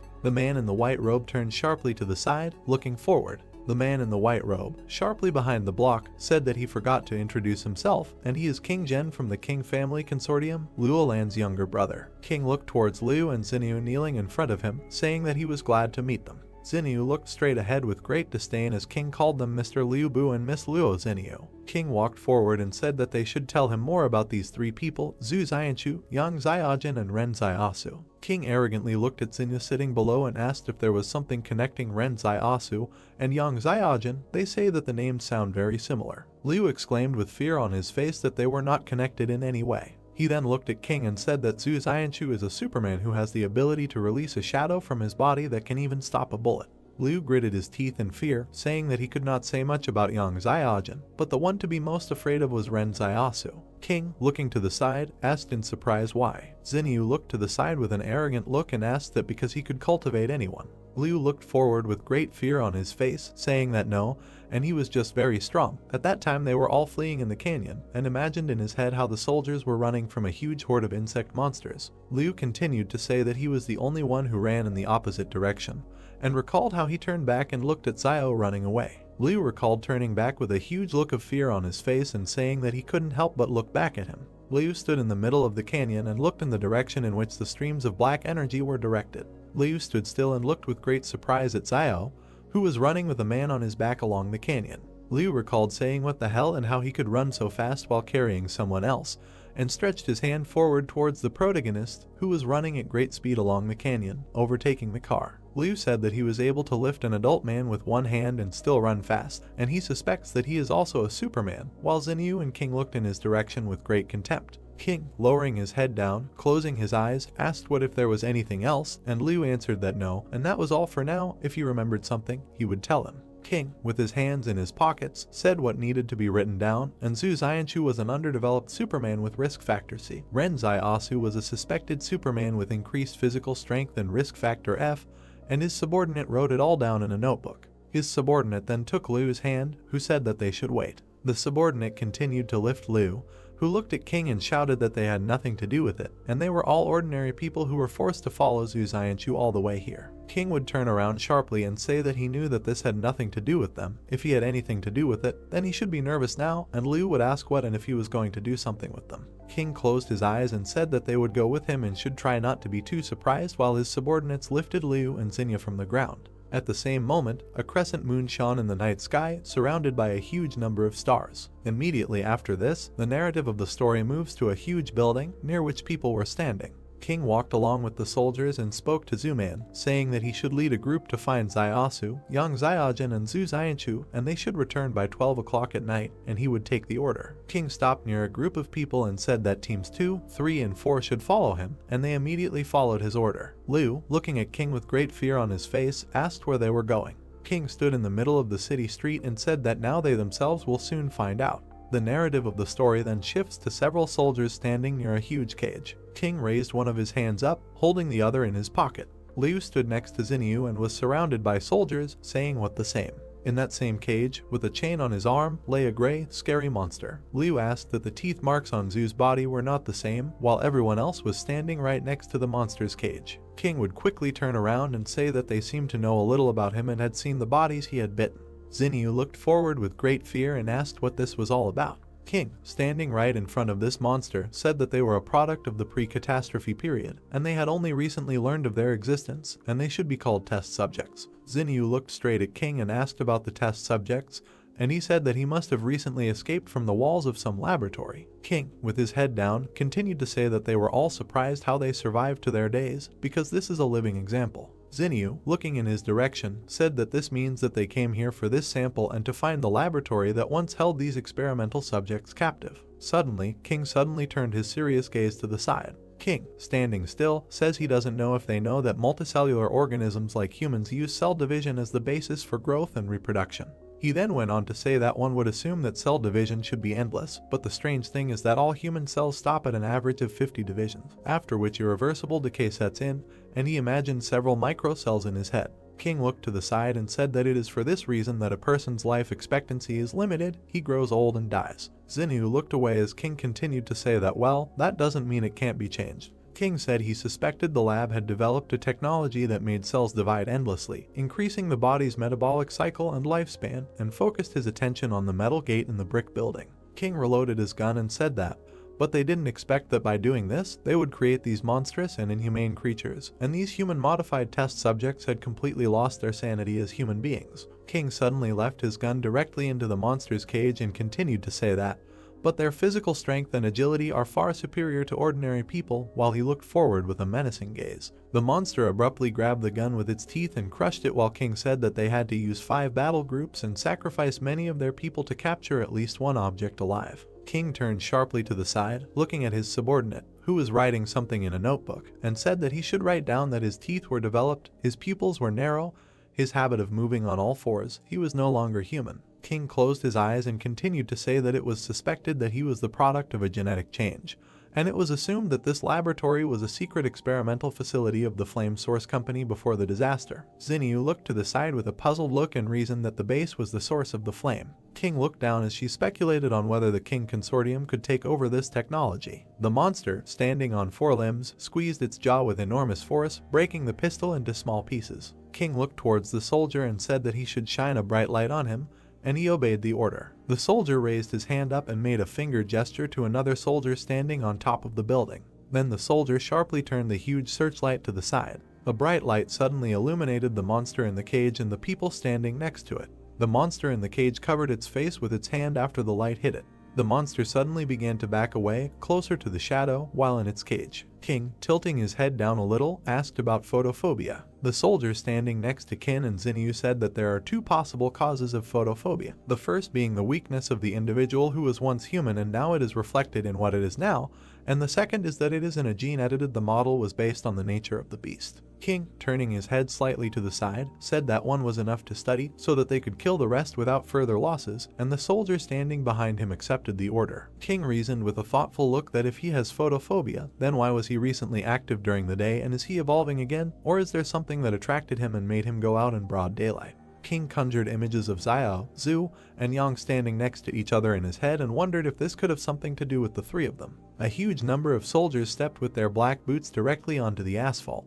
Man in a shirt stood in the middle of his subordinates, while through the radio they asked him what they had found, not them. Man in a shirt, using a walkie-talkie, said that there were no leads yet, but an active search was underway, and in response they told him that it was good and they should find them as soon as possible. Immediately after this, the narrative of the story moves to one of the buildings in the destroyed city. Xiao stood near the entrance to a huge building and wondered if all the stores before the disaster were built on such a grand scale. The protagonist focused his attention on the nameplate hanging on the building and reasoned that this was Lu Wang's department store, and if he could open a department store, then there might be a gold store somewhere. Zio entered that same department store and moved slowly around it, wondering what kind of mess it was and whether there could be a gold store here. Suddenly, the protagonist turned sharply back and looked at the shelf with goods. Right on the shelf were toys of characters from Journey to the West, and Zio reasoned that Journey to the West, and wasn't that the name of the book that Zhu Xianchu mentioned earlier. Then the protagonist stretched out his hand to the toys and reasoned that the one with the stick must be the general, after all. Zio walked away from the toys and wondered where the gold store was. The protagonist approached the sign indicating that this was the Chao Su Fuk jewelry store and said that of course, and here it is. Zio immediately rushed towards the jewelry racks, putting his hands forward. The protagonist held a black bracelet in his hand and reasoned that silver turns black when oxidized. Zio immediately threw the bracelet behind his back with a dissatisfied look and reasoned that silver was worth nothing. The protagonist held a huge yellow ingot in his hand and reasoned that here it was, gold. Zio joyfully stood right in front of a rack with a huge number of gold bars and reasoned that he thought there was enough gold here so that Liaoyuan and sister Zioyu could live comfortably for decades, and if they returned to the trading city with this, then the opening of a gold store would be no longer a dream. The protagonist thought and raised his hand to his chin, arguing that there was so much here and how he could carry it all. Zio suddenly realized something and reasoned that he would definitely do just that. The protagonist was holding in his hands several gold jewelry right above the shelf. Zio was doing something with his hands right above the jewelry rack. The protagonist held a ball of gold in his hands and reasoned that if you look for all the gold jewelry in the ball, you can put it all in the palace vault. Zio reasoned that it was already full and needed to be pushed in, and tried to hold the door with his shoulder, which was barely staying closed. The protagonist, holding a bag made from a cloak on his back, walked forward and reasoned that he would wrap the rest in his cloak and carry it away. Suddenly, several soldiers stepped with their black-booted feet directly on the ground. Zio looked forward with great surprise, his eyes wide open. A squad of soldiers with a man in a black shirt headed forward, passing through the department store building. Zio was hiding behind one of the building's walls, watching a squad of soldiers pass by. The protagonist looked out from around the corner with a tense look, wondering where the king fighters suddenly appeared from here. Zio looked ahead with great dissatisfaction and reasoned that there were so many people, and they were alert enough, and whether there was any danger here. A detachment of soldiers led by Man walked through the department store past a rack with characters from Journey to the West. Man looked sharply to the side and was very surprised by what he saw. Man opened his eyes wide in surprise and simply silently looked to the side. The protagonist, peeking around the corner, nodded his head and wondered if they had left. The entrance to the department store building was surrounded by complete silence. Man looked around the corner, looking at the entrance to the department store building, showing the soldier. The soldier asked Manny in a whisper if something had happened. Man, recalling the figures of characters from Journey to the West, said in a whisper that he had already searched this building and its contents were now in places that were not in the right places, as he remembered, and reasoned that he remembered that it was the monk who was riding on a white horse, and next to it stood a monkey. Man looked out from around the corner, standing next to the soldier, and said in a whisper that it looked like someone had been here, and perhaps even still inside, and reinforcements needed to be called to immediately surround the area. Man suddenly made a gesture with his hand, sending the soldiers forward. At the same moment, soldiers lined up on both sides of the entrance to the department store building. The protagonist looked forward with great surprise, his eyes wide open. A huge number of soldiers stood near the entrance to the department store building. Zio turned around with great surprise and looked to the side, reasoning that why the king fighters decided to turn back. The protagonist turned back and leaned against the pillar, reasoning that it looked like Liu Bu and the others had revealed his existence to the king consortium after they were captured, which meant these guys were coming for him. Zio looked sharply down at the bundle from the cloak that contained the gold and reasoned that it looked like he couldn't take the gold. One of the soldiers made a gesture with his hand and looked forward with a serious look. At the same moment, a detachment of a large number of soldiers armed with machine guns immediately entered the department store building. The detachment was divided into two and dispersed in two different directions. One of the soldiers turned towards Manya standing next to him and said that he should take a look at this. Then the soldier opened the cloak, which contained a huge amount of gold bars, and said that there was a bag of gold, presumably thrown away by the tracking object.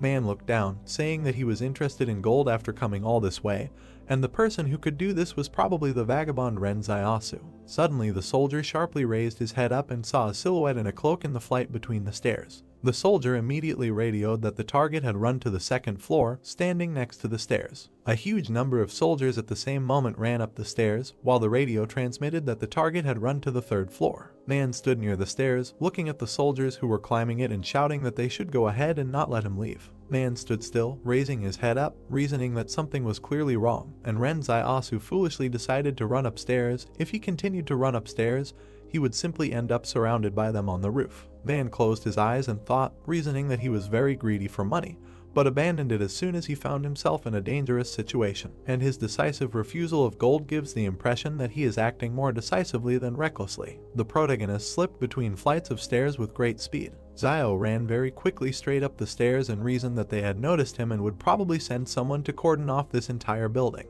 The protagonist, gritting his teeth in dissatisfaction, looked up and reasoned that wherever he ran now, there was a chance of encountering king fighters, with the exception of. Man sharply imagined in his head the image of the roofs of buildings and reasoned that next to this building there was another building a little shorter, 10 meters from each other, and perhaps he would be able to escape by jumping from the building. Man sharply raised his hand with the pistol in it and gave the order to the soldiers that they should continue the pursuit, but they disobeyed the order. Man, sharply waving his hand with a pistol in it in front of his face, said that the external combat group should be sent to detach the neighboring building. Man abruptly jumped down from one staircase to another, holding a pistol in his hand. At the same moment, the protagonist hit the door with great force with his foot. Zio kicked down the door leading to the roof with his foot. The protagonist was right on the roof of the building while a door flew forward right in front of him. Zio turned sharply to the side, looking at the neighboring building, and said what was there. The protagonist rushed with great speed to the edge of the roof of the building. Zio sharply pushed his foot off the edge of the roof of a building and jumped forward, flying to the roof of another. Man ran out of the department store building with great speed and turned his head to the side. Man abruptly stopped in place and looked with great surprise at the silhouette of the protagonist, who was flying past the buildings in the city. Man, gritting his teeth in dissatisfaction, asks if this Ren Zaiasu can really jump to another building and what level of strength and speed he has achieved. Man abruptly grabbed the walkie-talkie and said that the strength of Ren Zaiasu's target needs to be reevaluated, and repeats that the strength of the target needs to be reevaluated. Zio landed sharply right on the roof of a nearby building, doing a somersault and getting on all fours. The protagonist suddenly rushed forward with great speed, running along the roof of another building. Zio raised his head sharply and looked at the tall building right in front of him with great surprise. The protagonist, with his eyes wide open, looked forward and talked about this in surprise. Zio then focused his attention on a very tall, dilapidated building. The protagonist focused his attention even closer to one of the rooms in the very building in which a certain silhouette was visible. In that very room in the tall building, Yang stood watching everything that was happening. Yang sharply adjusted the girl on her head with her hand. Suddenly, out of nowhere, a strange black and red trunk appeared right in her hands. She then stepped on the small step with her black booted foot.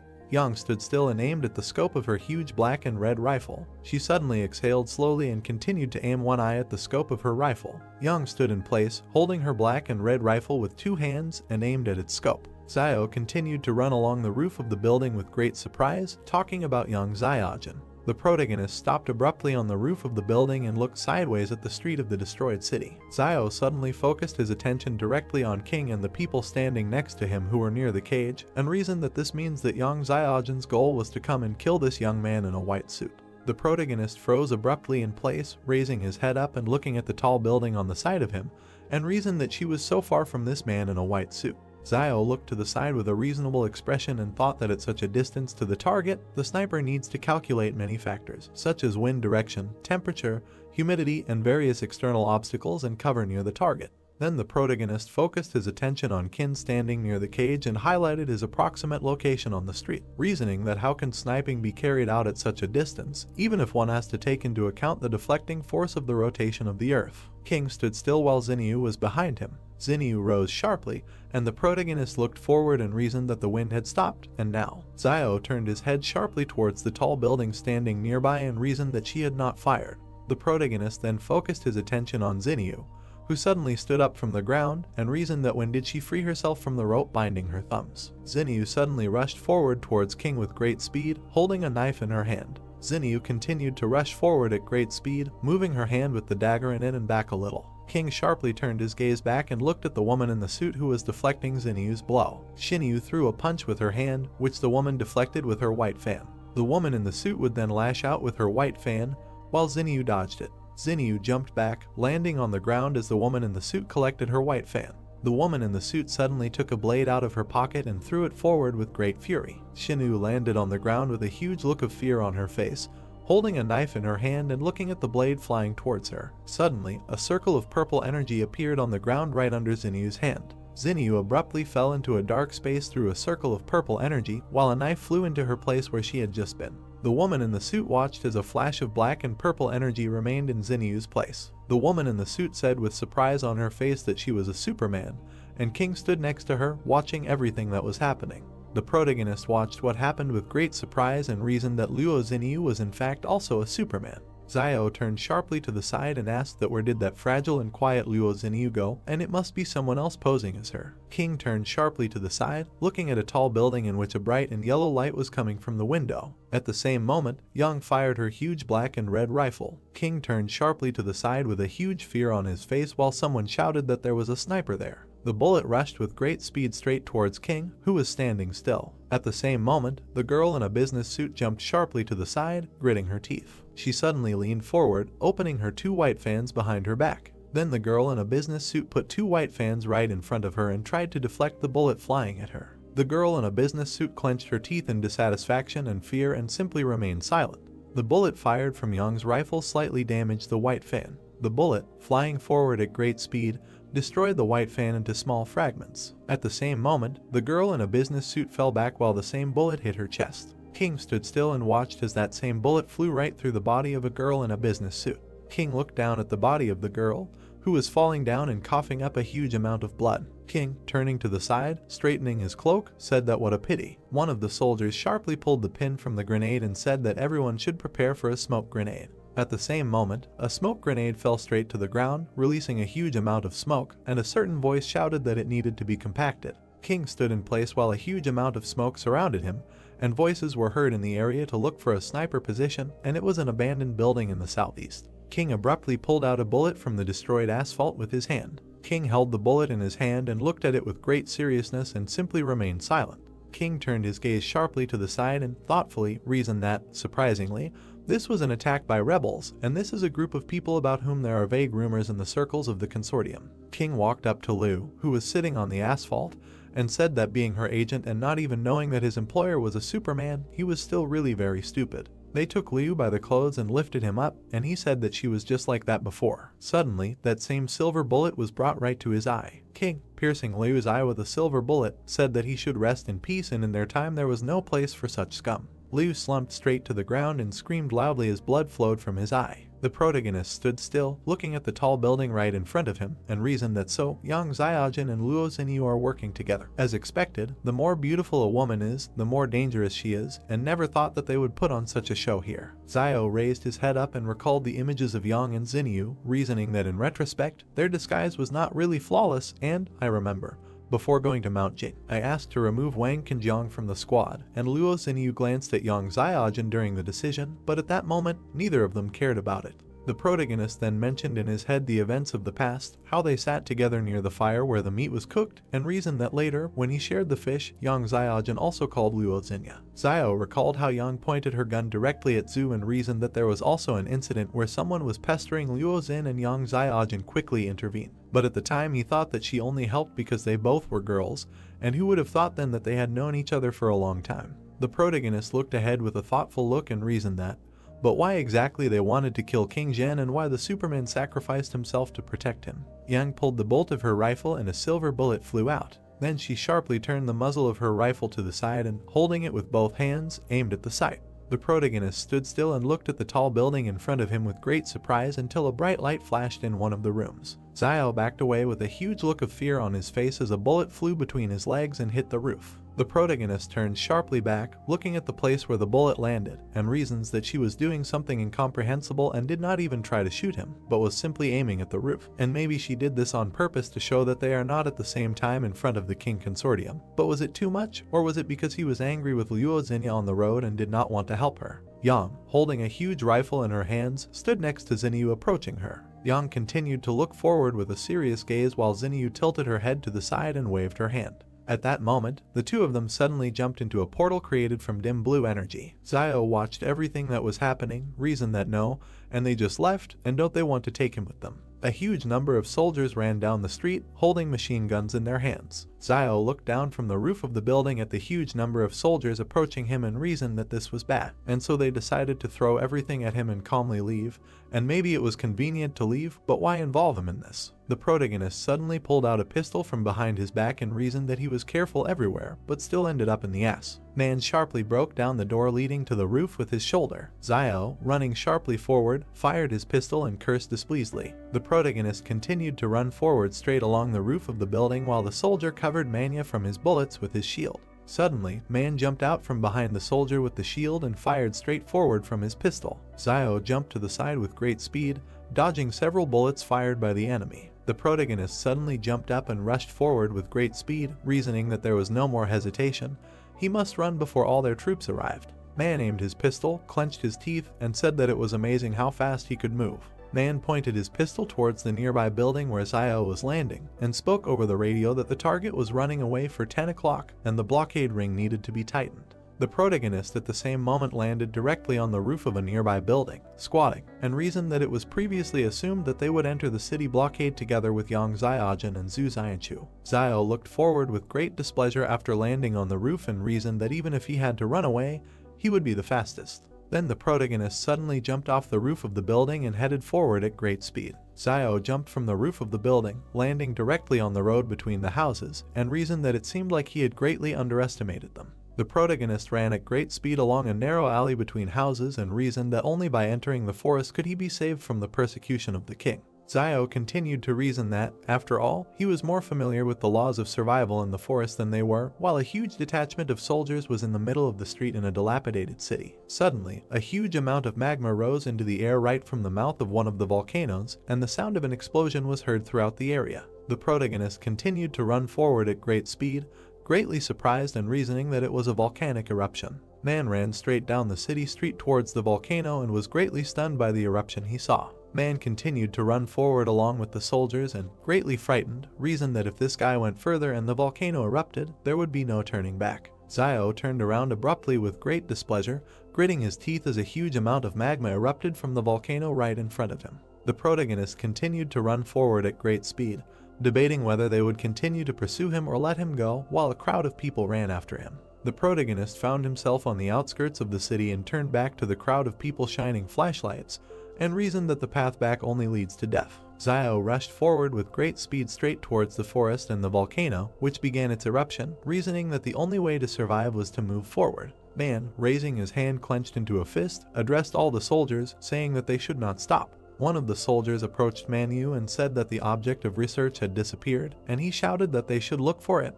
and they accepted his order. Man looked at his watch and said that the control time for the 100 meters is 3.92, and the strength is unknown, and as soon as they find him, they need to kill him on the spot. A huge number of soldiers with weapons and flashlights in their hands moved through the forest, while Man reasoned that no matter where he was hiding, even with a pistol in his hand, he would not be able to shoot so many people at the same time, and if only he appeared, they would turn him into a sieve. Zio, hiding behind one of the trees from the bright light of the soldiers' lanterns, reasoned that with so many people searching at the same time, he did not think that they would start shooting indiscriminately. The protagonist, peeking out from behind a tree, looking at the soldiers who were looking for him, was very puzzled. Zio, peeking out from behind a tree, reasoned that he would soon be found, and suddenly jumped out from behind it straight towards a huge number of soldiers and Manhwa. The protagonist slashed directly at several soldiers, lifting them into the air and landing directly on the ground while screams echoed throughout the area, and Man watched. Man raised his hand with the gun a little higher and asked what was the matter, while Zio looked forward with a malicious grin. The protagonist jumped sharply, landing on a tree branch while the soldiers watched him,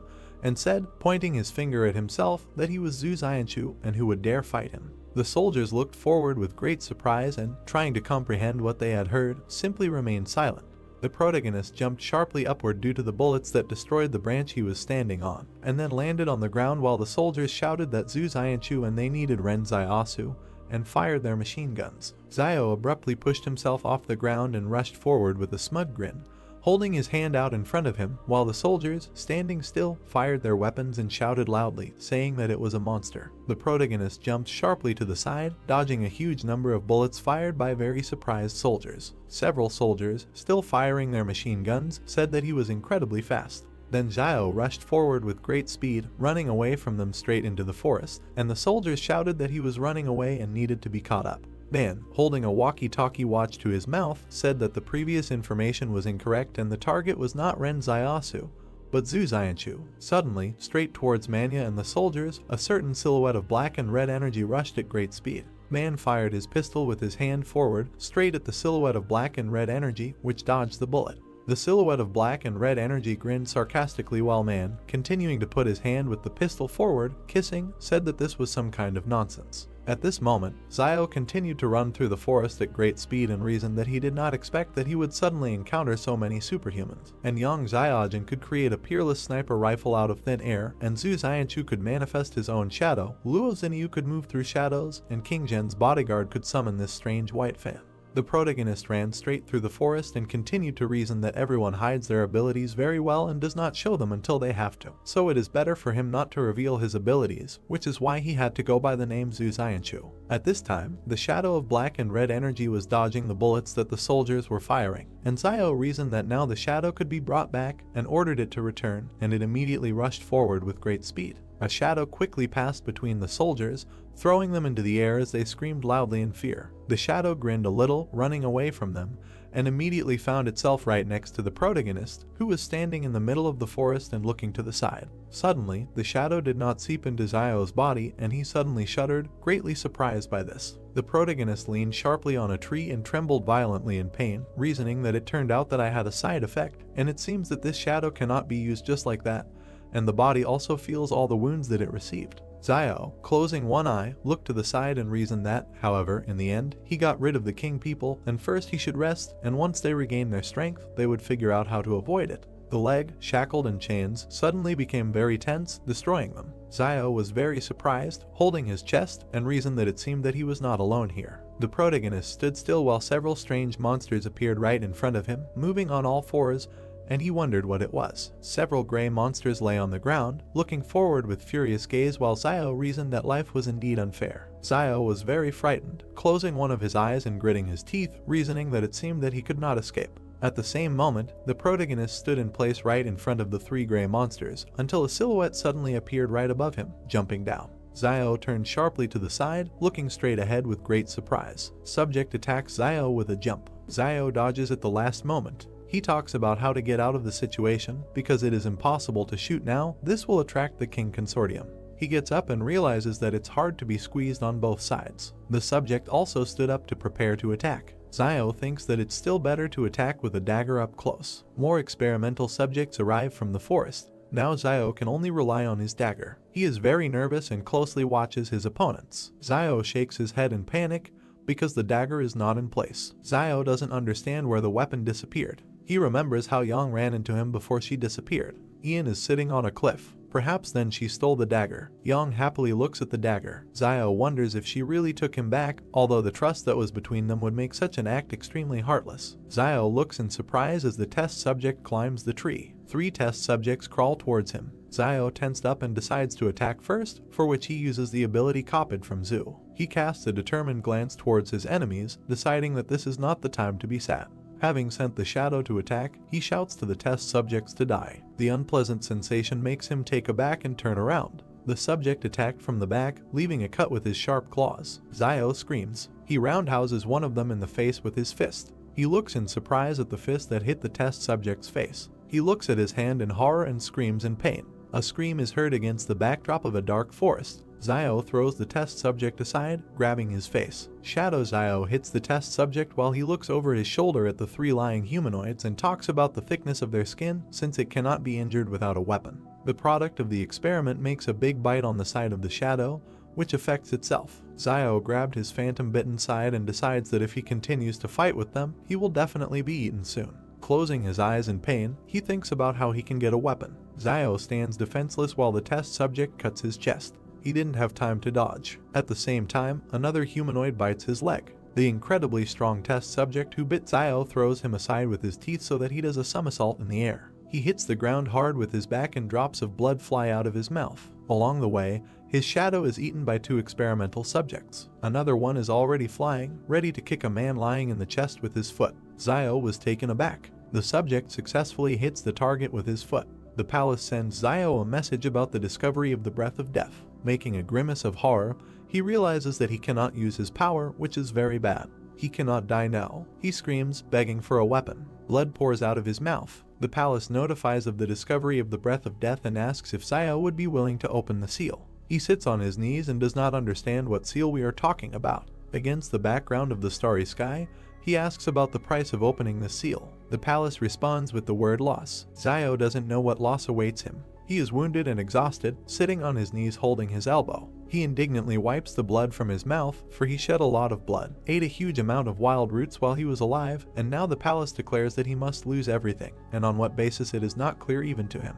The test subject kicks him in the head and he flies off. Zio asks the palace for an understanding of how he was given all this: the gold, the money, the gun, his brother Liayuan, his sister Zioayu, and even the clothes on his own body. He is on his knees again and asks why the hell does the palace even need his clothes. He does not receive an answer and offers to at least bargain. He gets hit in the jaw. He desperately wonders if this is the end, because he has lived so little. The palace gives him the result of the check, because Zio only has 7 thanks left to collect before receiving the weapon. Zio looks at the inscription against the background of the night sky and wants to thank himself all these 7 times. He cups his face, closing one eye. Zio's first gratitude is that he never shies away from new opportunities. The second is that he is never afraid to face danger, while he thanks himself for the 3rd time for never compromising in the face of trials and tribulations. He is kicked again by the test subject. Zio flies to the side. He stands up and thanks himself for the 4th time for always having a backup plan when faced with temptation. He closes his eyes and extends his hand forward.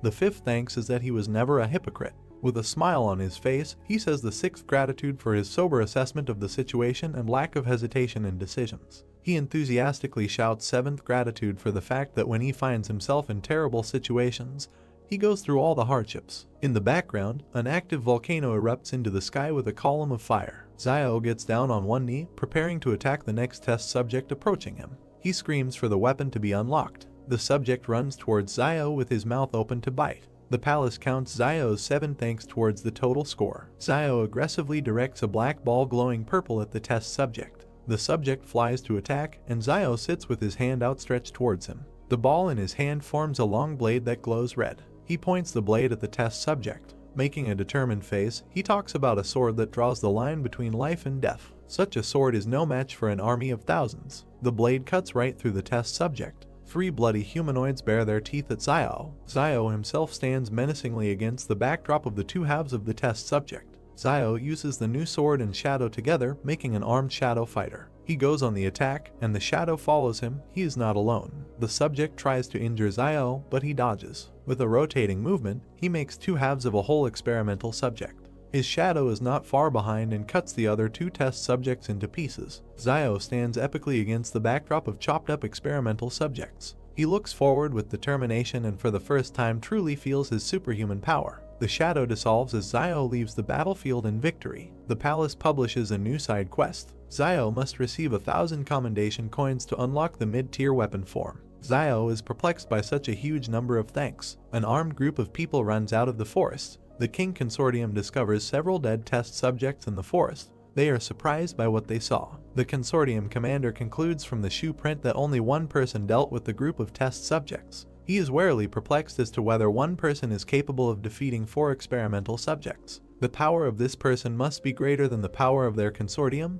They need help. He radios to King Zhen that Zio, who called himself Zhu, requires his reassessment because he alone dealt with 4 test subjects. Zhen stands somewhere against the backdrop of ruins and listens to the fact that Zhu was wounded and left traces of blood. Zhen is surprised by Zhu's capabilities. Putting on a serious face, he asks his assistant to adjust Zhu's danger level to B and orders the commander to take a sample of Zhu's blood and send it to the warehouse for analysis. The commander presses the radio button and accepts the order. Zhen stands pathetically with his eyes closed and argues that Zhu and Yang have proven themselves. Xinyu has also revealed her superhuman nature, but no one knows where Zio has gone. He looks to the side. For him, capturing Zio would be a good outcome because he could become a bargaining chip in the future in the fight against Zhang Jinglin. Zhang Jinglin's love for justice is well known throughout the north of the country. Zhen smirks, because there is nothing wrong with Zio not being caught, since Fortresses 112 and 113 are under the influence of the King Consortium. Zhen pathetically walks past armed men in uniform. He continues to talk about Zio, because when he returns to the walls of the fortress, the Consortium members will be able to capture him at any moment. The volcano is erupting. A group of people from the King Consortium are being inspected using flashlights on their weapons. The group leader shines a flashlight towards the trees and realizes that Zio was running towards the volcano, but the pursuit led them nowhere. Consortium member King places a Q-tip containing Zio's blood sample into a test tube in a bag while the commander assesses the amount of Zio's blood on the battlefield. He must not have been hurt that badly. The commander looks down sternly and evaluates Zio's fighting abilities and worries that they will not take him in numbers. For comparison, he takes an example from the capture of one test subject, in which 3 people died in a day and 13 left with injuries. He stands over a test subject cut in half and shines a flashlight on him. The wounds are extremely smooth. Close-up of the commander's face with a flashlight. He compares the cuts on the test subject to the fact that a sharp tactical knife can only damage the test subject's skin with great force. This refers him to the fact that there are many more secrets in Zio than they can even imagine. The group from the King Consortium turn at the sound of a man approaching. Zio runs towards them. The group began to shoot at him. While the commander wondered why Zio returned, he seemed to be running away. A terrified Zio yells at the group to look at what's behind him instead of aiming at him. He struggles to escape from a huge crowd of test subjects. The commander was taken aback because he thinks that this could only happen if Zio took and tore up the lair of the experimental subjects. Zio calls upon his shadow to carry him on its back and orders the group to flee, for if they continue to just stand there, they will all die. In the background, a large cloud of test subjects is approaching them. The group led by the commander is in shock. They decide to disobey Zio and open fire on him. He dodges shots with the help of a shadow and is perplexed that in such a situation they would still prefer to shoot at him. The shadow is getting ready to jump. Zio decides to let the monsters play with the consortium group, for that matter, and with the help of the shadow he jumps to escape from pursuit. He jumps over the squad, they dodge. The commander turns around and realizes that the crowd cannot be left unattended, because their rear may suffer, and even the city will be behind them. A huge crowd of experimental subjects bare their teeth, preparing to attack the squad. Some members of the group unsuccessfully dodged and were injured because of Zio. The commander sees this picture and curses in horror. He could not imagine that Zio would use such vile tactics to evade pursuit. He realizes that Zio is using the test subjects in order to contain the squad and get rid of persecution from both them and the test subjects. The commander with a menacing face looks at the crowd and does not understand where such a large number of experimental subjects came from, if the information said there were 100 individuals. Close up of the commander's face. He thinks that the source of the flame may have deliberately spread false information to deceive Jen, and most likely this happened after the source of the flame could not intersect with the King Consortium to resume the work of this laboratory. This is quite possible, because Jen killed many people from the source of the flame campaign over the past couple of years. He worriedly notifies the city via radio that a defensive line should be built. Team members follow orders to fire to support defenses on the ground. We need to gain time so that the city can prepare for the attack. Zio turns to look at the group going to the front line and thinks that maybe this is the difference between the consortium members and the private army. A close-up of the squad in combat readiness is shown. Zio is surprised by the dedication of the consortium soldiers, that they are willing to sacrifice their lives and safety in order to buy time for their comrades in the rear. The shadow drives him away from the carnage while he talks about Jen with his image in the background. He doesn't understand how this young man in white can lead such an army. The squad stands in formation and waits for the moment to attack. The test subjects are approaching. Gunshot does not take test subjects. The commander despairs. Reinforcements arrive and give the order for an immediate retreat to the outskirts of the city. Support was already prepared for this in advance. The commander breathes a sigh of relief. He gives orders to his squad to hold formation and look for a moment to retreat because reinforcements are already on the way. The squad opens fire on the test subjects. Bloodied test subjects try to block bullets with their forelimbs and scream in pain. However, the bullets still do not hit them, but simply bounce off. The group is kept in formation and continues the attack. Zio escapes from the scene of the firefight and is glad that a detachment from the consortium was on the way, otherwise he would not have been able to escape from the test subjects. With one hand he holds onto the shadow's shoulder, and with the other he rubs his chin and thinks about the reaction of the bald squad leader, because he also did not expect to see such a huge number of experimental subjects in the mountains. He grins, because this is the norm for such numbers, because in the forest there is no more entertainment except giving birth to children. Zio turns around at something. Meanwhile, the volcanic eruption is only intensifying. A huge 5-fingered red limb with claws protrudes from the crater of the volcano. Zio was taken aback. He wonders how some creature could be hiding in the volcano and what kind of creatures in general can survive in lava. Jen stands pathetically against the background of the eruption and his white cloak flutters in the wind. A man in uniform and glasses behind him asks what the hell this is. Jen closes his eyes and sighs. He was very sorry that such things really existed, and because of this they would have to retreat immediately. Mission failed. He opens his eyes and turns to the guy with glasses, asking him to call his mediocre brother if this thing crawls out of the crater or if a large number of test subjects are forced south by the volcano, because Barrier 113 is in danger. The guy in uniform agrees. Jen orders everyone else to gather and prepare to retreat. The volcano emits another pillar of fire into the sky. Military trucks are urgently leaving the city. The consortium squad continues to exchange fire as the eruption intensifies with each passing moment. The commander turns around and yells to the squad member to evacuate all personnel. The commander and several other members of the consortium cover the others who retreated. A new wave of bullets hits the test subjects. Jen himself arrived at the scene of the shootout and his people cover the detachment while he pompously stands at the head. People evacuating are running near it. Close-up of Jen holding a detonator. Test subjects run through trees with guided bombs on them. Jen presses the button and looks pathetically at the explosion. Bloody experimental subjects scatter in different directions. The commander, closing his eyes, confesses to his boss Jen that he could not return Yahello, who called himself Zu. Jen goes to the cars, and the commander turns in surprise at the words that it doesn't matter. Jen orders the commander to get into the car. They drive to the west, where there should be another way back to Fortress 112. The commander is silent in bewilderment, looking after the boss. Jen tells him with a grin that he knows that he wants to ask about the reason for sending help to them. Jen tells him not to think too much about it, because the main reason is that the commander is still useful to him. He also added a request not to say words of loyalty to him, because Jen does not believe in such things. Jen looks towards the cars. There are cries that the car can be driven because something is wrong with the tires. The commander looked at them seriously and asked if they had a flat tire, because they had a jack and a spare wheel for such a case. A member of the squad looks at the tire with concern and tells him about the condition. It is rather not flat, but cut. The commander and Jen do not comment on the situation until they are told that the spare tire has also been cut off. Jen's cold disposition hides anger.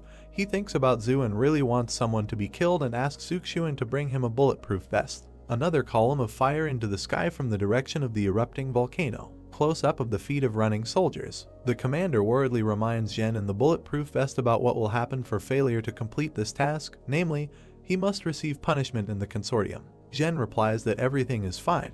Because the old people in the consortium always need someone to work for them, they will most likely just send him on leave indefinitely. The beaten commander asks the cold Jen what to do with the real Yahello, to which Jen replies that if the real Yahello did not die on the mountain, then he must have found a way to retreat to the 113th wall, so Luolan will take care of him. Against the background of the ruins of the city, the eruption continues. Jen concludes that Yahello is a simple tramp, which means he won't be able to make much noise. Yahello, riding on a shadow, continues to flee, during which he gloats that he thought of cutting off the soldiers' tires. He is already wearing a cloak, which he had to leave at the very beginning of the persecution by the consortium, which he actually did not expect. He holds his face with his hand and regrets that he could not take the gold with him. Nothing can be done. He stops with a shadow near the cave and thinks about spending the night there today. He lit a fire. Yahello looks into the fire and remembers that they stayed in this cave as a team and that now he is here alone. He heard something behind him and turned to look. The words, "It is carved into the stone right behind you." He rubs his chin and concludes that the message was written relatively recently. He remembers that the last time they were here, Jan was the last one to leave the cave, whether they could have left this message or not. He looks thoughtfully to the side at the background of Yang's image and wonders if she is really so cruel that she would carve out such inscriptions to scare people purely for fun. Something flies out of the volcano like a fireball and bounces in a couple of places. 3 different animals run out of the forest. Yahello looks at the erupting volcano. He looks ahead warily and realizes that he won't be able to rest tonight and his time is running out. He finds himself riding the shadow again. He understands that in order to be saved he needs to continue his path. Yahello runs past the trees in a zigzag pattern. His speed is so high that he is almost invisible. He is convinced that if he is fast enough, the monsters will not be able to catch him. Runs past small rocks on which gray red-eyed arachnids sit. The arachnids are talking, because they don't understand what it was, a person or something else. Yahello runs past the wolf, who hatched after him out of shock. Then he knocks another wolf off his paws. He looks forward confidently, sitting astride the shadow. In front of him there is a view of the trading city. He's glad he's finally back. Fugui goes to Liaoyuan and Zioyu's sister's house, asking to see what he brought for Liaoyuan. The latter, in turn, lies in bed, and sister Zioyu sits next to him. With tired eyes, Liaoyuan peeks out from under the blanket and thanks Fugui for putting in a good word for them during the arrest, but waking him up early in the morning is not nice. Sister Zioyu looks at Liaoyuan worriedly and urges him to get up, because if he gets up 15 minutes earlier every day, Then in total he will have an extra 90 hours to use for the thing he likes. She asks him to think about what he likes most. Liaoyuan, in response, unhappily wraps himself in a blanket and convinces him that his favorite thing is sleep. Sister Xiaoyu did not like this answer and pulls the blanket off him and reproaches him for making people more angry than his older brother. Liaoyuan closes his eyes in displeasure and says that he doesn't care. He sits unhappily wrapped in a blanket. Sadly lowering his gaze, he talks about the calm situation in the city in recent days, and he is very sorry that his brother is not here at such a time.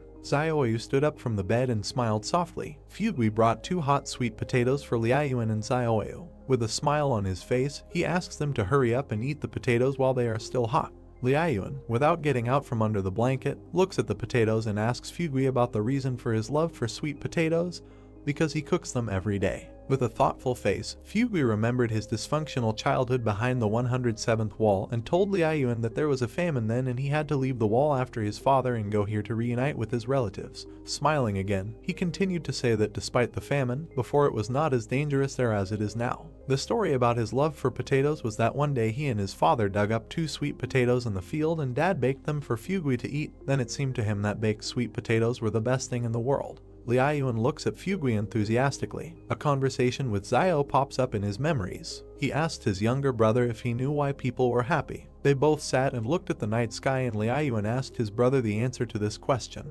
Frowning, Xiao told his brother that human happiness comes not from pleasure, but from pain, because when, at a moment of unbearable bitterness, you try something sweet, a desire arises to fight for your life. Liaoyuan looks at the softly smiling Xiao in surprise, and the latter continues that the sweet taste may not mean much to others, but for you at such a moment, this sweetness is the greatest joy. Liaoyuan and Xiaoyu started eating the potatoes. Fugui says that with Mr. Zhang gone, there are no more teachers left in their trading city. Liaoyuan enthusiastically says that this is not a problem, because when Xiao returns, he will teach. Fugui answered warily, spreading his fingers, that he had heard rumors from factory workers near Jing Mountain. It seems that the Jing Mountain volcano has erupted and it is unknown how Xiao is doing. Liaoyuan closed his eyes and said confidently that his brother should be fine, a hint of concern in his eyes. He remembers that he wished everyone with his life for Xiao's safe return to the city, and since Liaoyuan is alive, then Xiao is completely fine. Fugui cheerfully raised his finger up and noted that Xiao should be alive, because as they say, a good man does not live long, but an unkind man prospers. Fugui looks around the street warily and states that the street has been very busy lately, which is most likely due to the fact that the fortress is not easy to rule the trading town, for which they bribe strangers to be their ears and eyes. People on the street look unfriendly. Fugui confirms this fact by saying that you should not offend them or pour out your soul to them. He still looks out the window and warns Liaoyuan and Xiaoyu to be careful these days if they want to leave the trading city. If anything happens, they should turn to Fugui and he will help them find their way, because in his opinion, all these people are here not because of the 2 of them, but because of Xiao. Xiaoyu asks Fugui in surprise why they need Xiao. Fugui nervously wipes his sweat with a towel and says that we are talking about Xiao and he could do anything to the team from the fortress, that's obvious. Liaoyuan and Xiaoyu were taken aback. Zhen, the commander, and a couple of other people move through the forest. Zhen looks ahead and curses because he doesn't know how much longer to go to get back to Fortress 112. The commander notices that the situation is so bad that even the boss has lost his cool. Zhen grins at himself because his image is falling apart. Some guy saw a mutated arthropod and fearfully noticed the presence of a human face on its shell and assumed that they eat people. The soldier approaches the guy's screams and reprimands him, because Mount Jing is far from here, so he should go about his business and not get in the way. Not far from them, Xiao jumps off the wall. Xiao walks into the door of his house, where a surprised Xiaoyu and Liaoyuan stare at him.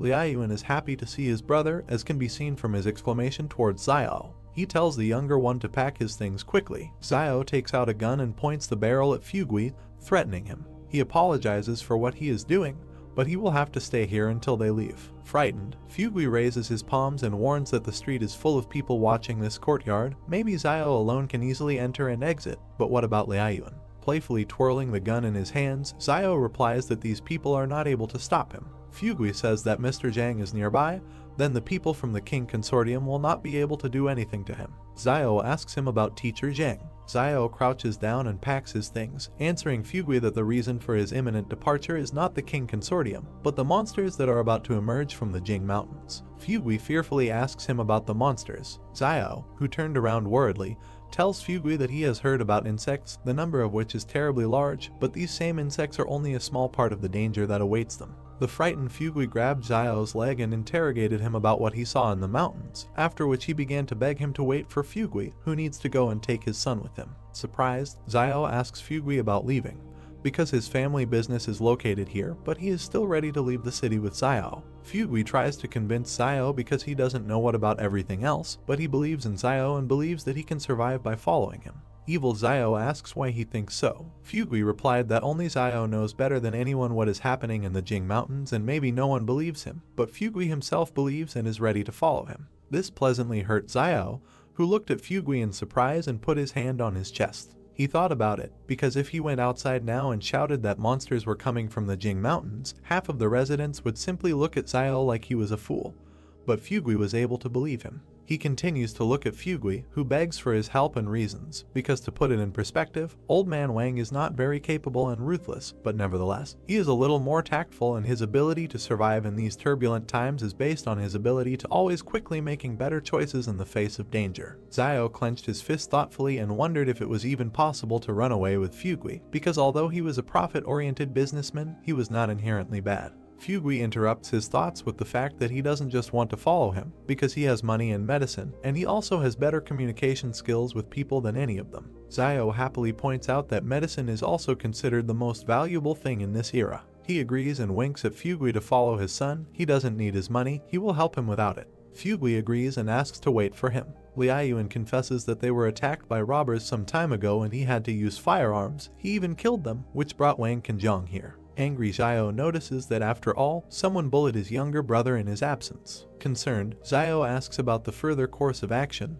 whether Wang Qinjiang saw the Liaoyuan pistol and whether it caused them problems. Liaoyuan responds by handing him a coin with the inscription 178 and said that Mr. Zhang revealed himself to protect him and Xiaoyu, causing him to go with them and give Liaoyuan this coin before leaving. Xiao holds a coin in his hands and clarifies what kind of person Mr. Zhang revealed. Did they say who he is? Liaoyuan raised his finger up and replied that Zhang had asked about this, but he did not answer, but only mentioned Fortress 178 and also said that if things went really badly, then Xiao could head to Sebe to find him there, but clarified that it's not worth going there just like that. Liaoyuan added that the northern lands are very harsh and that most likely Mr. Zhang is an important person there. Xiao clenched the coin in his fist and agreed to go to Sebe for Zhang if they were driven into a corner. Xiaoyu intervened in the dialogue, saying that the things had been collected because there was nothing special to collect. Xiao sees a full bag of cabbage behind a satisfied Xiaoyu. He was taken aback and realized that she had simply collected all the cabbages that Mr. Zhang had planted in the backyard of the school. Provocatively rubbing his chin, he noticed that this behavior was very similar to himself. Satisfied, Xiao points his finger at the cabbage, but Xiaoyu is not very happy with what is happening, because Xiao said that there is no need for cabbage. Xiaoyu can take bread with him, but cabbage is not needed because you can find wild vegetables on the road.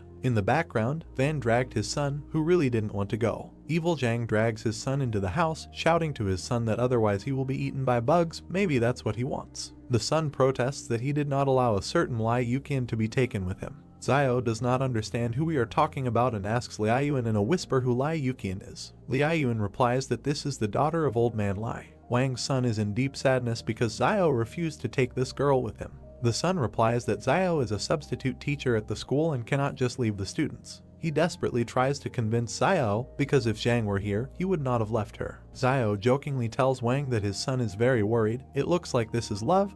They could make a great couple. Wang, Xiaoyu and Liaoyuan were taken aback because this was not the right time for such jokes. Van's hand grabs the wall. Xiao sits Wang down and simultaneously tells Liaoyuan and Xiaoyu that the best way to avoid being seen is to climb over the wall. Xiao climbed the wall himself, but then someone noticed him and called him by name. He looks at the startled people who are shouting for Xiao's return. Wang turned out to be right. They were waiting for Xiao to appear. Xiao picked up a gun and opened fire while his opponents asked for help to capture him. The guy is knocked down by a bullet in the chest. Xiao jumped back down. Smirking, he asks them to step back. Residents of the city do not listen to him and run into a frontal attack. Xiao hits all three hard, killing them. He rushed after the others, who had retreated. Xiao raises the gun and asks if they really want to call for help. He shoots the fleeing rioters in the back. Xiao stands in front of the corpses, and behind him, Xiaoyu, Liaoyuan and Wang stand in shock, silencing their son. He turns his gaze to those standing behind him and says that it's time to run away. In the southwest there is Fortress 109. Some people who came to the wall are perplexed because they are fools if they hope that they would just get to the wall and be accepted. Their home is no longer there. Zio's team is running not far from them. One of the residents decides to eat a mutant arthropod. The girl with the child in her arms is also eaten by another arthropod. Zio was taken aback because he felt an earthquake. From them to the wall, the ground forms a large crack. Huge pieces of soil fly out of their usual position. The crack has reached the wall. All 5 of them look in shock at the collapse of the wall. Zio announces the fact of the collapse. The wall began to collapse. People fled towards Zio and Zioyu. The main character began to run while he was thinking about what Yun had asked him earlier about what would happen if the wall protecting humanity collapsed, and now suddenly the wall actually fell. Zio remembered the monsters and thought that the wall could collapse at any moment, but now is the worst time for this because monsters have appeared behind the wall. Old Man Wang shielded the boy with himself and called for help while a huge insect approached them. The main character turned and shot the monster with a pistol. He looked at the old man and the child next to him and told them to speed up. Zioyu was running next to Zio and the others when she asked him if the city's inhabitants would survive if the wall collapsed, and Zio, without stopping, replied that it was enough for them to survive. Yun turned to his brother and pointed his finger to the side when he said that some strange light had appeared near the walls. A bubble appeared above the wall, and Zio and his brother looked at it, while the main character thought that this ball looked familiar, and then remembered that this was the same bubble that Baojin had blown out at one time. The guy wondered if he was alive. The monsters began to flock towards the bubble as someone shouted about a Superman. Suddenly the ball began to burst. The city's residents continued to run until one guy stopped and was glad that this was the work of a Superman. Numerous bubbles began to appear among the monsters hovering above the wall, and people froze on the ground and watched what was happening. Bubbles began to explode around the monsters again. One insect quickly flew away from danger. A bald guy with a bat in his hand turned to an older man and asked him to run before these bugs dared to fly at them, and the man told him to run and find a place where they could survive. Old Man Wang pointed his finger at the wall and turned to Zio, saying that thousands of people were running towards them. The main character took his brother's hand and said that in this case they will have to speed up even more because these people will most likely bring monsters with them, so they need to keep some distance from them, and then he added that these people may turn out to be a new danger. Zio opened his eyes wide and looked forward menacingly as he thought that he knew these people from the trading town too well and that they were capable of anything. But he added that if you point a gun at them, then rabble like them will immediately turn into a disorderly crowd. While they were running, the main character handed a firearm to his running brother nearby and asked him to hide the gun. Zio clenched his fist, turned to Zioyu, the man with glasses, and 2 boys standing behind him, and said that they had broken away from the stragglers, and since it was almost dark, they would spend the night here. The boy, holding sticks in his hands, turned to his father, who was also collecting sticks behind him, and asked how he could become a Superman since they were so strong, and Van replied that he did not know. Yun touched his hair with his hand and replied that perhaps this requires some conditions, for example, luck, pedigree, or something similar. The boy turned to him, opened his mouth, and said that then his father was also not a Superman. Yun closed his eyes, raised his hand, and told the boy with the sticks not to despair, because it might turn out that Wang was not his real father. The bespectacled man rushed towards his screaming son and told Zio that he and his brother were too sarcastic. The main character and Yun stuck out their tongues and began to tease the man, who clenched his fist when Wang asked that in their opinion, since Baojin was a Superman, then his father must have superpowers. The barefoot man was sitting on the ground when the white-haired man told him that Bond seemed to be quite intelligent and usually had a high status in the trading city, and that as a result, he was now running around behind the backs of several young guys, to which the dark-haired man replied that he had initially followed after him when they saw that he was in such a hurry because he thought that some danger awaited them, but no one was pursuing them. He then stood up, clenched his fists, and said that Wang probably carried a lot of money with him, since he had owned the store for many years, so he must have some property to escape, and the gray-haired man remembered Zioyu. Another man, sitting on the ground with his eyes closed, said that it was better to forget about it, because Zio and Yun had weapons with them. The man with gray hair clenched his fist in front of him and asked him what he was afraid of, and how they could be afraid of guns since they didn't have much ammo. The men turned to the sides when the guy raised his finger to his face and asked which of them would go first. A crowd of people was on the plain near the forest. They jumped up when they heard a wolf howl. People began to run in one direction, shouting that they needed to leave and surprised that there really was danger, and someone exclaimed that they should have gone with Zio and cursed. The main character and his comrades were sitting by the fire. Yun came up to him, looked at the food in the pot and said that it smelled very good, and the guy replied that he had just seen wild cilantro, which would improve the aroma of the food, so he would throw it in later. Van stood up and clasped his hands in front of him as he said that he doesn't eat cilantro because it smells like bugs and it makes him sick. Zio smiled and replied that he said that because he had never eaten bugs. The boy clenched his fist in front of him,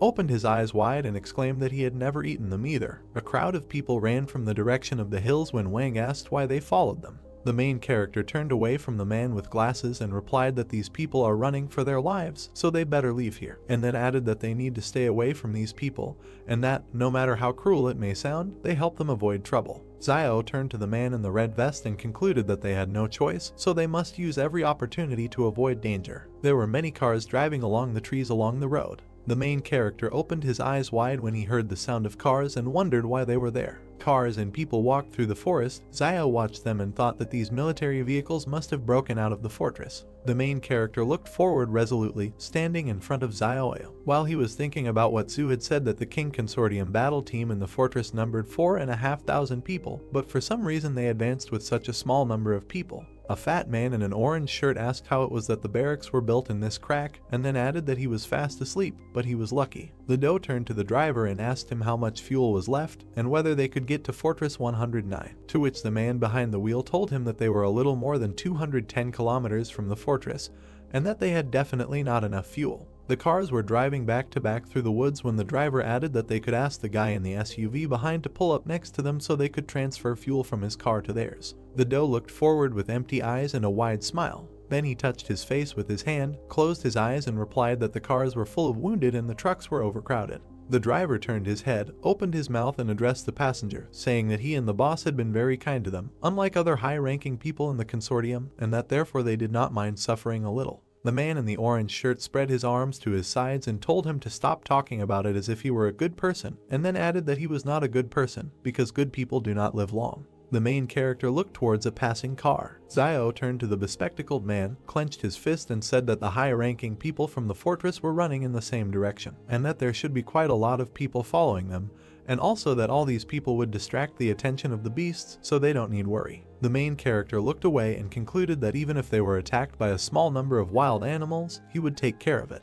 Van opened his mouth slightly, but said nothing. Zio and his comrades walked behind other city residents through the forest. The main character turned to the man with glasses when he addressed him and said that he did not know whether it was appropriate to ask about this. Wang opened his mouth, sweat appeared on his face, and asked where the rest of the people who went with Zio to Jing Mountain were. The main character looked to the side and replied that when they left, there were 21 of them, but now most likely there are only 4 alive. Zio exhaled when Wang reached his hand to his face and thought that if there were only 4 of them left, and the main character was one of the survivors, then perhaps he was one of the superhumans. Zio opened his eyes and said that he couldn't say anything about what exactly was going on at Mount Jing, since there were a lot of mutated monsters there. Van touched the main character's shoulder, turned to him and said that in any case, this time he was grateful to him, because if the guy had not gotten them out on time, they would not have gotten out, and then the man with glasses added that he didn't even know. How can I thank him for this? Zio smiled and narrowed his eyes as he replied that for every drop of kindness received, he should return a stream of gratitude, and sweat appeared on the bespectacled man's face when he asked that they could all be polite to each other. The mountains and forest were illuminated by the starry sky. 5 travelers walked along the road along the trees. Zio covered his younger brother with his hand. Someone pointed a gun at a man with glasses and said that he told him to give him all his food, to which the man replied that he was also hungry. The man held out a firearm in front of him and ordered the people behind to go and look for what they had on them.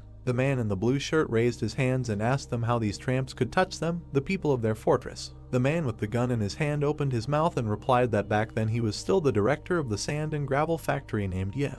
The bespectacled man staggered and screamed when Yen shot him. The man fell to the ground when the plant director said that Fortress 113 had disappeared, and that in Fortress 109 everyone was starting over. Yihan smiled and added that the one with the gun was now in charge, and that he was not the type to kill innocent people indiscriminately, so if they behaved well, he would let them live. The director of the factory pointed in the direction of the 3 men and told them to go and search all the people one by one, and then bring him everything of value that they had.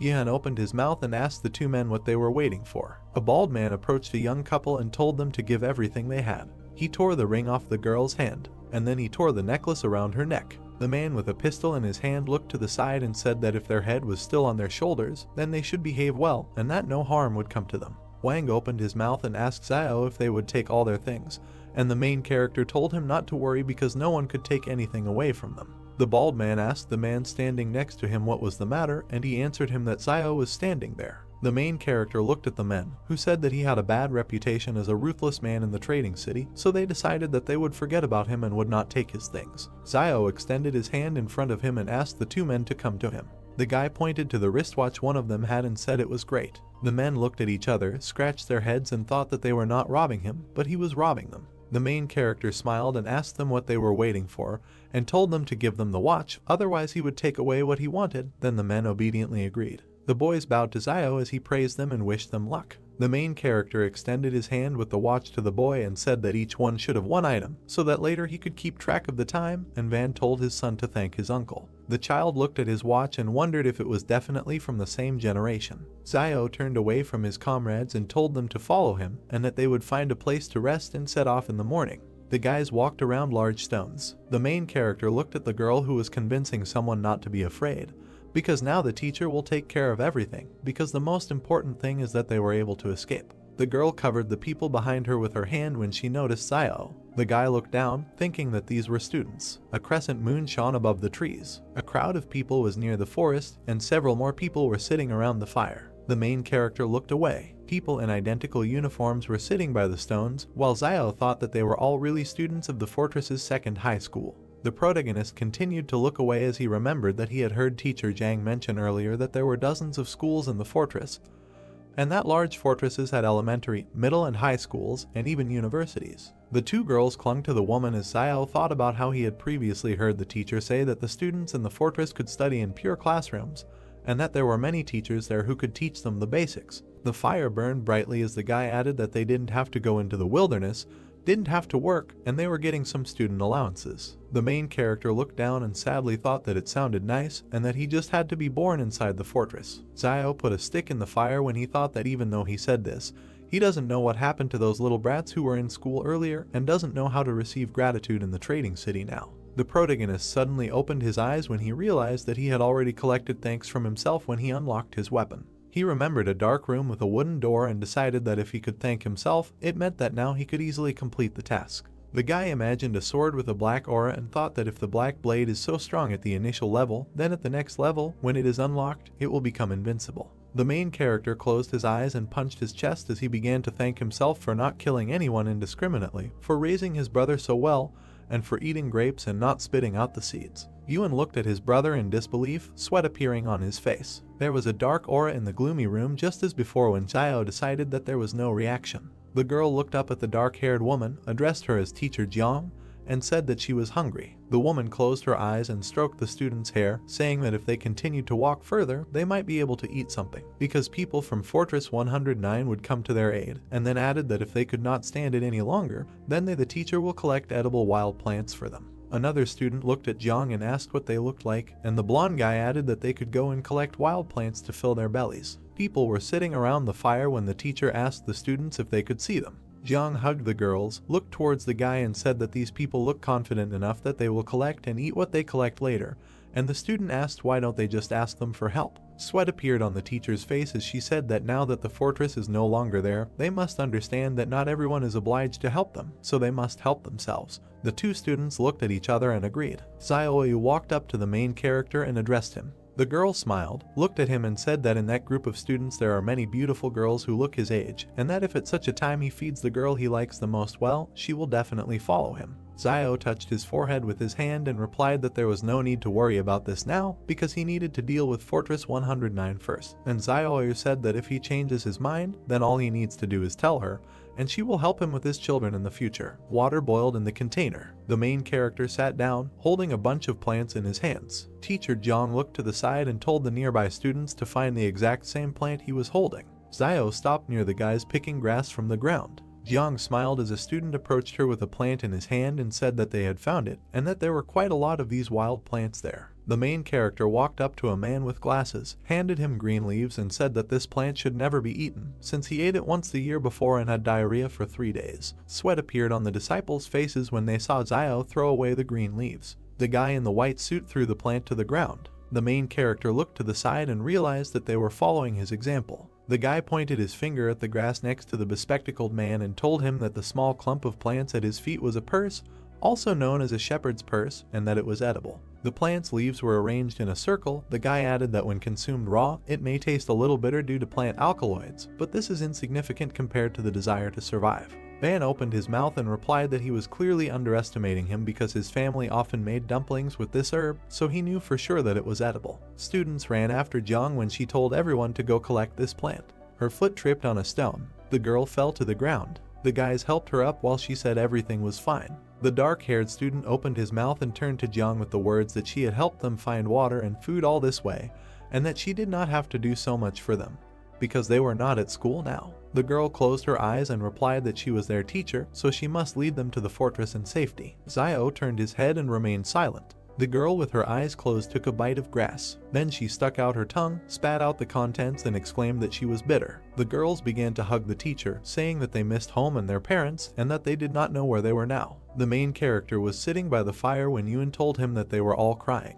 and Xiao replied that everything was fine and that they didn't need to get involved. Several people were running in the same direction when someone said that there was a fire there, so there must be someone alive there. The guy in the striped shirt exclaimed that, just like he said, he was able to lead them to other people. The man was shaken by hand and thanked. He smiled and touched his head with his other hand as the man in the dark suit talked about how he helped them get away from the crazy bugs and brought them here so they could join the others, and that he was the greatest Superman he had ever saw. The man in the striped suit replied that this is what he had to do, because the great sage, equal to the sky, must pacify demons and protect people. The people sitting around the fire watched them silently. Xiao continued to watch carefully. On the back of the man in the striped uniform it was written that he was from the psychiatric hospital of Fortress 113. The main character looked forward emotionlessly and thought that the guy had a mental illness. The men standing behind their savior were talking about how he was an escapee from a mental hospital and not one of those whom the King Consortium had captured some time ago, and that he was still a superhuman who could summon a stick and become physically very strong. People surrounded the guy in the striped uniform and kept talking about how he claimed to be the reincarnation of a great sage equal to the sky and that they didn't know if it was true or not. The smiling patient was observed by Yuan and Xiao, who thought that if he were not a Superman, then people would really just consider him a patient who escaped from a mental hospital and that he saved everyone, but they are still only half believe what he says. The blonde guy turned around and opened his eyes wide. They reflected the main character and his brother. The guy in the striped suit started pushing people around and telling them to make way for him. Yuan turned to his brother and asked him if he knew him, to which Xiao exclaimed that he did not know. The fugitive from the psychiatric hospital smiled sweetly at the main character. He then folded his hands in front of him and addressed Xiao, calling him master. The main character opened his eyes and mouth wide. The guy in the striped uniform waved to the people behind and said that he had found a master whom he was taking to the west for the sacred scriptures. 4 people opened their mouths and looked in one direction in disbelief. Wang turned towards Xiao and laughed loudly until he cried. The guy raised his index finger, called the man with glasses Beiji, and asked what he was laughing at. The patient smiled and turned to the son of the man in the red vest named Wujing. The man in striped clothing hugged them and exclaimed that they were all gathered here to go west for the holy scriptures. Xiao, Yuan and Xiaoyu looked ahead blankly and asked the man again. An inscription appeared that sometimes life takes an unexpected turn. A hand touched the shoulder of a patient in a psychiatric hospital. Wudi turned to Xiao and asked what he could do for him, and the protagonist replied that he should clarify that he was not his master and was not going to go to the west for the scriptures. The man crossed his arms over his chest and asked the guy which direction he was going now, and Xiao replied that they were heading towards Fortress 109, which is located in the southwest. The man clenched his fist in front of him and said that the southwest was just in the west, and that perhaps he did not realize it yet, but he was already on the way to receiving the scriptures in the west. Xiao held out an open palm in front of him and repeated that he was indeed not his master, and that Wang was not Beiji, just like his son Dalin was not Wujing. Yudi waved his hand and exclaimed that it didn't matter, and the man with glasses grabbed his head and asked about how it didn't matter. A man with a gun appeared behind the blonde man, began to threaten Zhang and told them that he had not seen them before, so they should hand over everything valuable that they had. The man with thick eyebrows opened his mouth wide. Wudi pointed a stick at him and called him by name Zuanfeng.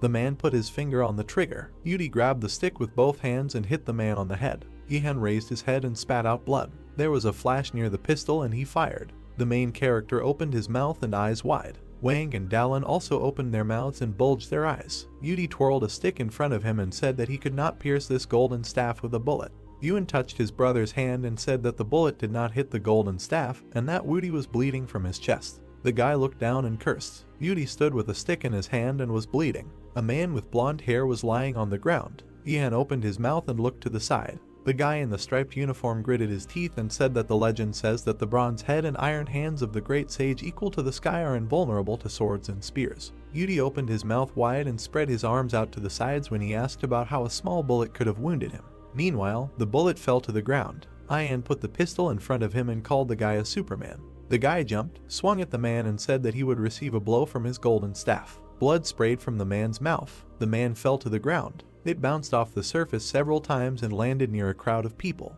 Yudi put his hand on his belt, opened his mouth and said that this is called destroying the demon, eliminating evil and promoting good. The guy in the striped clothes gave a thumbs up and exclaimed that he was good. Wudi turned to Xiao, and Yihan was still lying on the ground. His eyes were empty and blood was flowing from his mouth. People started looking at each other and smiling. Many refugees stood in front of Yudi, some bowed and thanked him, and he asked why they were doing this. The guy touched the main character's shoulder and told people to thank his master. The guy and the girl looked at each other and remained silent. People stood in several rows, bowed together and expressed gratitude. A system notification appeared indicating that Xiao had received 10 commendations from refugees. He looked forward resolutely, surprised that he had received so many gratitude coins at once, and thought that usually he had to work hard to get them, but now he did it without difficulty. The main character touched Yudi's hand, called him his student and asked if his wound hurt, and then offered him his medicine for external wounds. Xiaoyu, Yuan, Wang and Dalan looked ahead blankly, thinking that going west to get the scriptures was foolhardy. Xiao put out his hand, smiled and asked the man with glasses to bring his older brother something to eat.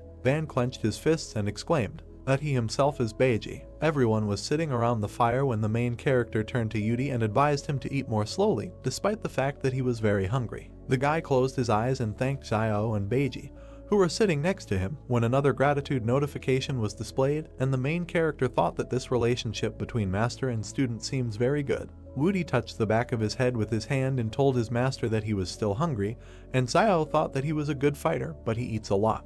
The main character closed his eyes and asked Yudi if he knew what alms were. The guy replied that he knew. The master looked the student in the eyes and said that he was sending him to some people to ask them to prepare some lean rice, and then return. He pointed his finger at some people sitting on the ground and said that they had all helped the man with the gun in robberies before, and that now they most likely had a lot of things left. Yudi put his palm to his forehead. The guy jumped high and told Xiao that he was going. The main character turned his head, smiled and said that this man was quite funny. The hand took the food. Xiao took a small bite while he thought about how recently, more and more, it seems that everyone's unusual abilities are more or less related to spiritual power. He remembered the lieutenant and thought that there was a direct relationship between the Shadow's combat power and his spiritual power. Xiao looked at Wudi and decided that he expressed this even more obviously, since he imagined himself to be a great sage equal to heaven. His golden staff had actually appeared, and he himself was gradually approaching an inhuman state in his physical qualities. Sitting by the fire, the main character looked sternly ahead and thought about his spiritual strength, but realized that there was no clear answer yet. Feet walked on the ground. Jiang touched her hair with her hand and asked Xiao if she could take some fire. Jiang timidly asked to exchange some fire for their dry firewood. The guy looked up and agreed. The girl leaned towards the fire and thanked him. The hero received thanks from her and the tramps. They leave, saying that they now have fire. The guy thought sadly that for people who have no experience of surviving in the wild, it is very difficult to survive in such conditions. Wudi with bags of food hands Xiao a bar. He replied that he is not hungry, he got it himself, let him keep it for himself. Heroes at the campfire, Yudi said that then he would not be polite. Xiao replied, what is the point of being polite? They are all on their own. Yudi took out a pistol. Van catches the weapon. The guy told him to take it for his protection. The gun is in the hands of the old man. He thanked the guy. He makes hoarse sounds. Wang with a questioning expression on his face. Yudi closed his eyes. Saliva came out of his mouth. The man was surprised, so calmly he took it and fell asleep. Xiao looks at the guy thoughtfully, thinking that although he looks pugnacious, the thought that he is deceiving him is not very pleasant. They say that fools are lucky. One might say this is his gift. Yuan approached his brother and invited him to go to bed first, since he was also tired today, and he would watch the first half of the night. The boy extended his hand to the hero, who was sitting with his back. He objected. Yuan will go to bed first and will be on duty in the second half of the night. He tried to object. Xiao looked around and said angrily, let him go to bed quickly and not waste time. Beads of sweat on Yuan's face, thoughtful. He leaves, lowering his hands, sighing. The boy went to sleep on the ground. The hero frowned, sat by the fire, thought that they were halfway to Fortress 109. It would be great if they could take advantage of the chaos and get there. Behind the hero are gold coins and jars. He thought that the gold he hid in the palace and the medicine should be enough to keep them afloat. In the background are the shadows of people in front of the fortress. The guy thought that if they couldn't get inside, it would be worth settling in a trading town outside of Fortress 109. Beauty stretched, surprised that the hero was not yet sleeping. He scratched the back of his head. Zio asked, "He fell asleep not long ago. Why did he wake up?" He laughed. "It seems he doesn't know yet." Next to the guy is a monkey in traditional clothes. He explained that since he learned that he is the reincarnation of a great sage equal to heaven, he sleeps 3 to 4 hours a day, and this is enough for him, as if he slept as usual all night. Zio was confused whether this was even possible. They were sitting by the fire. The hero bowed his head, asked how old he was. The guy clarified how many thousands of years old, and said that no one knows how many reincarnations he experienced in past lives. With a dissatisfied grimace, Zio clarified that he was talking about this life, thinking how difficult it is not to send him away in conversation.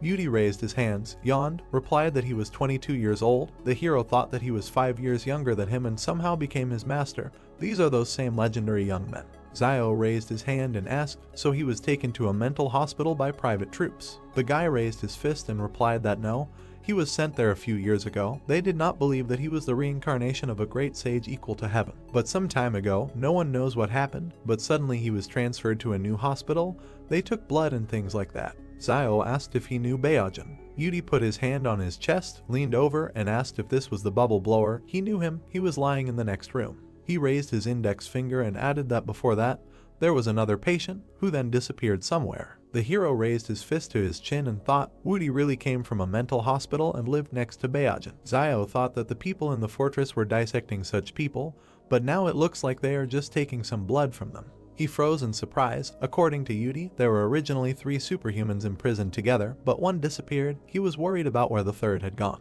Zio glanced gloomily at the guy and asked if he had any plans for the future. He rose from his seat, clenched his fist, proudly said that he would accompany the master to the west. The hero asked what if he did not want to go to the west. The guy shuddered, his face changed, stuttering. He asked if he didn't want to. He got down on all fours, dropped the stick, said in frustration that all these years he had been thinking about this day and night. This is what kept him from sleeping peacefully at night. He wanted to find his master and go to the west together to get the sacred scriptures, to pacify demons and eliminate violence along the way. But now his master said he did not want to go west. He crawled to the hero, grabbed the half of his robe and said that he had to go. Zio pursed his lips, looked down, thought, just look at this face, it looks like I'll have to go there. It won't hurt to learn about the West. Teacher Zhang also mentioned this. Yudi looked at the guy. He took him by the hand and asked if he knew where this Western paradise was.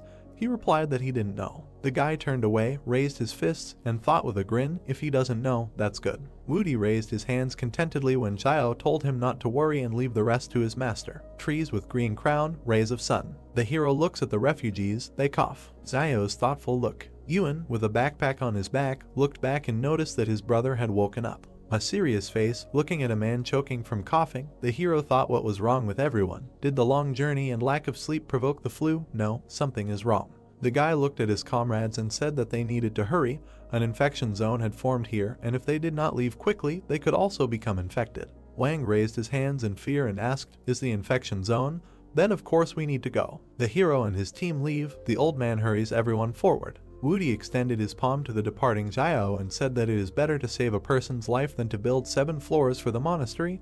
They cannot leave them. The guy looked around and replied that Western Paradise was right ahead. Woody stands with his hands down. The group leaves. He added that he is going there for the scriptures, but he can stay here if he wants. Woody raised his head and clenched his fist. Raising an eyebrow, he thought with regret that accompanying the master to the west for the scriptures was the most important thing at the moment. He looked at the refugees. He closed his eyes and exhaled. He ran after the others and shouted for them to wait for him. He caught up with the hero, said with a smile that he had thought about everything. Now the most important thing is to accompany him to the west. Zio said that he was doing well and was glad that he had finally decided. The girl with the bob approached Jiang and asked why don't they stay and help everyone. Zio turned his head. Jiang looked at those leaving. She seriously said that no, first they need to save at least themselves. Perhaps now the teacher is not teaching them quite correctly, but they must follow her. She follows the group and told the guys not to lag behind and to be sure to collect wild greens if they see them along the way. The girl with the bob brought her index fingers together and said, it's so terrible. The teacher replied that even if it's difficult to eat, they should eat it.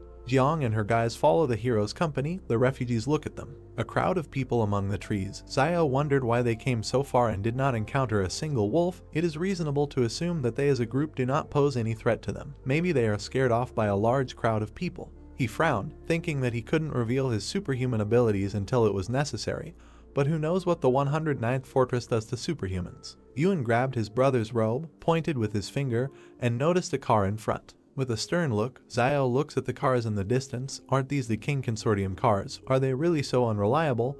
It looks like these cars broke down not long ago, and they might meet King people if they go forward. Sunset, sun over the trees, someone shouted that they saw the King Consortium. They should ask them for help. The guy with the backpack runs forward. He said with a smile, finally they are reunited with the army. They are saved. Xiao clenched his fists. Yun looked at him questioningly. The guy told them to wait and not go there. At the car's land and his soldiers, Xiao wondered why this fat man was moving so slowly. The soldiers were sitting on the ground, talking, but he was surprised that he did not leave the wounded soldier to go on his own. The doe, with a cigar in his teeth, raised an eyebrow. The man stood up. The hero thought that this fat man was funny and put the seat cover on himself when he got out of the car. Refugees stand in front of the army with clenched fists. The doe shuddered and shouted that they should quickly take away all the weapons, if they had them, so that these refugees would not make a noise in their camp. The soldiers load their weapons. The doe turns away. The guys stopped, scared, walked next to the hero, looking forward. Two soldiers approached the hero. The military men were near the fire. The refugees were sitting to the side. Yun is sitting on the ground. Xiao approached his brother and said that it was already late.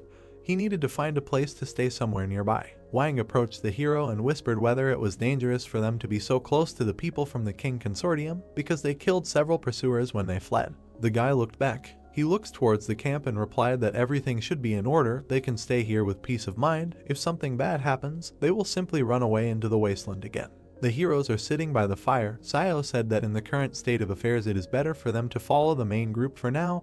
He is a little afraid that the wolves are just waiting for someone to fight off the group. Soon Wang looks at him. He agreed with the guy. Yudi is sitting on the ground. Xiao stood up, turned his back, said, okay, he will go with the great sage to collect brushwood and let the guys rest. Wudi walks behind the hero with his hands behind his head. Xiao thought about not having the intention of harming others, and at the same time, remember to protect himself from the evil intentions of others. He still has to keep an eye on Wudi. Maybe he joined them with ulterior motives. They were collecting firewood. He thought that there was nothing wrong with being careful. There were still a few days ahead, and if during this time he did not find any ulterior motives, then he could accept it openly. Yudi approached the hero and asked if he hadn't said this morning that the Western Paradise was just ahead, but why didn't they come there after a whole day's journey? Xiao raised his shoulders and, spreading his arms, said, the Western Paradise is moving. The guy asked, he thinks he is stupid. Xiao said in confusion, such an answer really can't fool even a fool. He placed his hand on his shoulder and asked him if he had any desire other than to accompany him west for the scriptures.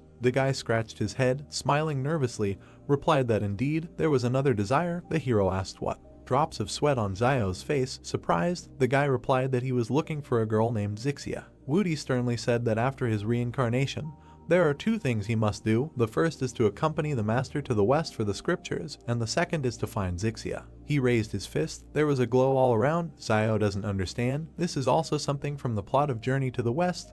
What kind of book? Jiang and her students appeared in front of them with brushwood. She said that they did not need to collect them. She would be happy to help them collect them. The hero frowned and thought, the more people add brushwood to the fire, the brighter its flame will be, so that's good. Standing opposite each other, Xiao leaned forward, thanked her. She said that if he had not lent them the fire earlier, the students would have frozen and gotten sick. They turned around. The teacher said that they had left and were going back. Xiao replied okay and thought that he just shared the fire with them.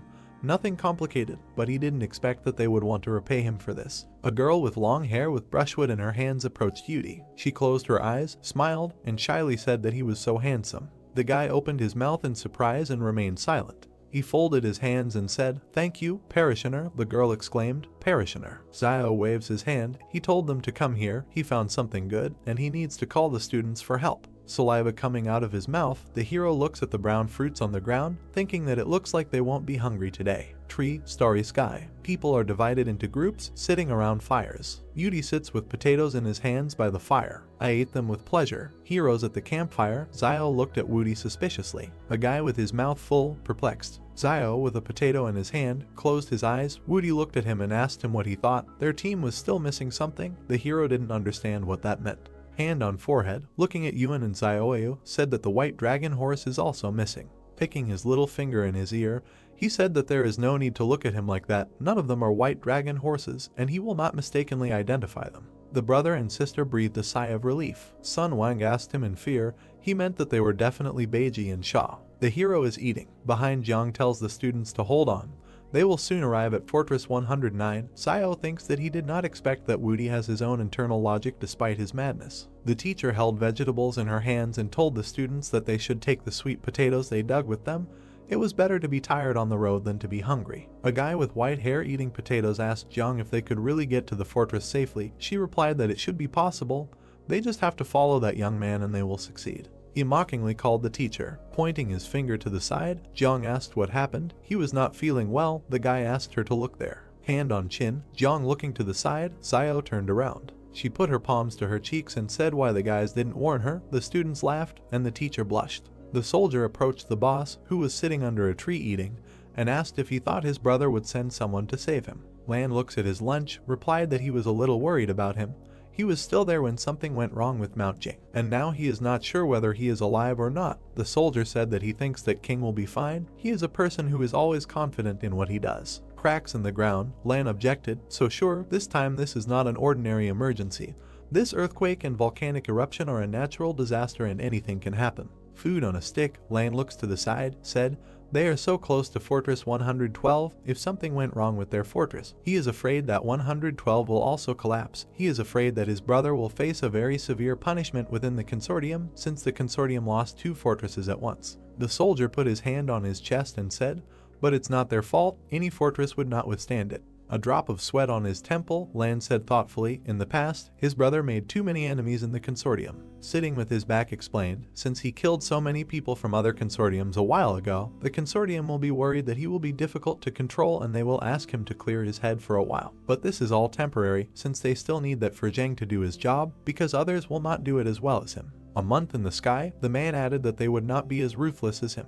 A bald man approached a guy in a white suit with a blue tie, told the boss that the consortium bureau wanted him to answer the phone. The guy asked him to tell them that he didn't have time. The man with the phone to his ear said that he understood and would definitely convey it. He put down the phone, followed the guy, said that fortresses 112 and 113 were no more. He replied that he had guessed. The man looked to the side, with regret on his face, and began to convey what else they said. The guy looked back thoughtfully. He stepped forward and added that they wanted him to proceed to Fortress 111 for investigation as soon as he got off the mountain, and that without permission he could not leave the confines of Fortress 111. He extended his hand to the leaving guy and asked if we were talking about house arrest. He remained silent. Mouth open, the guy replied that it had been a long time since he returned to Fortress 111. He put his hands in his trouser pockets, said to call Lu from Fortress 109 and asked him to send someone to look for Lan. The man replied that this fortress is controlled by the Lai Consortium, and Lu, as its manager, may not have much say in the matter. The guy looks ahead and noticed that there is always the opportunity to send several private troops. He pointed his finger forward and sternly told him to tell him that if he did not find the dough,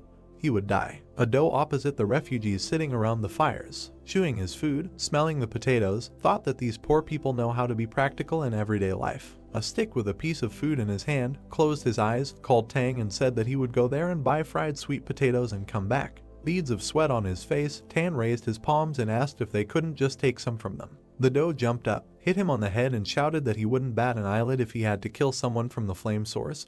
But rob a bunch of refugees out of their sweet potatoes, would he still be human if word got out about it? Trees, moon in the sky, Lan pointed his finger forward and shouted for him to run and buy it at 50 times the normal price and not disgrace the king. They don't take advantage of others. The boss is at the fire, Tang leaves, Lan called out to him and told him to take a few people so that they couldn't sneak up. Tan looked back, a drop of sweat on his cheek, and replied, okay. The doe looks at the departing soldiers. He closed his eyes, lowered his head, exhaled, thought that he considered himself a worthy representative of his generation, but he never thought that he would be reduced to begging for food from refugees. Warms his hands by the fire. Tang and the soldiers return to him. There are potatoes lying on the cloth. Doe is moving his finger and counting. He looked at the wounded sitting on the side and counted them. Tang holds the potatoes. Looking at the boss with a smile, Lan said, 1/2 per person. No one should eat more, and the wounded can eat one whole. He also asked Tang to bake it. The fruits lie in the fire. Tan takes the potatoes out of the fire with a stick. He brought hot potatoes to the boss, telling him to take them and eat them.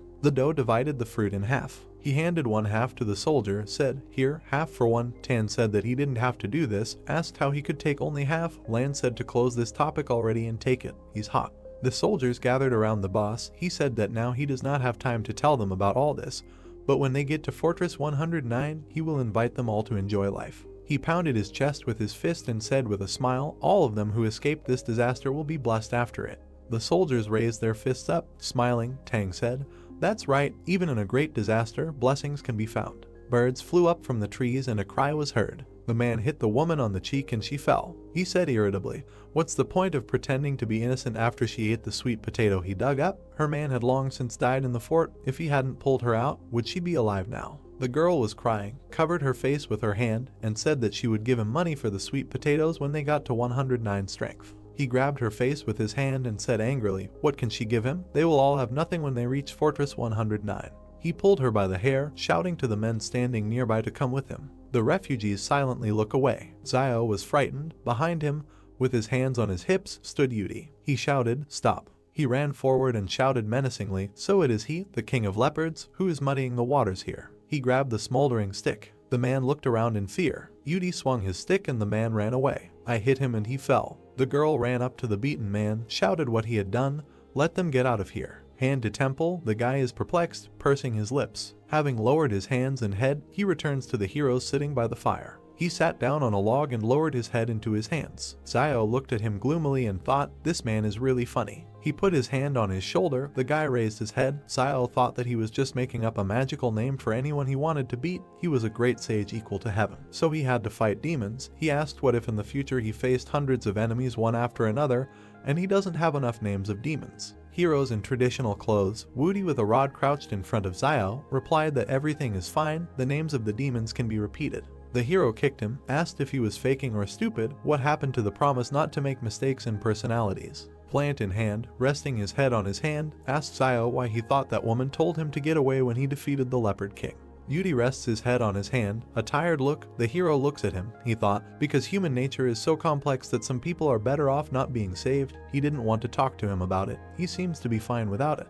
Van sat down next to Yudi and said, "He's just still too curious. He can save himself a lot of problems if he uses words in his life that are not theirs and none of his business." The guy opened his mouth slightly and asked in surprise what he meant. Van smiled and said why should he do something and interfere if it doesn't concern him in any way. Yudi hit the old man on the head with a stem and said, "Bore, it's none of your business." The heroes watching this laughed. Night, the wind fans the flames of the fire. A paw with claws and shackles. Xiao looked around in fear. The heroes look into the dark forest. Yuan asked his brother what that sound was. He replied that he needed to run, get out of here now. Monsters in chains are running towards them from the forest. Many monsters with angry eyes began to crawl towards the people. The whole group began to look at Xiao, who pointed his finger at them to run away into the forest. The protagonist's gaze was filled with confidence and aggression. The monsters began jumping on people, grabbing them and trying to kill them. Everyone was very scared. Birds were flying in the sky. The night itself was restless. The stomping of people began to be heard quickly. Everyone ran as fast as they could. The group quickly ran to meet some people who began to look at them. The two men looked at the group. One was calmly silent, and the second was pointing a weapon at them, gritting his teeth. Xiao began to scream in fear and try to calm the men, telling them not to shoot and to run too. The man began to tell his assistant not to shoot and to follow them, so that they would first listen and then move away as far as possible. The main character began to grit his teeth angrily, saying that if the guy had opened a weapon, there would have been much more losses and it would be better to run away with the troops now, since at least they have firearms and this is better than revealing their abilities. One of the soldiers was wounded in the leg and held on to the second, slowly limping. The troops quickly ran behind the group, shouting for everyone to move. The soldiers and the group began to stand opposite the monsters. The monsters began to open their mouths wide and look at people with red, bloody eyes. The main man began to scream in fear about what kind of monster he was and who he was. The monsters began to jump on people with anger. The child began to hold on to his father, crying and screaming. His dad tried to calm him down, but he couldn't do it. Meanwhile, Xiao confidently watched the monsters. The main character began to look at everyone who stood behind him and say that the screams behind them were getting closer and the test subjects could now catch up with them. Xiao began to look askance at all the people, telling them that they could no longer retreat and that first they needed to look at King's reaction. The main man began to look at Xiao in fear, telling his assistant to take a team of people and go with the wounded, and when they get to Fortress 109, they might ask him to come and help. The assistant began to grit his teeth, telling his boss that he would not leave him. The man grabbed the weapon from the assistant and pointed it at everyone and began telling them to behave without arbitrariness and just get out of this situation alive. The boss began to raise his gun with a smile on his face, telling everyone else to follow him and finish them all off as he would fight them. The assistant began to look at the soldiers with anger, asking what they were waiting for and that they needed to protect the boss and then leave. The army began to confidently tell the assistant that they would do it. The soldiers began to grab the boss by the arms and carry him away. The man began to shout to be let go and that Shiluolan had never been a deserter. One of their soldiers began to hold the box, telling him to carry the thing into the box. The soldiers' hands began to open the box. Two guys held weapons in their hands, who took their box and with a smile on their faces began to be glad that they took it with them. One of the troops began to bring the weapon to the peephole, pointing it. The soldier began to confidently open his mouth and shoot at the place where he aimed. A lot of guys were shooting and aiming missiles to the side. The fire quickly spread across the entire area opposite the guys. The soldiers threw grenades and bombs in the direction with anger and confidence. As soon as the air cleared, there was no one on the ground. One of the monsters began to slowly approach the soldier, who was throwing grenades in the other direction. The guy wounded in the eye began to look in the direction where the sounds were mocking. The wild monster aimed its bloody teeth at the soldier's neck, killing him completely. The guy clenched his teeth and began to look at the monster out of the corner of his eye. The man's hand began to quickly open the grenade. There was a huge explosion on the spot as everyone else looked on. Xiao looked to the side through the smoke, gritting his teeth. One guy's foot began to move towards the monsters. The guy with white hair and a golden wand began to open his mouth wide and tell the brave demons to see where they could run now. The main character began to confidently look forward, telling his assistant Yudi to go in the other direction. Xiao began to look at the monsters, holding his sword tightly. Yudi with a smile on his face began to look at the main character, telling him that in this life he is more deadly and much better than in his previous life when they were indecisive. Xiao began to cut the monsters in half with quick movements. The guy began to look at the people looking at him and shouted at them to run away. Old Man Wang, Yuan and Xiaoyu began to look at the main character in fear without doing anything. Xiao began to glare at the people, shouting at them to run away. Yuan began to hold the girl by the hand, taking her away from Xiao. Wang rushed after them, looked at the guy with fear. The brother began to look askance at the main character, saying that now they would only interfere with them. Xiao stood looking at the monsters and called out to Wudi, who was next to him. The main character and his assistant immediately rushed towards the monsters, quickly running towards them. Xiao killed the monsters with deft movements, leaving behind a cloud of dust. The guy began to look to the side, watching something. With his golden wand, Yudi began to hit the very heart of the monsters who were trying to jump on the guy. The guy jumped high into the sky, pointing his weapon at the monsters who were looking at him. Yudi began to quickly swing his stick, killing several monsters at once. The guy stood confidently on the bodies of the monsters, putting his weapon behind his neck. Xiao stood there in shock and looked at Wudi, saying that it was unexpected that this guy's strength was much higher than Xiao himself thought. The guy began to point his finger at himself and, with a smile on his face, tell the monsters that from now on they would call him, but Yudi did not have time to say. Xiao kicked the guy, telling him not to waste time. The main character and his assistant began to run towards the people. Yuan began to look at Xiao, asking if he was okay. The main character answered his brother that he was fine. Xiao began to fearfully look into the depths of the forest, where they were shouting and calling for help. The main character and the others ran towards the sound and saw an overturned car. The boss began screaming from the window, closing his eyes and asking to be pulled out. Yudi hit the car with quick movements, opening the door. The guy stood near the car and told the boss that now 2 of his soldiers were gone. The man stood on his knees, saying nothing. Xiao began to take the boss by the hand, telling him to move and follow him. Law began gritting his teeth and closing his eyes to tell the main character that he could not leave, even though they saved him. The depths of the forest were black and scary. Xiao began to run away from the soldiers who were fighting and, grabbing the man with him, began to tell him that they had to run away as a pack of wolves were coming towards them. The army covered their ears and shot at the monsters, tried to kill them, but could not as they survived. The monsters opened their mouths wide and looked at the soldiers. People began to watch as a flock of monsters headed deep into the forest. The soldiers opened their mouths in fear, not knowing what to do. Xiao looked askance at the monsters, wondering if these test subjects were afraid of them. The main character began to hold Wudi's shoulder and tell him to call Wang Fugui and the others. The guy hesitantly scratched his head, asking Xiao who Wang Fugui was. The main character smiled at the guy and said that this was Ba Jai, who should be told to wait for them there and not come back, because if something strange happens, they should continue to run for their lives. Xiao didn't understand why Yudi doesn't understand anything unless you mention names from history. Law began to look at his soldiers, who were wounded and lying in a pool of blood. The boss and Xiao quickly began to head towards the wounded. one of the soldiers held his stomach and showed his hand to Law, saying that he should not be here since the monsters might return soon. The main character watched as the boss squatted down next to the guy and asked if he had anything to tell him. The guy began to look at Law with a smile on his face, telling him that he said that he would give them a tour of this beautiful world. As soon as they get to the 109th fortress, the guy began to say that he is afraid. Now they will not be able to go with boss and Law needs to have a blast himself. The boss began to smile, covering his eyes from tears and telling the soldier that he was afraid he would die from exhaustion in the 109th fortress. Law began to laugh loudly with his lying assistant.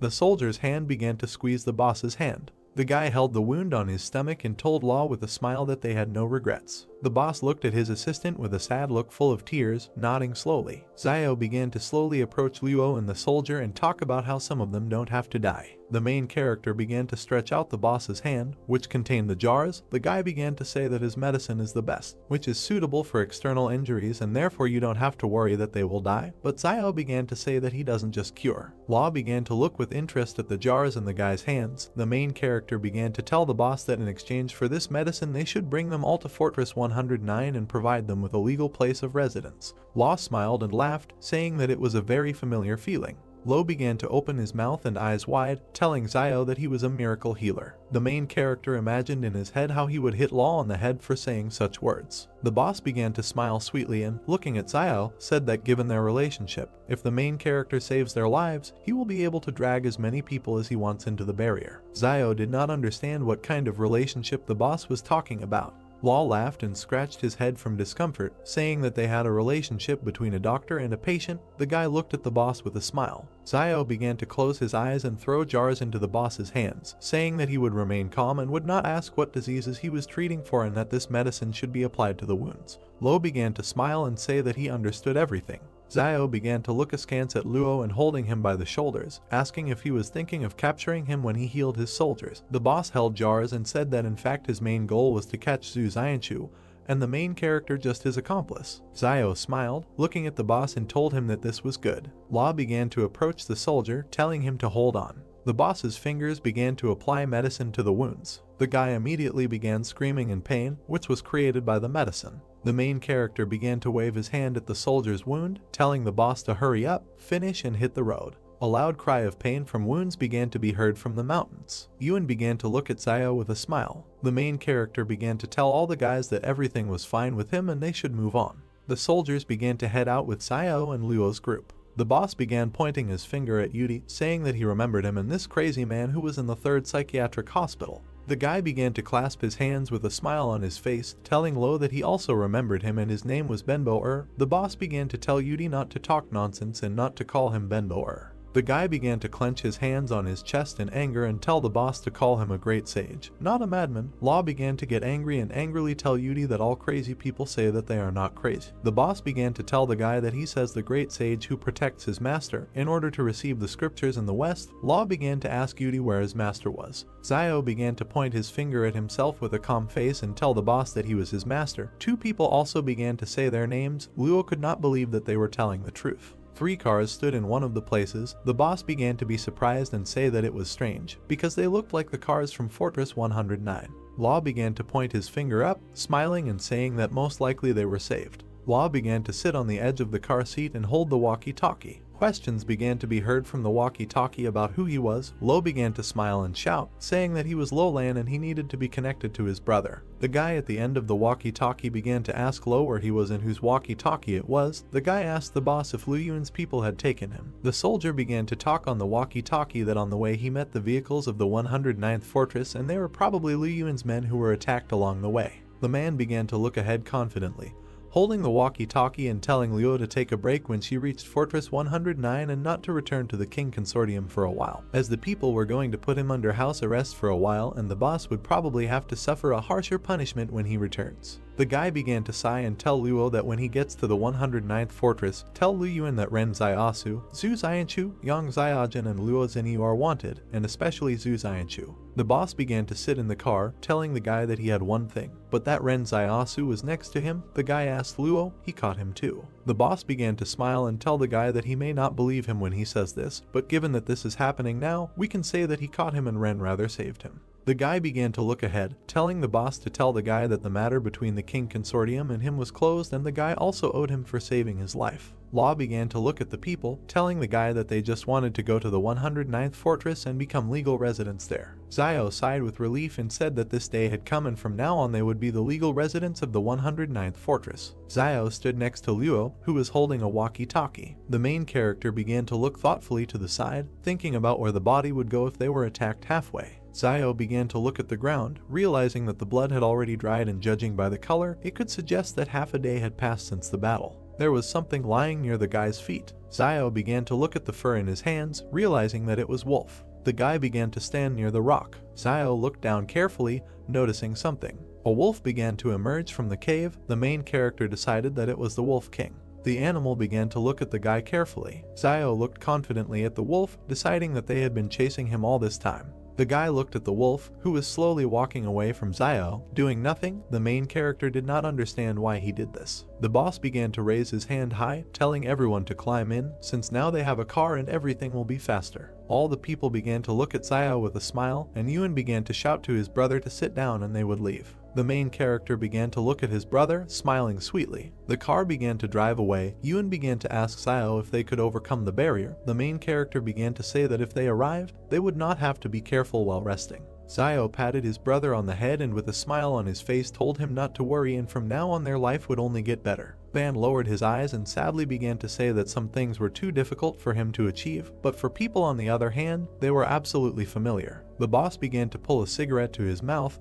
telling everyone not to take it so seriously about what they promised. Luo began to add and say that the kin people can still fulfill their promises and their association will not lie. Since this is not, it will make sense. Van's eyes began to look surprised. The man began to smile and tell Luo that Zaiasu saved his life. The boss began to ask Wang if this was true. Wang began to smile and talk about how it was not enough to simply overcome the barrier, and if anyone heard about this, they would think that the kin association was stingy. The gentleman began to look thoughtfully to the side, realizing that when he left the city with Zaiasu, he had already told him what it was worth, so the time had come to prove it. Wang began to look askance at Luo, telling him that he had never shone, so it was difficult for him to participate in negotiations with Luolan, and the guy might even laugh in his face because Van had no pride. The gentleman began to look into the distance, filled with determination and telling himself that there was nothing terrible in this and that he was a grateful person and that his life had been saved. He would do everything in his power to help him. The boss began to look at the man with confusion, holding a cigarette and telling him not to be greedy. Wang began to come too close to Luo, that he was very scared. Wang put his finger in the boss's face, telling him that the kin association has a lot of property in the 109th barrier and it would not be a problem for Luo to give them a store. The boss became scared to say that his life is not worth the store. The man began to look at the boss with surprise and incomprehension,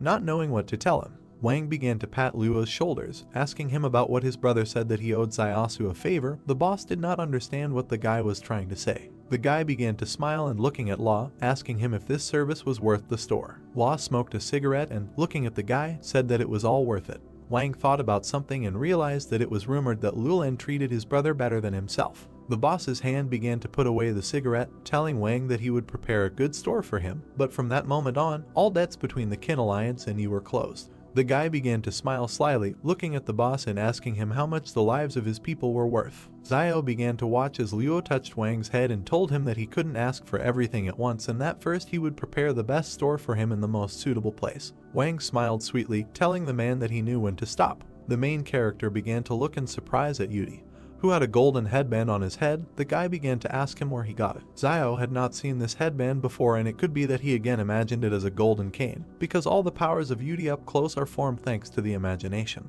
The guy started shaking his hands and smilingly saying that Buddha gave it to him. Woody began to come close to Zio, asking him if he remembered the strengthening spell. The guy began to look frightened, saying that he remembered, although in fact he did not. The main character began to sit in special clothes, repeating the same phrases many times. Woody began to squeeze his ears and shout at Zio to stop it. The main character frightenedly asked the guy what was wrong. Van, with incomprehension, began to tell the main character that this headband was a gift from the Buddha and nothing could be done about it and he could not take it back. Zio began to fearfully ask Wang what it meant. What he had just done was also a gift from the Buddha. Wang began to tell the guy with a calm face that no one knew about it. Yuan smiled, looking at his brother, telling everyone that there was a city ahead. The car began to drive up to a high tower on which the 109th city was written. The car began to approach the tower. on which 109 was written. The girl began to point her finger at Zio, telling all the children to thank him, since it was thanks to the guy that they survived to this day. People from the group began to smile sweetly, thanking the main character. Zio began to laugh, indicating with his hand that this should not be done. The guy started pointing his finger at the three. Zio understood with his hands and said with a sweet smile that the three of them had not yet thanked him, so they could take their time. People looked at Zio silently, without saying anything to him. Cars began to drive up to different tents. Yuen began to smile and point to different tents, saying that they have something like this right in the city. The car began to stop at one of the tents. The girl began to ask in surprise whether they lived in a similar place. A friend of the main character began to say that she lived in one, but it was better there and Zio was a substitute teacher in their city. The girl began to say that if the barrier still worked, he would become their new teacher. Alone, the girls couldn't believe that Zio could become a teacher. The car's wheels began to turn off. Law jumped off the car and started shouting that they were there. The boss began to angrily ask everyone about where Liu Yuan was, since he urgently needed him. People began to ask each other who Liu Yuan was, while Lo watched this angrily. The boss began to shout and point his finger at the man, telling the administrator of this city to quickly come to him. All the people began to look at the angry Law in fear. Zio stood behind the boss, telling him that they had arrived from Barrier 113 and this was Liulan from the film consortium, and all this should be reported to their administrator. The people began to look at the main character in fear and tell him to wait a minute. The girl began to look into the distance, thinking that Liulan must have promised that Liang, Wang Fugui, Wang Dalon and Wen Wudi would fall into the barrier, but he began to mention Jiang Wu and the disciples. Everyone understood that if things remained like this, they will become refugees.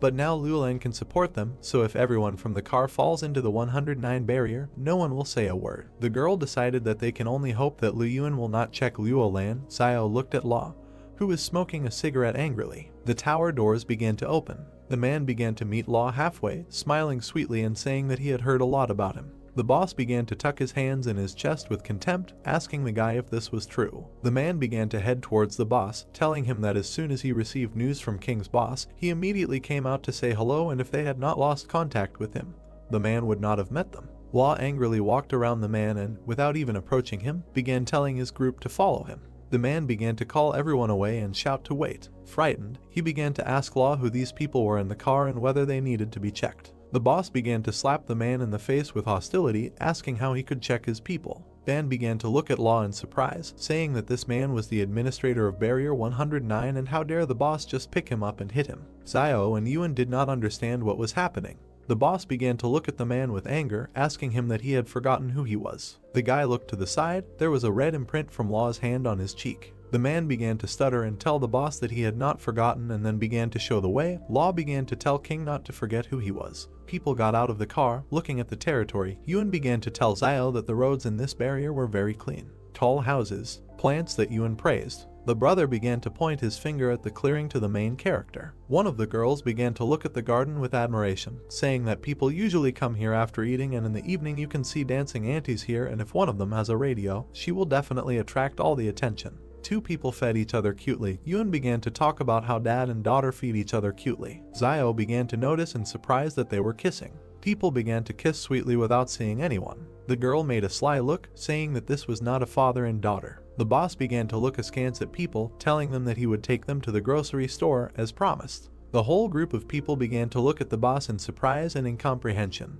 Then waved his hand at everyone, shouting to hurry after Law. People began to approach some place. Yuan held Zio's hand in fear and began to ask him why people were looking so angry and maybe they should return to the city. The main character began to look at his brother, telling him to stop, and if his brother didn't like it, he could take him away from here. The boss's feet began to step on the tiles. Law, with a smile on his face and a cigarette in his mouth, began asking everyone how they liked it, saying that there was no such place anywhere else and that there was a real gold mine here. Ban began to bow to the boss, thanking him from the bottom of his heart. Lo began to tell people that they now have a yard and houses in the back, so this is enough for everyone, and then the boss began to say that now they are even. The gentleman began to thank Zio for helping them get into the barrier. The main character began to tell Wang that there was no need for thanks since they needed to equip this store. Ban began to tell the guy with a smile on his face that this was his store since he risked his life for it. The man began to touch the guy's hands, telling him that he could work there as a cashier without asking for a lot of money. The man told Zio that he would have a slightly higher salary. The main character smiled sweetly, saying that he agreed. Van was surprised to not believe that the guy agreed so quickly. Zio began to come closer to Wang's ear, telling him that 30% of the profit from the store was his, so the money from his antibiotics also belonged to him. Dan didn't know what to answer the guy out of surprise. The gentleman began to smile at the main character, saying that he would try his best. Someone began to watch them. Zio began to understand this out of the corner of his eye. The guy quickly began to look to the side, spreading the tent, but did not see anyone and decided that he had imagined it. Zio stands in front of the woman, asking her what she plans to do. The girl looked at one point with fear, continuing to remain silent. One man addresses the main character, telling him not to worry, and as soon as he receives his residence ID, they will immediately prepare his enrollment, adding that teacher Jan Wu can continue teaching, and the students can continue studying under her guidance, and the school will take care of the place of work and salary. Holding his hands on his chest and covering one eye, the man notices that this is not kindness at all, but they have all gone through fire, water, and copper pipes, so the King Consortium can cope with such a small task, to which Zio asks what he is. So kind old man Wang turns to the guys, asking if the Lai Consortium is not responsible for this barrier,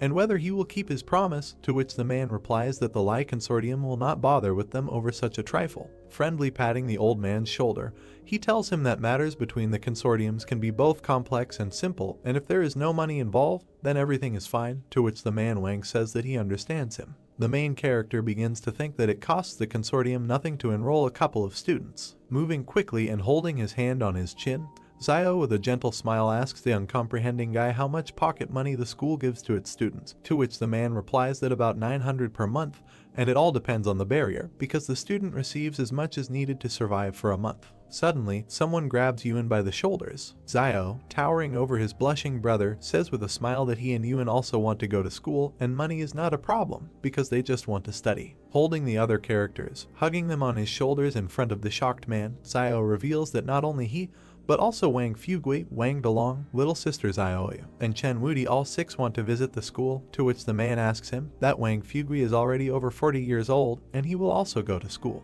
Tired, touching his head with his hand, the man says that they will forget everything, and the main character, Yang Li Yuan and Wang Dalong, are age appropriate, so they will come up with something. The little boys start crying and opening their mouths wide, saying that they don't want to. The guy, menacingly folding his hands on his chest, scares them away, asking in response that they think that they have the right to vote in this situation. The man quickly places his hand on top of the guy. He, standing friendly with Zio, pointing to his heart with his other hand, turns to him, telling him not to rejoice too early, and he doesn't owe anything to the King Consortium yet, but if he wants to get into school, then he needs something due for them.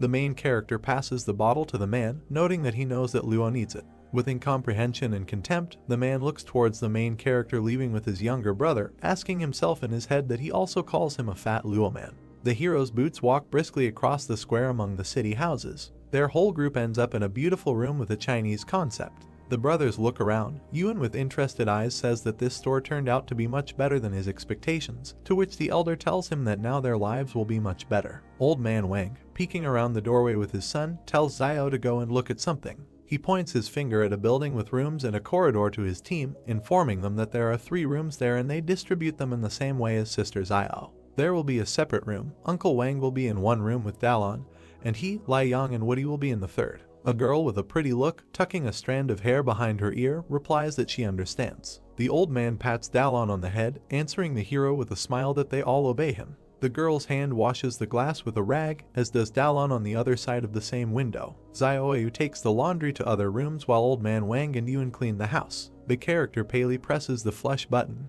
when suddenly the water in the toilet on the floor begins to flush down. All the characters stand around the toilet, looking at its work with interest. The main character, in front of the inspired team, says that all the toilets here are dry and they can flush them because there is a sewer system, to which Yuan notes that this is so cool. The water in the bathroom starts to rain out of the shower. Splashing together in the water, the hero notices that it is not surprising why the people in the barrier are so clean, because there is unlimited water here. A beautiful flower illuminates the dawn sun, creating a dark shadow against its background. The whole company sits together on a mattress in the living room of the building.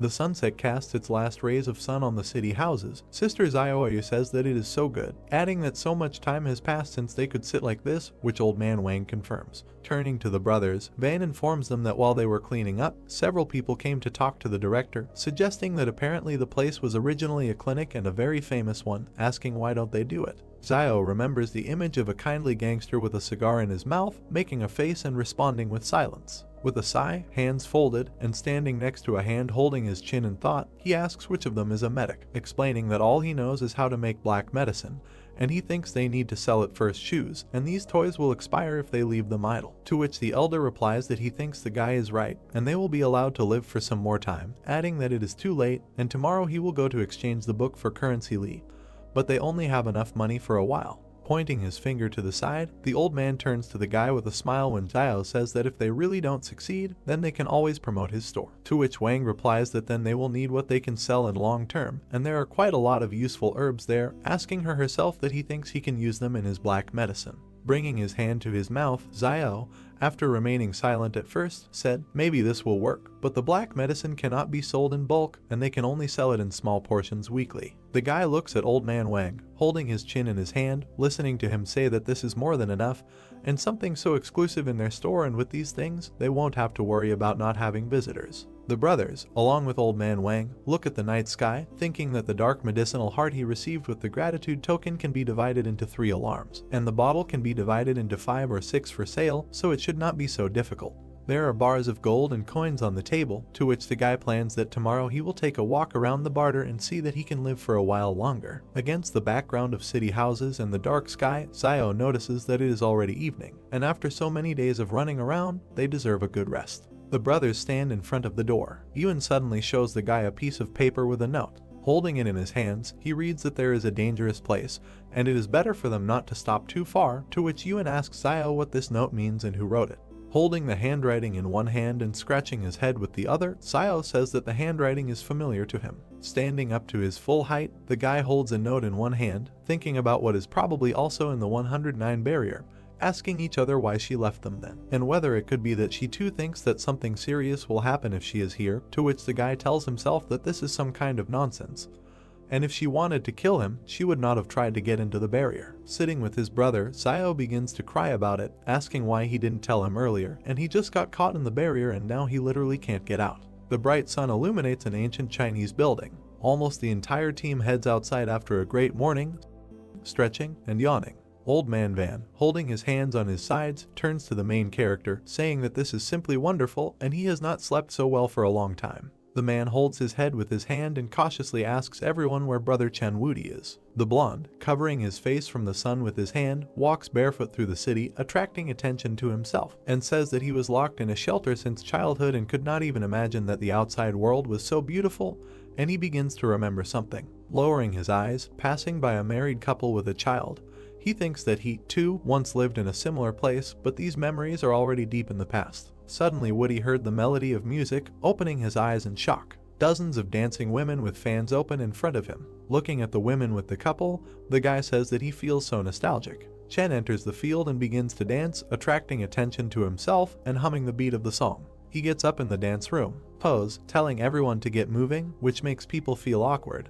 All the women begin to aggressively attack him, showing their fists and creating an appropriate atmosphere around themselves. They all start beating Chen together. At the moment, they kick the guy to the side so that he doesn't interfere. The trees against the background of the city sway in the wind. Chen walks down the street, crossing paths with his team. The main character takes the guy by the shoulder, asking if he is okay. Woody, all beaten up and with a blue face, looks at the hero, to which the guy asks who did it to him like that. Walking further past the characters, the guy says that the outside world can be both intriguing and boring. The main character looks at him out of the corner of his eye in confusion, thinking that maybe this barrier is too dangerous and even the elite are hiding here somewhere, remembering that note that told them that this is a dangerous place and it's better to stay too long here. The sun illuminates a huge palace. The story goes that this is Lai's bank. Old man Wang sits down at the employee's table, greeting her and telling her that he would like to transfer money into Lai currency, to which the girl respectfully replies that to transfer foreign currency, the bank takes 23% of the amount, to which the man asks why that is.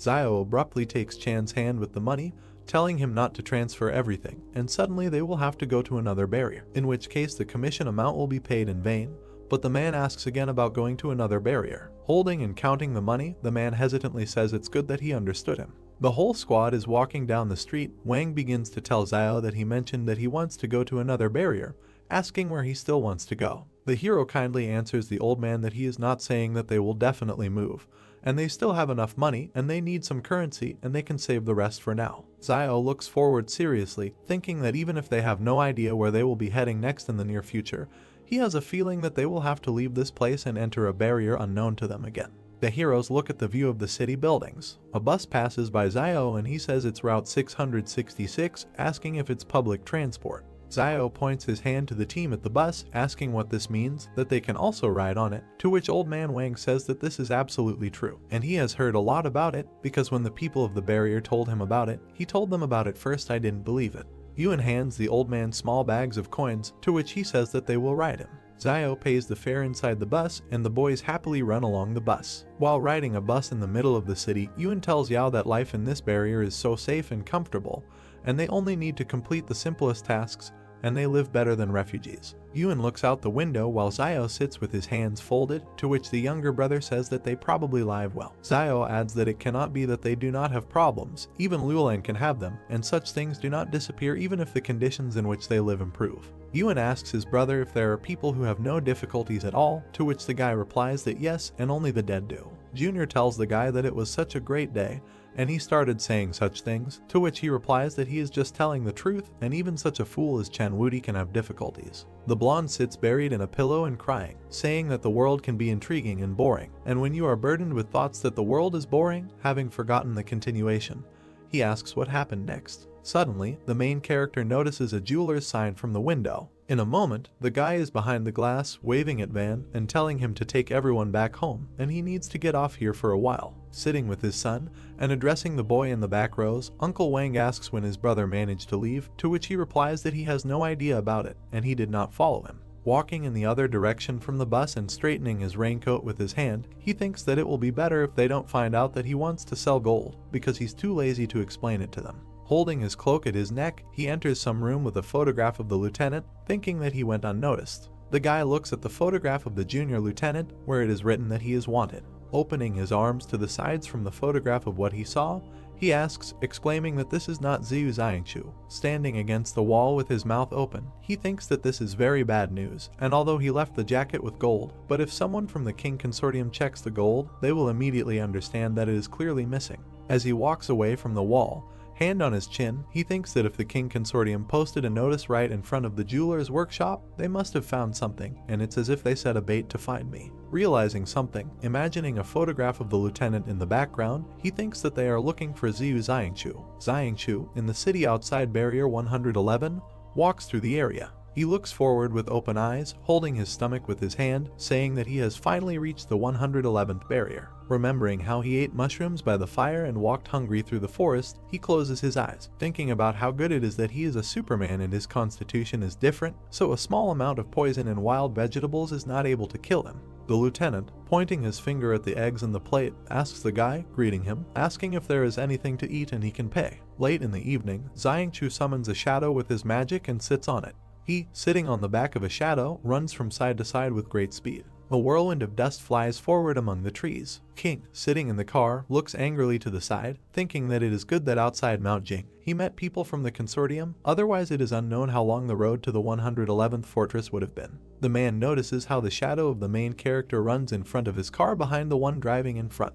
Gritting her teeth, King looks ahead warily, asking about the black shadow, and assuming that it is Zhu Xiangchu. The lieutenant's shadow on the back of his double runs further into the forest. The man hits the body of the car from the inside with his hand with all his might. Getting even more irritated, he thinks that because of this Zhu Xiangchu, he is forced to flee, while he himself is galloping through the wasteland, and he is heading towards the 109th fortress, and no matter how he hides, he cannot escape from him. Evil King addresses the bald guard, ordering him to contact Luolan, and if Zhu Xiangchu appears near the 109th fortress, then he must be caught, to which the man responds positively. As the cars approach the old castle, King orders everyone that okay, they need to enter the fortress first. With his hands folded on his chest, he seriously looks out the car window, continuing to think that no matter how Zhu Xiangchu jumps, he is just an insignificant Superman, and the old people from the consortium are a real problem. Imagining the images of the consortium members against the background of his serious expression, he thinks that the shadows inside him are changing one after another, and only those faces are really the core of the King family, which the old people care so much about.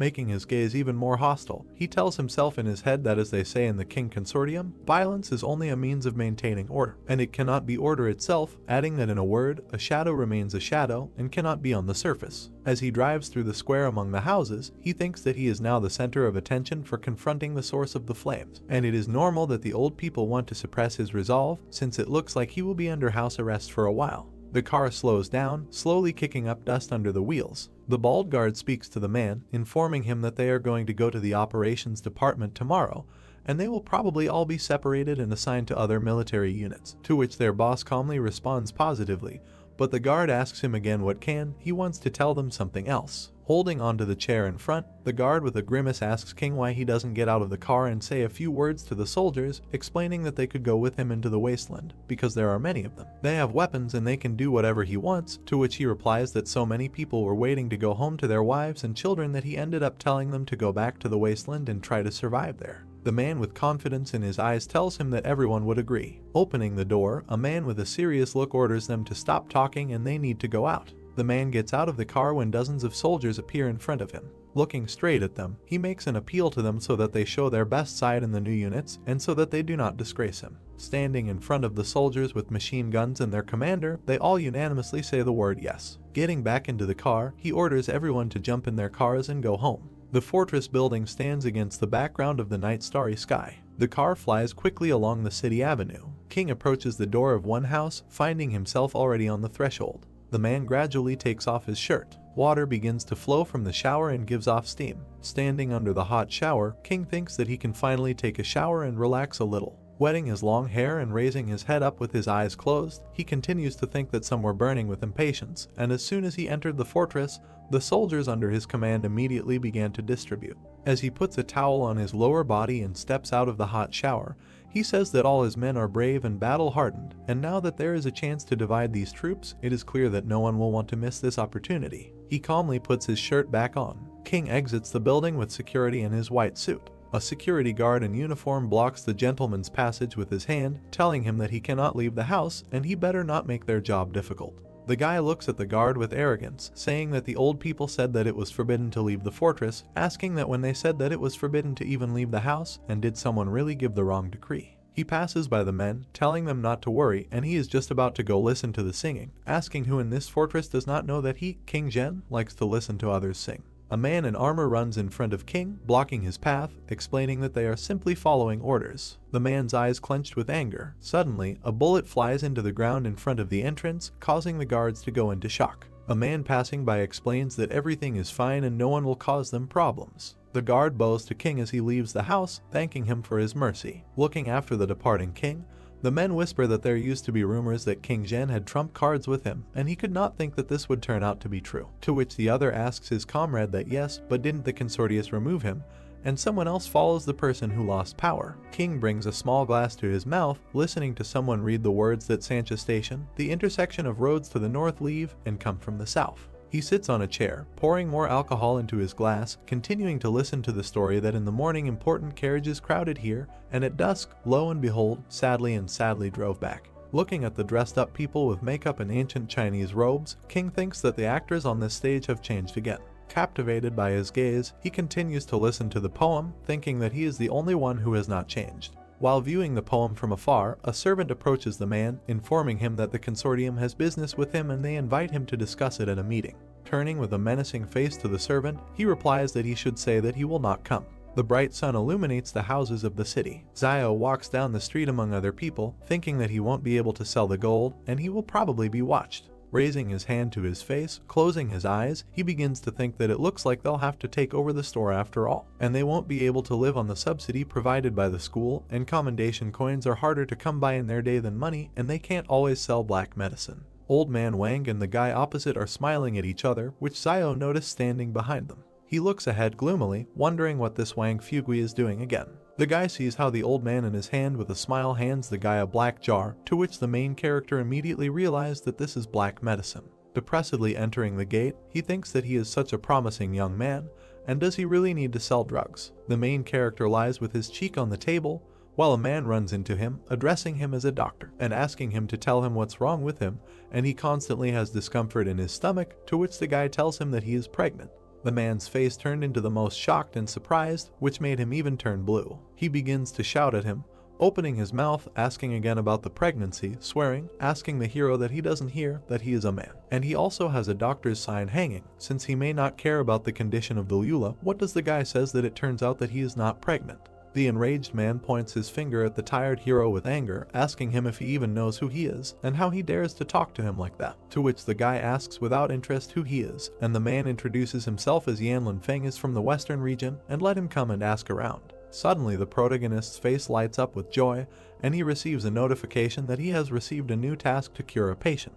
Zio happily shakes hands with the disgruntled man, telling him to tell him what's bothering him, to which Yan says he has an upset stomach and pain. The guy throws antibiotics into the man's hand, adding that it's gastritis, and he just needs to take the medicine and everything will be fine, to which the man asks if this is true, and the guy answers positively, thinking about it. That it's as if he cares whether it's true or not, because he just wants to complete the task. The hero turns away from the man with a villainous smile, to which he responds positively, adding that he will return home and try. The notification states that the task has been completed and a basic skill copy scroll has been received. Yan turns to the main character, asking him if he needs to exclude something from his diet, to which Zio emotionlessly replies that he should exclude bitter melon. The man looks at the guy with confusion, asking why not. Zio responds with irritation because it doesn't taste good, causing the man maximum misunderstanding. The man leaves the building when suddenly old man Wang flies towards Zio, carrying a scroll in his hands in front of him. The old man shows a piece of paper with a seal, asking the hero to look at it.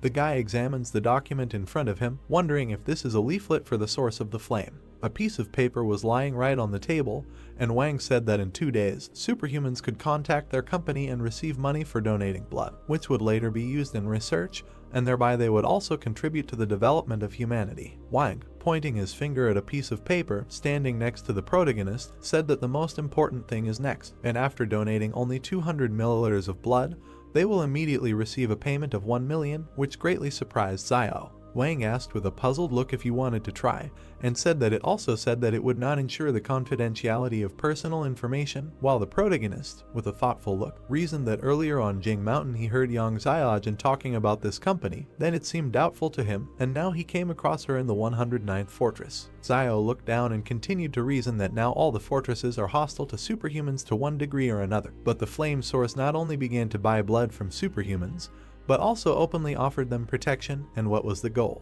Wang and the protagonist stood in front of the table, discussing the information they had received, while Yuan sat nearby, holding a wooden basin in his hands. Yuan turned sharply towards Wang, addressing him, and said that there was definitely something wrong with this company and his brother could not go there. Wang was greatly puzzled by what he heard and said that it was true that both Zhang Beijing and Chen Wudi were arrested for revealing their superpowers, and God knows what this flame source is up to. Wang turned towards the protagonist and continued to say that no one will go anywhere, and money is not worth putting Zaiasu's life in danger.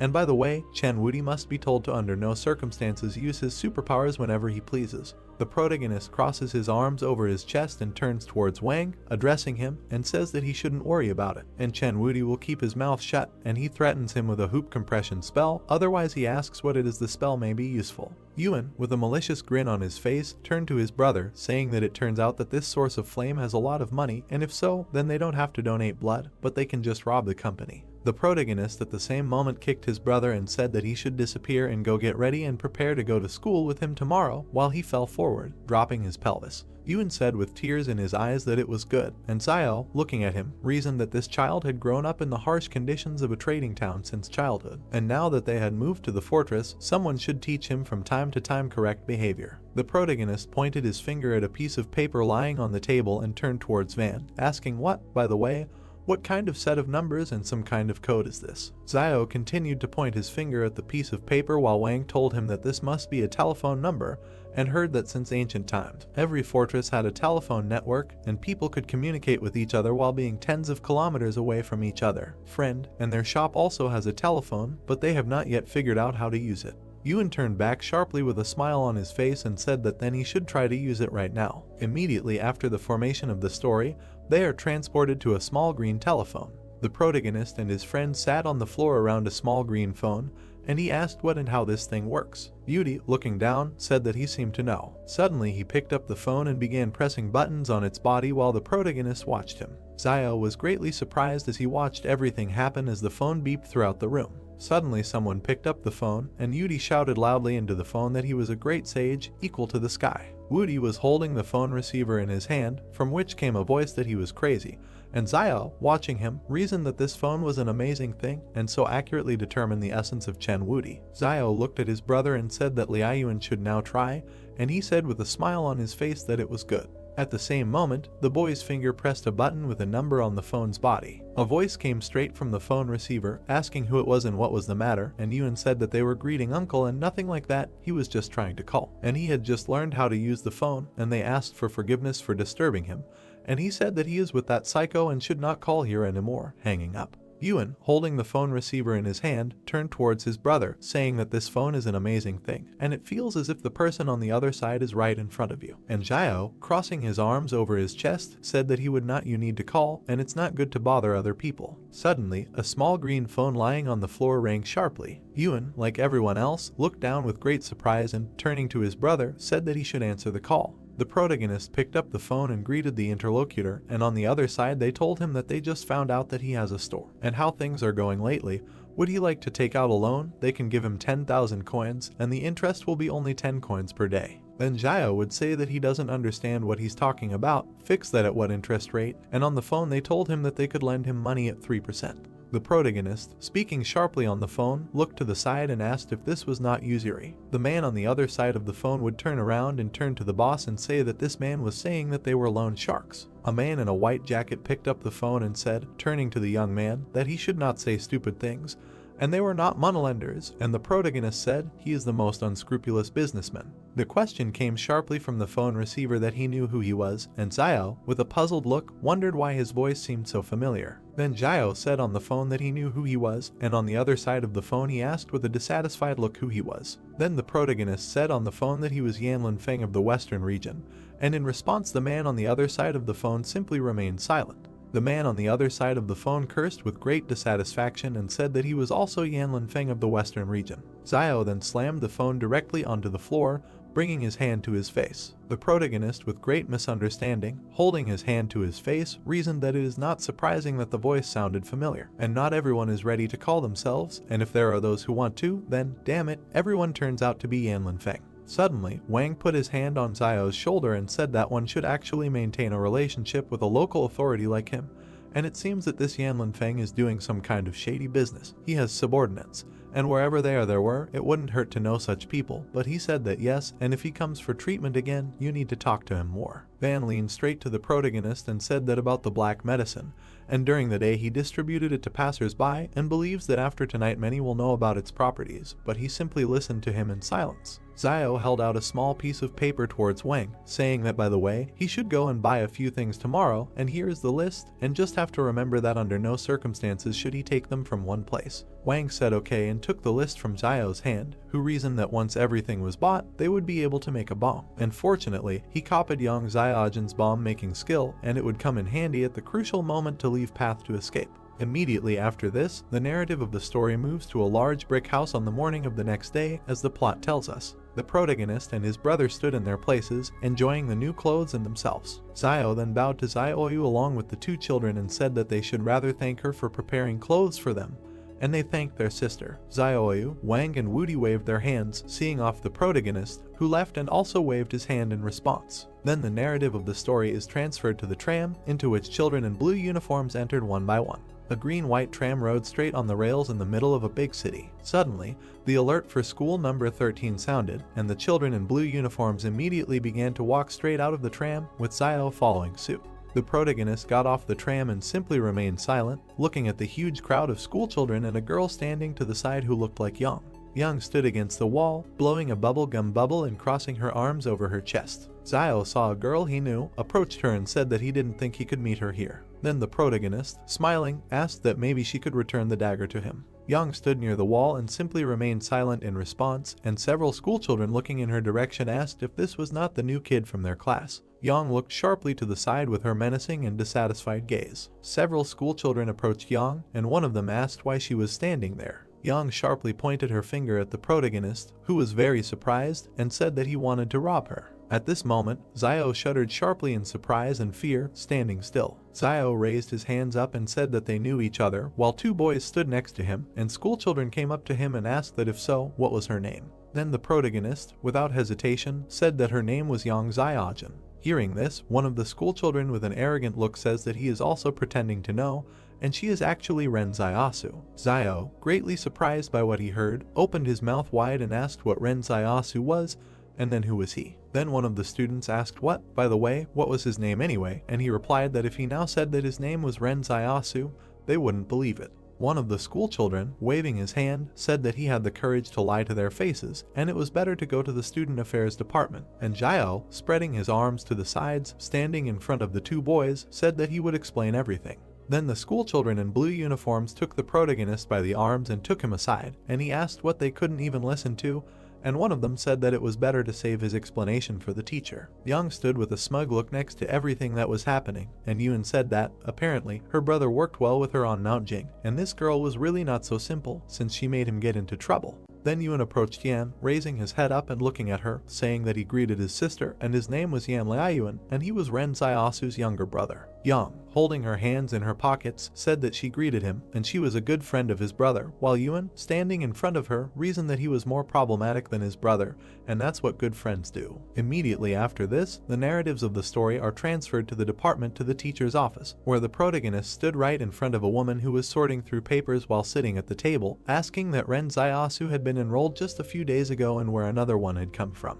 Zio, very angry in his heart, reasoned that Yang Xiaojin did not have a drop of conscience, and she took and called herself by his name when entering school and said that this is not the end, and he will show it. The teacher, sitting at the table, smiled broadly and said that they needed to go and meet new classmates, and Zio replied that it was good while Yang was watching them through the window. At the same moment, the narration of the story is transferred to the 12th grade, Group 3. Then the teacher entered the class with students sitting at their desks and said that the third row in the back is free and to begin with. You can sit there, and they distribute seats in accordance with academic performance. If she writes the upcoming exam well, she will be able to choose the place herself, and Zio, who came with her, said that it was good and thanked her. The protagonist walked through the classroom between the desks of students and reasoned that, fortunately, he did not end up in Yang Xiaojin's first grade, otherwise there would have been two people named Ren Zaiasu, and it would have been awkward. Zio sat at the desk next to a girl with pink hair who asked if he had just transferred, and he said that it was so. A girl with pink hair asked where she was from the eastern city, and Zio, turning her side, said that she was from the 5th high school. Then the girl with red hair, suddenly frightened, jumped aside, saying that there was no 5th school in their fortress, and it had merged with the 6th a long time ago, and Zio, looking at her, tried to justify himself. The protagonist reasoned about what and how he should know this, and there are 13 schools here, so why isn't there a 5th one? And the girl with pink hair asked that he didn't come from behind the fortress, and he's not contagious, and he only responded was silent. Suddenly, the teacher came into the class and said that the final exam is just around the corner, so today they will review trigonometric functions, and Zio talked about trigonometric functions. Then the teacher began to write something with chalk on the blackboard and tell it. The protagonist sat at his desk and tried to understand all the information he heard, thinking that before he listened to Mr. Zhang's lectures and easily understood everything he said. But with the trigonometric function it's different, it just doesn't fit in his head. The teacher, standing at his desk, holding a magazine in his hands, said that it was good and the lesson was over. The students abruptly stood up at their desks and rejoiced, and Zio hit his head on the table and talked about what changes and does not change. Zio walked straight down the school corridor, holding his hands in his pockets, and reasoned that he didn't think that studying in the fortress was so tiring. The protagonist's legs in black sneakers and blue pants were reflected right in the eye. Zio stopped right in front of Yuan, who stood in front of him and addressed his brother. Yuan asked his brother that all his classmates said that they were contagious and some people died after contact with them, and whether this was true. And the protagonist answered that, of course not, while seagulls flew across the bright sky, and he asked what then why do they say that, and this is slander. Then Zio, standing with his brother on the roof, asked if it is considered slander if 10 people say that they are bad, and Yuan asked why not, while he asks what then does it count if 100 people say so. Yuan, lowering his head down, said that it was so, and the protagonist, looking at him, asked what, and if 10,000. Zio approached his brother and said that it turns out that this is not slander, but the truth, and Yuan turned to his brother with a dissatisfied look. Then he, lowering his head down, said that, unlike him, he did not understand a lot, but even the words of millions of people cannot be called truth while he thinks otherwise. Xiao stroked his brother's head and said that he was right. Yang suddenly came to their rooftop, holding her hands in her pockets, and stopped in the middle. Xiao, looking in her direction, standing next to his brother, asked why she had come. At the same moment, Yun pulled the protagonist's hand, and he looked back in his direction while Yang stood right in front of them. Yun abruptly walked away and said that they should chat and he would go to the toilet, while Xiao, standing in front of Yang, turned to the little one and said that this was some kind of betrayal. Suddenly, the door to the roof slammed shut, leaving Xiao and Yang alone.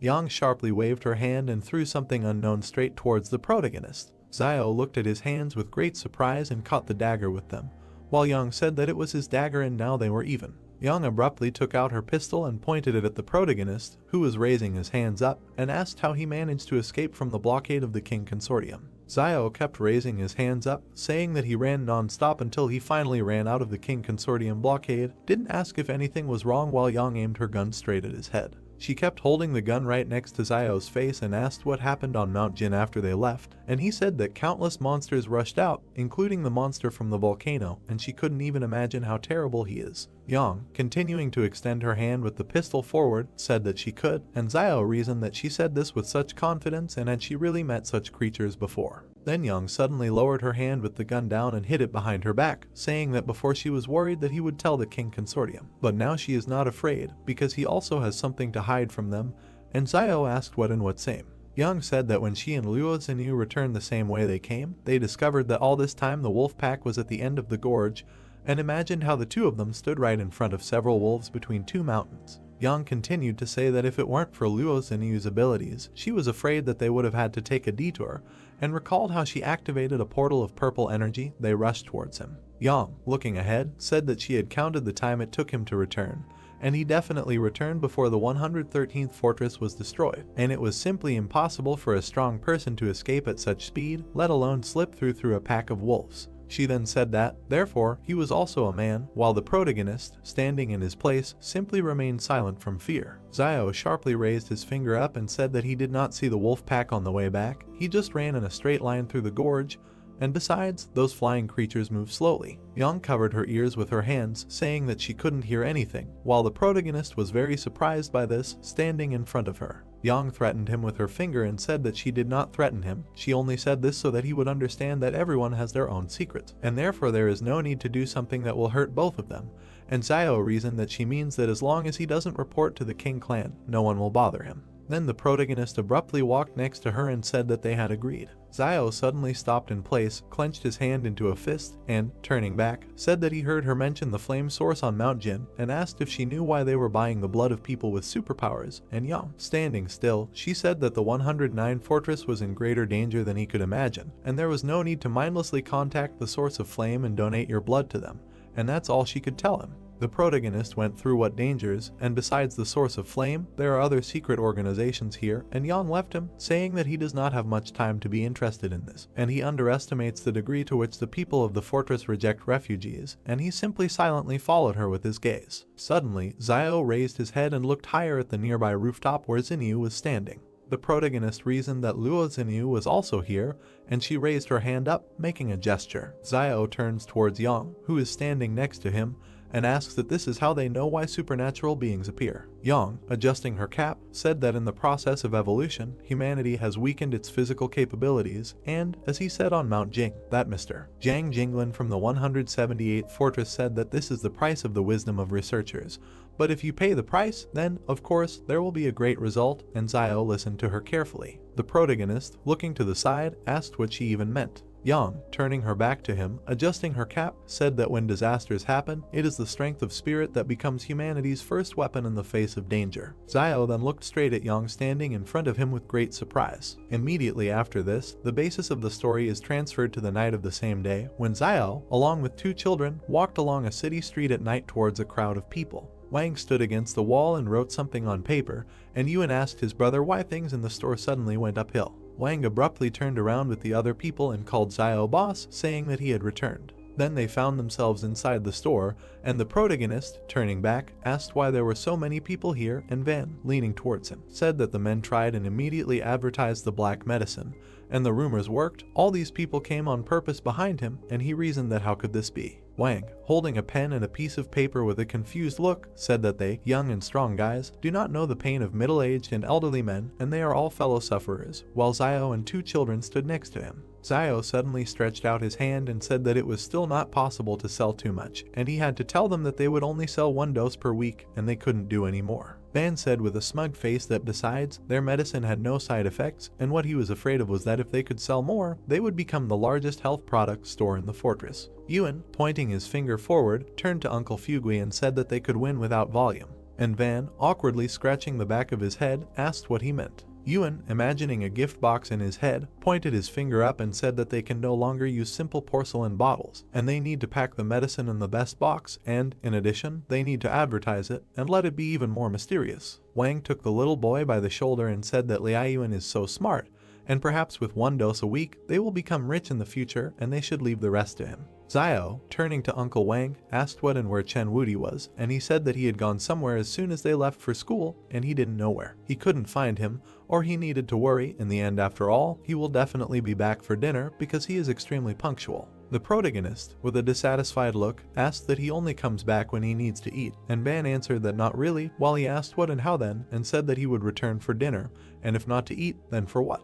Wudi ran straight into the shop with great speed and said, turning to the teacher, that he had collected alms, holding food in his hands, and Xiao was very surprised by what he saw, while Wang said that in order to bring them food. The protagonist stood in the middle of the shop and reasoned that in the end, young Xiaojin was up to something, and she was not going to blow up the fortress, but it was impossible for one person to prepare so many explosives, or she needed them for something else. The protagonist closed the doors to the shop with his own hands and reasoned that Yang Xiaojin and Luo Xinyu in the fortress, like the King Consortium and the Source of Flame, were buying the blood of superhumans, and, according to Yang Xiaojin, there were most likely other organizations here. The protagonist looked down with a thoughtful look and reasoned that until now he had only seen one fortress manager named Liuan, and what attracts all these people here and what will happen in the future. Xiao walked forward, closing the doors, and said that no one from the Lai Consortium was visible, and did they really not know what was happening in the fortress? The protagonist approached a large wooden gate and wondered why such influential people had disappeared.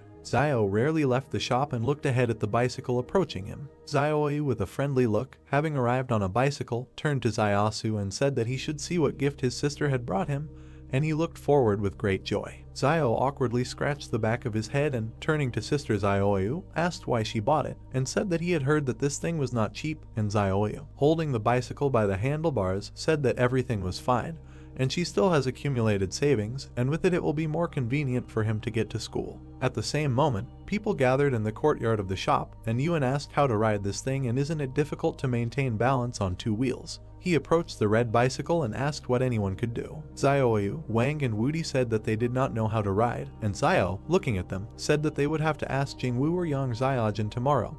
They should know. Immediately after this narration, the story moves to the next day to a huge brick school. Right in the 12th grade of the 3rd group, students in blue uniforms sat at their desks and communicated with each other. Suddenly Xiao entered the class and wondered why they had become silent so abruptly and were hiding something, and all the students in the class looked to the side with great fear. The protagonist walked through the class past the students and reasoned that okay, it doesn't matter, and the main thing is that he feels equal to everyone. Xiao sat at his desk, pushing back his chair, and reasoned that he went to school to study and not to please everyone, and, taking the textbook in his hand, continued to reason that it was better to prepare for the lesson, and the exact sciences he doesn't understand, but you can master geography. Xiao flipped through the pages of the textbook with his hand and reasoned that this textbook was somehow incorrect, and it only talked about the surroundings of the 109th fortress and a little about economic geography. The gym protagonist read a geography textbook and reasoned that it was because they didn't have enough information about the world outside the fortress, and just as the Lai Consortium would never share its topographic maps with the King Consortium, the other consortiums would be wary of each other. Xiao looked down when suddenly a system notification window appeared next to him with a task to help a classmate.